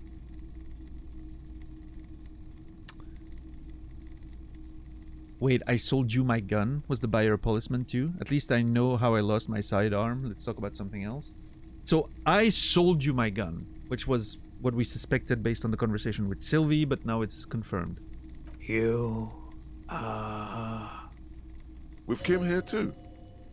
That just sounded really, really bad. You were adamant about getting rid of it, officer. Said you were undeserving of a service weapon of the Revachol Citizens Militia. Oh my God.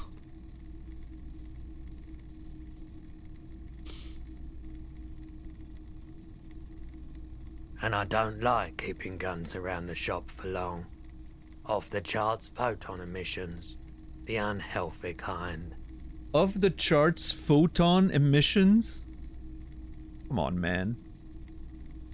He's not telling you the whole story. It seems he's trying to spare you. I feel like there's something you're not telling me.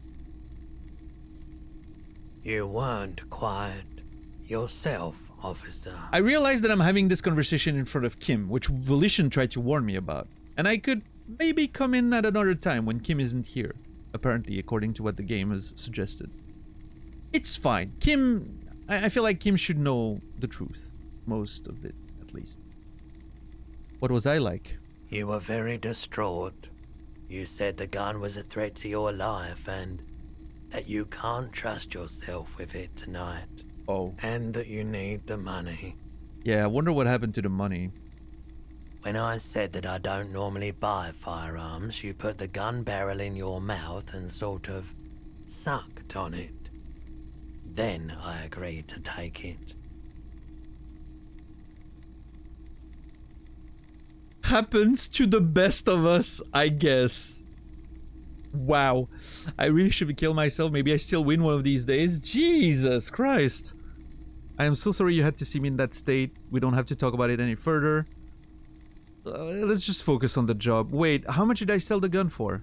15 real. Where's that money? The lieutenant looks from you to Roy, and then back to you. It's clear that he hopes this tableau might still turn out to be a bad dream. It's not, though. No, it's not. This has got to be the most. Wow. I know, Esprit de Corps, I know. There's pity there too, in case you didn't notice. No, I did notice sympathy, thank you.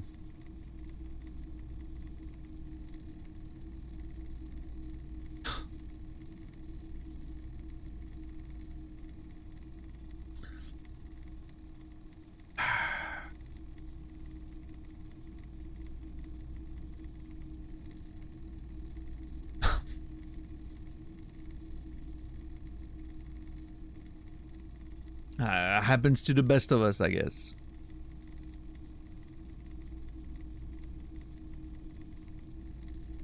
Or I need to stop apologizing to everyone, I think. I've been apologizing way too much, but I mean,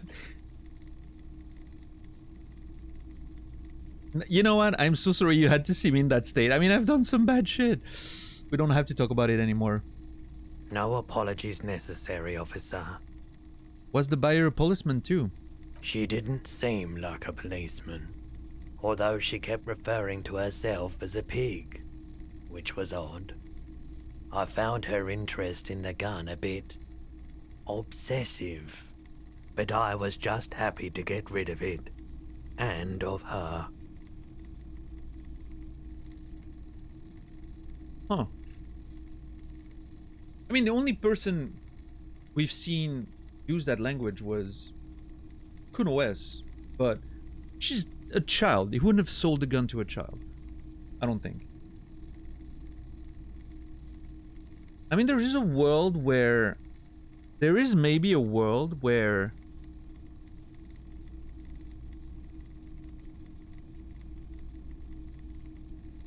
What other women do we know about? We know about...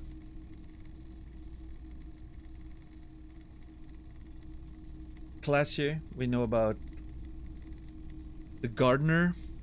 I forgot her name.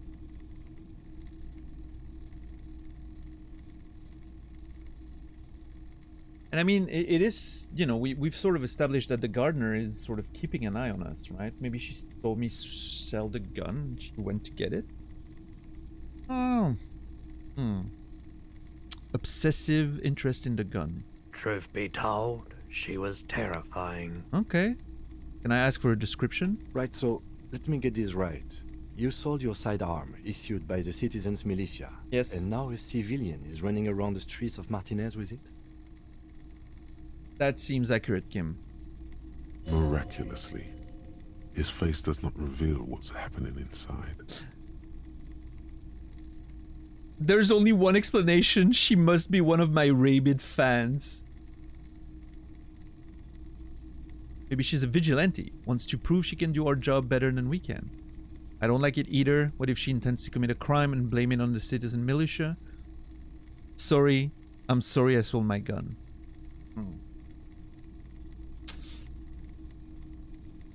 I don't like it either. What if she intends to commit a crime and blame it on the citizen militia? You're right that she could cast aspersions on the force. We have to find her. He looks around worried.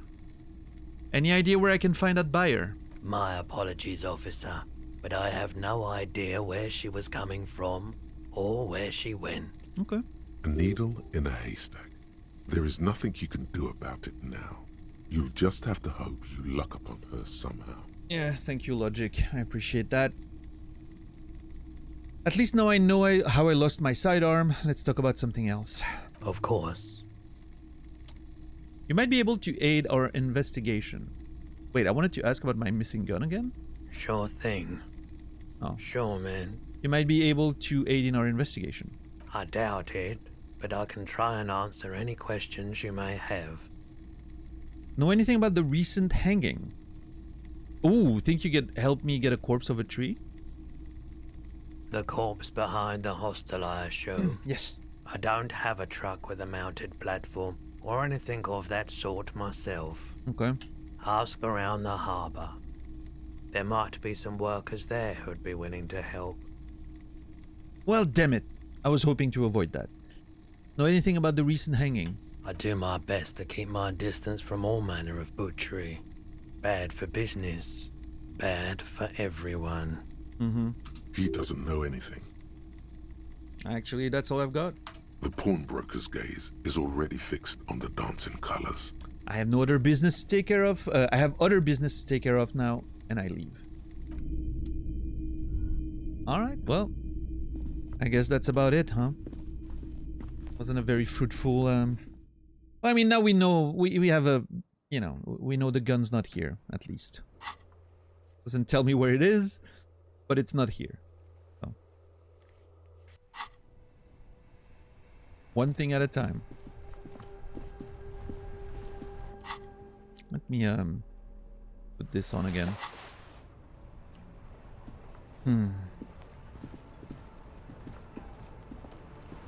Yeah, the list is growing by the minute. This one's growing too, though.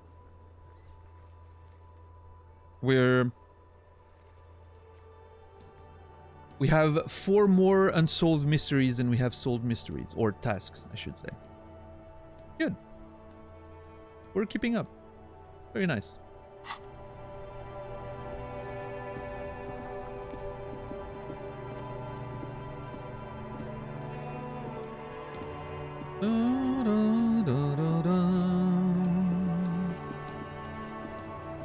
Alright, it's 7 on day 1.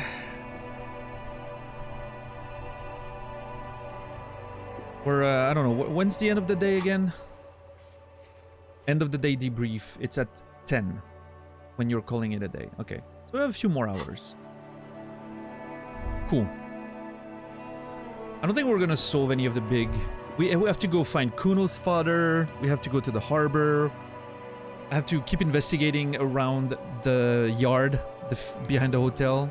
Like the courtyard. There's like the little door thing we found. So many things I need to look. I need to keep exploring. Man, this game is massive. And you know what? I've been wanting to get into the bookstore for a while. Let's get in there.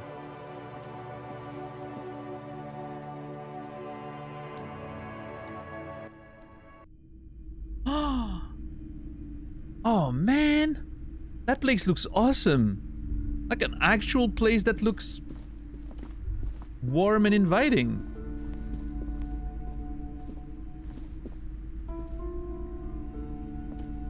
Nice. Oh, this is my favorite place in the game so far.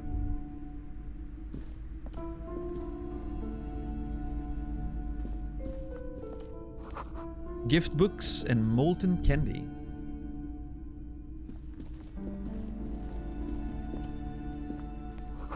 Old sports magazines tucked away in a dark corner.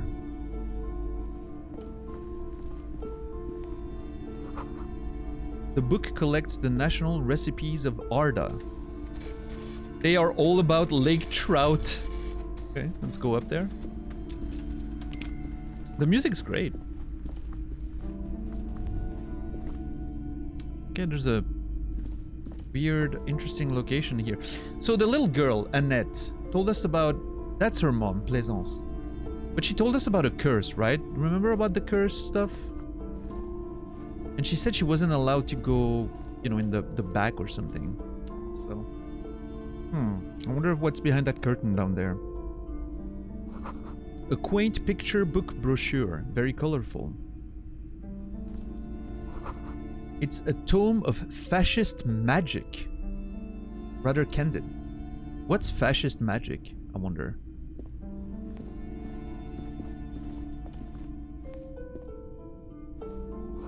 Another boring book just discarded here. What do you mean a boring book? What the hell? Oh. Oh.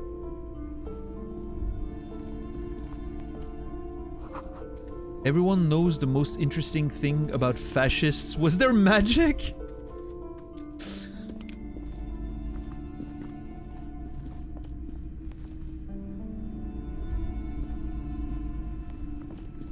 What do you mean, like Harry Potter?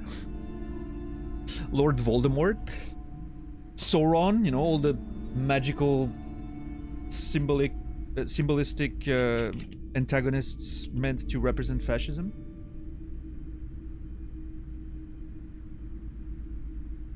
You're a fascist, Harry.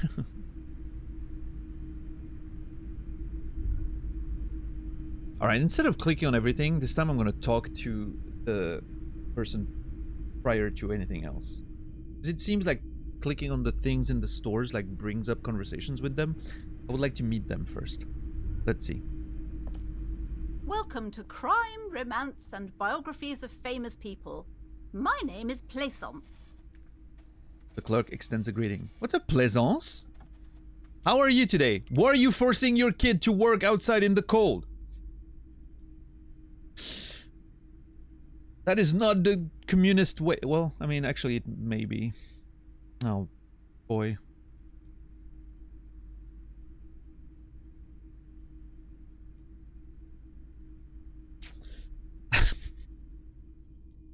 We're not doing great. We're not doing great. Be welcome, and please take responsibility for the energy you bring into this space. Take responsibility for the energy you bring into this space. That right there is a sentence I need to use in the future when it comes to Twitch chat.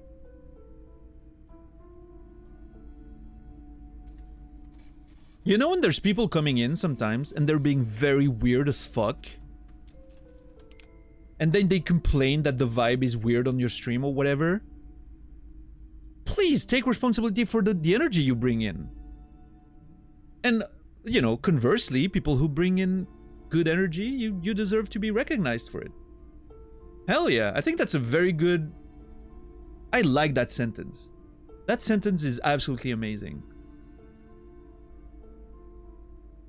I should remember that. Be more responsible for the energy I bring into a place, to a space. That is really cool. That's something to remember for one's own life. This should be put on top of a picture of a sunset and put on Instagram or something. A golden pendant hangs around the woman's neck in the shape of what looks like a tiny fish head trapped in amber. The shape of what looks like a tiny fish head trapped in amber, a golden pendant. Before we go on, you seem to be well off enough. Can you give me some money? I feel like there won't be an opportune moment to ask later. Just get this out of the way.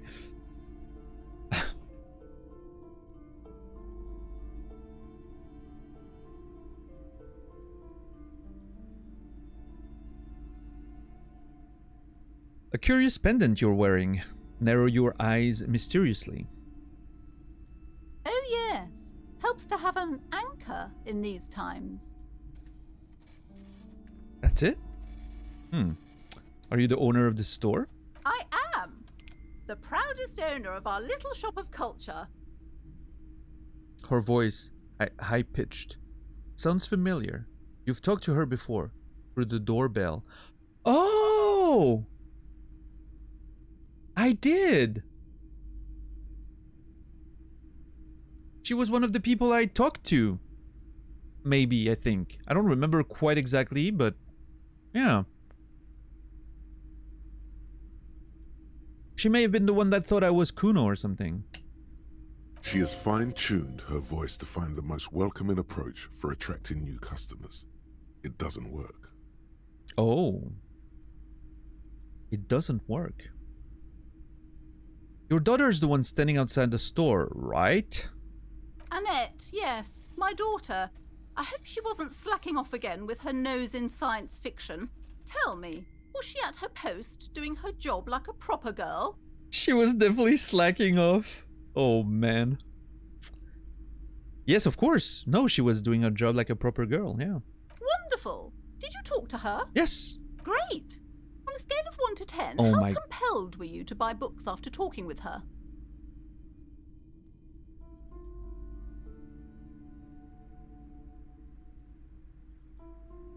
I'm starting to doubt the wisdom of Plaisance, suddenly. I did like the, you know, be responsible for the energy you bring into this place. I'm not on board with the treating your daughter as a fucking customer service survey or whatever. Her opinion of her daughter depends on how well she lured you into the store. That is insane. 10, she's certainly very polite and helpful. 5, I felt some interest. 1, not impressed. I'm not going to grade a human being. I don't do that. Answer number 4 seems to be the, you know, the one that appeals to me the most. But considering how she bases her opinion of her daughter on how well she's doing, it makes me want to, you know, give her a 10 because, you know, I kind of want...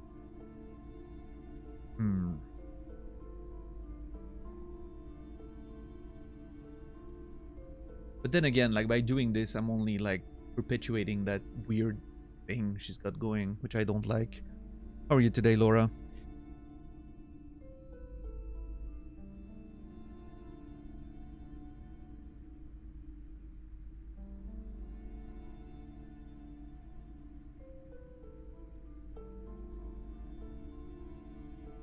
You know what? No, I'm not going to grade a human being. I don't do that. Come now, it's not personal. It's about proper sales practices and market research. I expect an answer. God damn it. Well, 10. She's certainly very polite and helpful. My precious, her dedication brings joy to my heart. If you have children, I hope they turn out as great as my Annette. Oh, brother.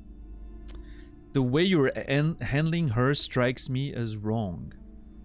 Annette is quite a trooper. She's a great value add. I'm here to dismantle the free market and abolish child labor. All this pressure has made her really anxious. You know she's been chewing her nails. Okay, let's change the subject. I mean, we know about the nails. I'm gonna... You know what? Yeah, I'm gonna tell her about it. Fuck that. All this pressure has made her really anxious. You know she's been chewing her nails? God. I've told her not to do that. It's such a disgusting habit. She'll get over it. Anxiety is a part of life. Oh my god. Why did you have to make me hate the character in my favorite place in the game? I love the bookstore. I can't stand that woman. Great mom vibes. Yeah, Mom of the Year award there. Anxiety is part of life, huh? She'll get over it. A part of hers too, clearly.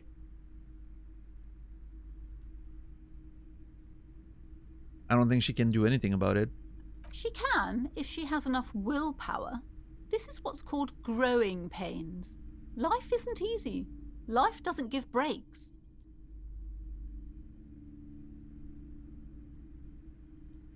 Well,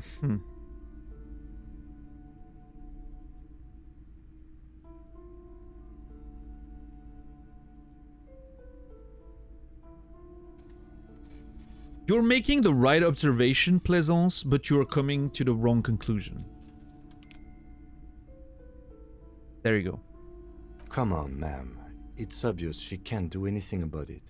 You are placing an unnecessary burden on a young child. Hell yeah, thank you, Kim! What you're doing is wrong, even I know that, and I usually don't know anything. That is true, and obviously the will of the market. But maybe make an exemption for your daughter.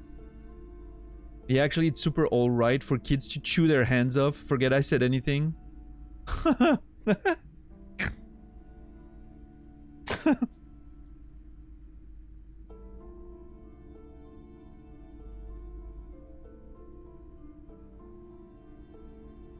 See, that's what I mean though. Like, this sounds so extremely sarcastic. But I'm pretty sure it's not meant to be. It's meant to be like the, oh yeah, no, you're right answer, right?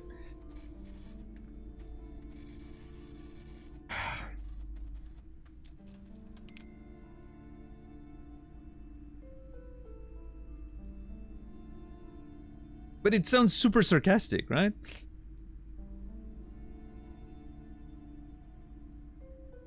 Is it? I mean, if it's not, what option do I have to agree with her, right? It feels like the game should give me an option to agree with her as a role-playing game, right? So if it's not this one, which one is it, right?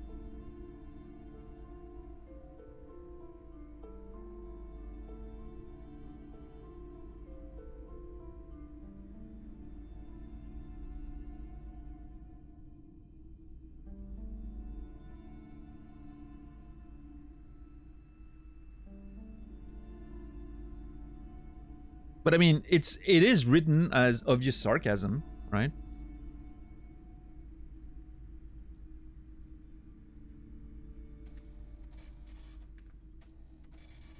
So you have to assume that it is.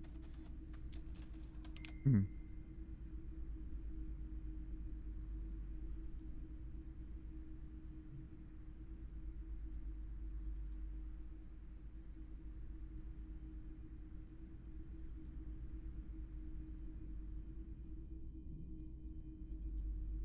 I might go for it to see if the game, if I'm correct in assuming that the game handles sarcasm in that way.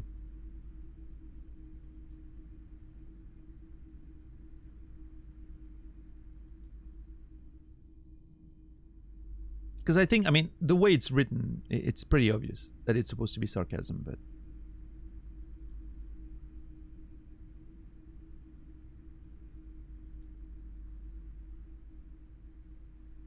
You know what? Yeah, let's try and see what happens. Yeah, actually, it's super alright for kids to chew their hands off. Forget I said anything. She stands stiff and severe, silently fuming. 10 or so seconds pass without change. This is a person coming to terms with a new reality, one where they are wrong. Okay, love it. It's not easy. Okay, no, okay. I didn't give enough credit to the game there. A mistake I won't repeat again.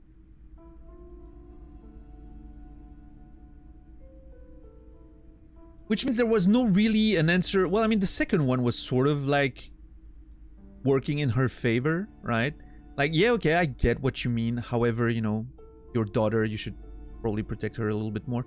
But I guess maybe it's because earlier we went on, you know, like, clearly the line of questioning we had was not agreeing with her. Clearly we were against what she was doing, right? I don't think she can do anything about it. The pressures made her anxious. Yeah, we were on that line of things. So it would have been completely out of character to suddenly turn back and be like, oh yeah, no, this is fine, right? So maybe that the game plays off of that and allows you to be completely super sarcastic as a way to drive your point home, which I think is pretty cool if that's the way it works, right? But yeah, I'm sort of learning how the game behaves in those like mechanics, right?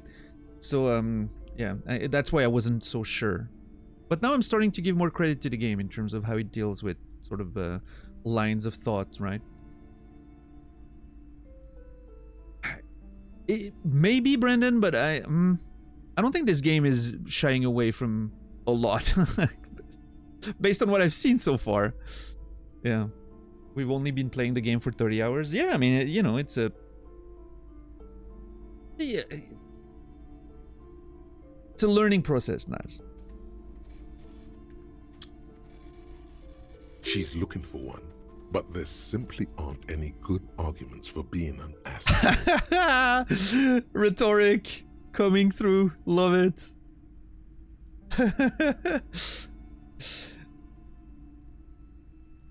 Oh no. Hold on. I need to invite her inside and apologize. She must be freezing out there. Unrealistic breakthrough. Beautiful. That was a fast turn. I mean, hey, maybe, you know, maybe she never realized.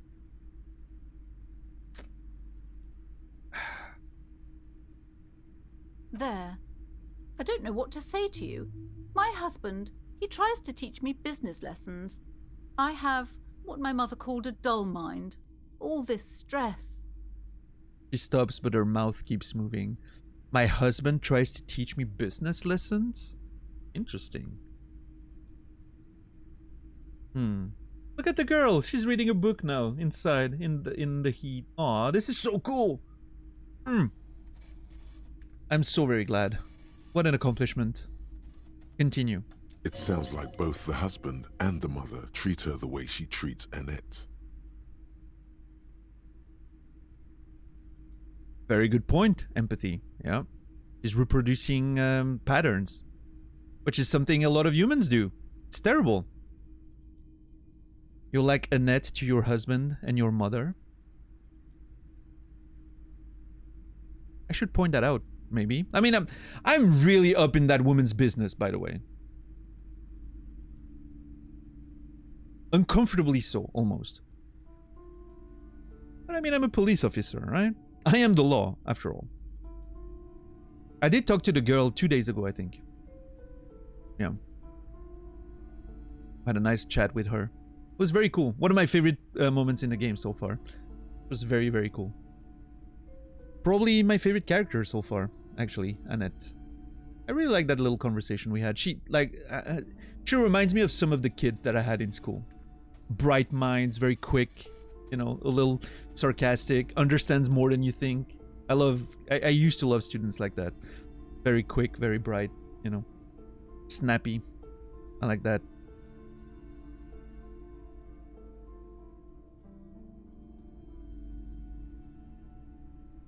Alright, you're like Annette to your husband and your mother. Oh, well, my mother was horrible, of course. Absolutely perverse energies around that person. But my husband... Yeah? My husband is completely different, of course.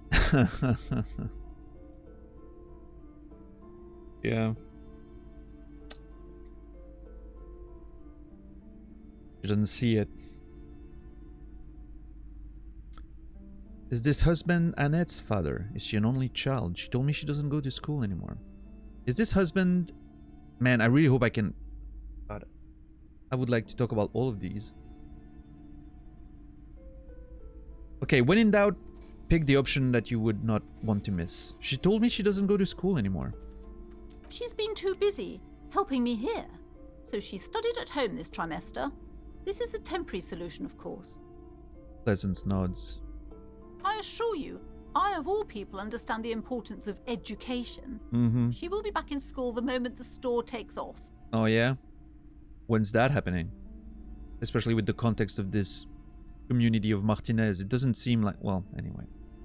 And hell freezes over? Mm-hmm. Never mind. It's not a good topic to get into. Right. Is this husband Annette's father? Yes, Oh. I'm afraid so. I misclicked. A real treat she is. It would be nice if she had... No, we couldn't have afforded more children, really. Not in this economy. This is so sad. This is the... Annette's story is the saddest in this game so far. Well, maybe not. I don't know, but... Of course, yes, this economy. Why not? We're quite busy people, you know, my husband and I. Quite busy. Mm-hmm. Children are a lot of work. Mm-hmm. You don't look like a father, so I don't expect you to understand. Well, I don't think you understand either, bitch. I'm sorry. I'm sure you do understand. Oh, thank you.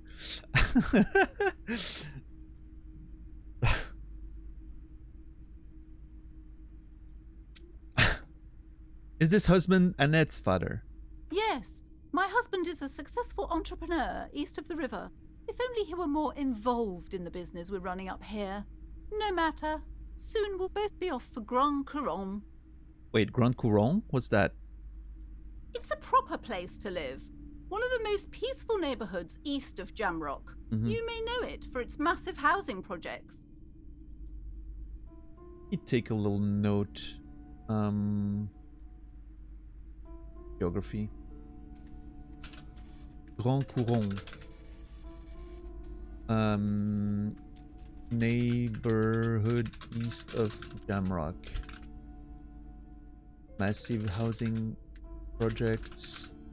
Seems peaceful and ups. What's the word I'm looking for? Upmarket, I guess.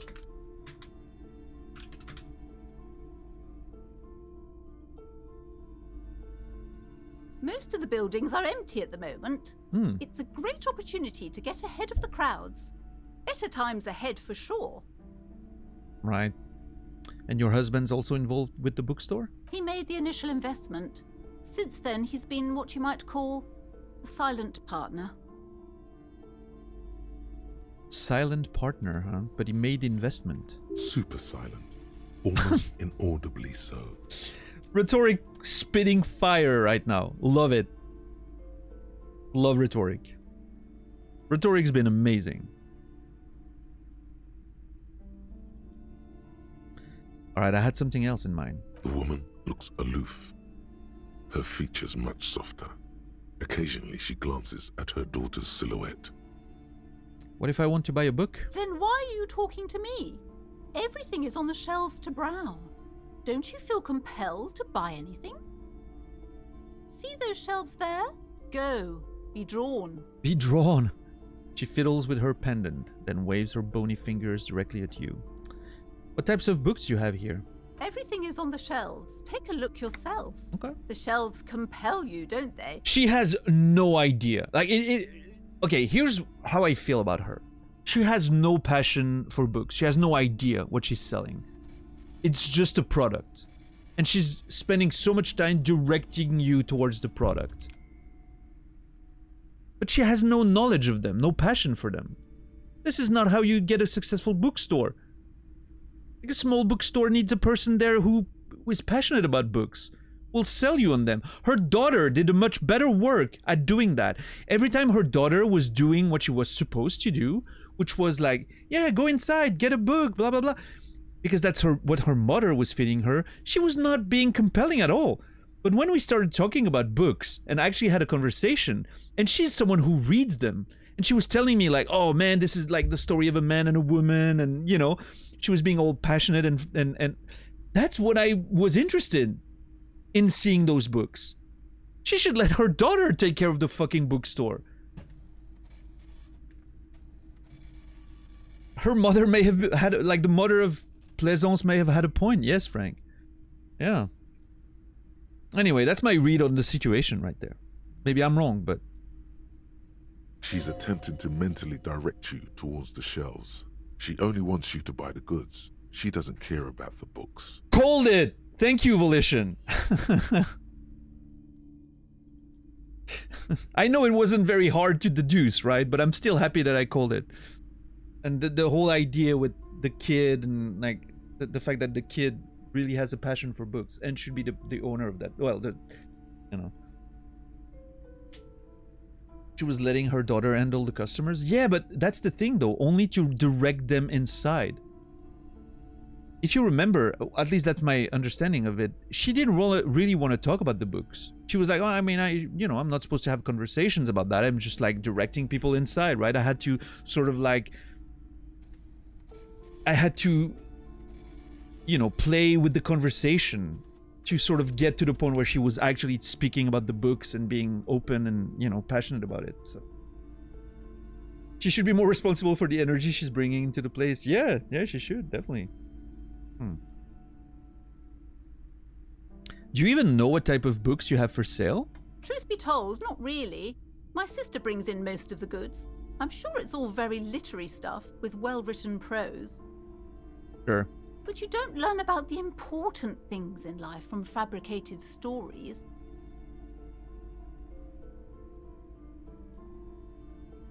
You know what? Scratch what I said about this person bringing some wisdom early on. That one sentence she said, taking responsibility for the energy you bring into a place, I think that's very good and applicable. And I want to remember that one.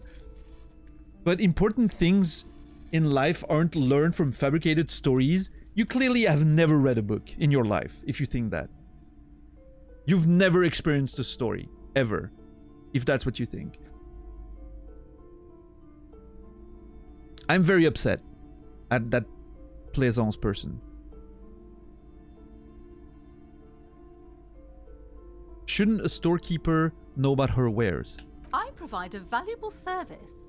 As long as people buy books, I'm fine. She wiggles her bony fingers at you. What service are you providing? You could literally be replaced by a robot. You put the book on the thing, you put the money in the robot, and you get the book. Like your job, Plaisance, could be automated. Literally.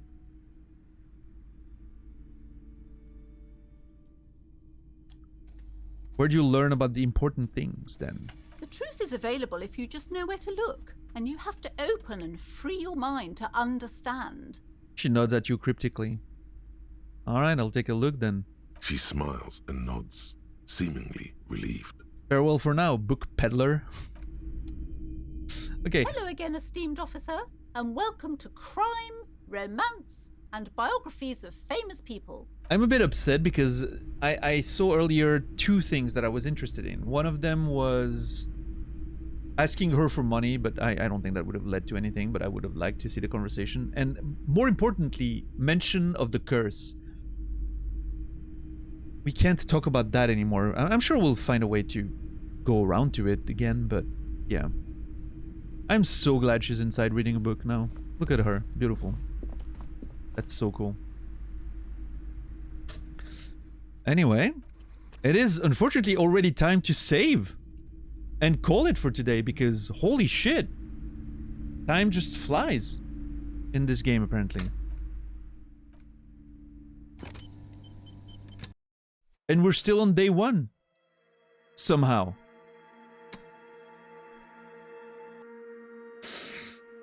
Oh boy. What the hell? Still on day 1.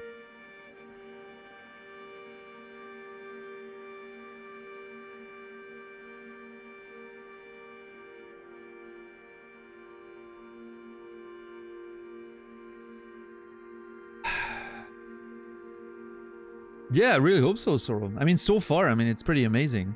It's starting to make me wonder if I should add an extra hour at the beginning of the show to get more hours every day. But I think the pace we have now is pretty good. Hopefully it keeps on. But anyway, if you don't mind waiting a few minutes, we're gonna be raiding out to my good friend Nasrallah in a minute. And yeah, I mean, you know, I don't know what else to say. I'm really enjoying this game. It's been a wonderful journey. Bunch of awesome conversations today. Thank you everyone for the support. Thank you for the follows. Thank you for the raid. Thank you for the subs, the resub, the gift subs. Thank you for the lurks and the conversations. I'll be back tomorrow in about 19 hours. 7 p.m. Central European Time, 1 p.m. Eastern, 10 a.m. Pacific. For more adventures of Disco Elysium. You can check the schedule under the channel. Everything's written in there and, you know, adapted to your time zone so you never miss any stream. But yeah, anyway. We're gonna go see Naz. He's doing the DGR2, 7 From Software games in a row without dying in any of them. It's awesome. Cannot wait to see more of that. We're doing predictions and all that. It's a lot of fun. Macan Ajag, thank you so much for subscribing. I appreciate it. That's a sub out of nowhere. It means the world. Thank you so much. And Macan Ajag, you will be remembered. Macan Ejag, maybe? I'm sorry if I'm mispronouncing your name, but yeah, thank you so much. Appreciate that. Yeah. I don't think I have much else to say. I wish you all a beautiful rest of your day, evening, or night. I'll see you guys tomorrow. And until then, remember me, and I'll remember you.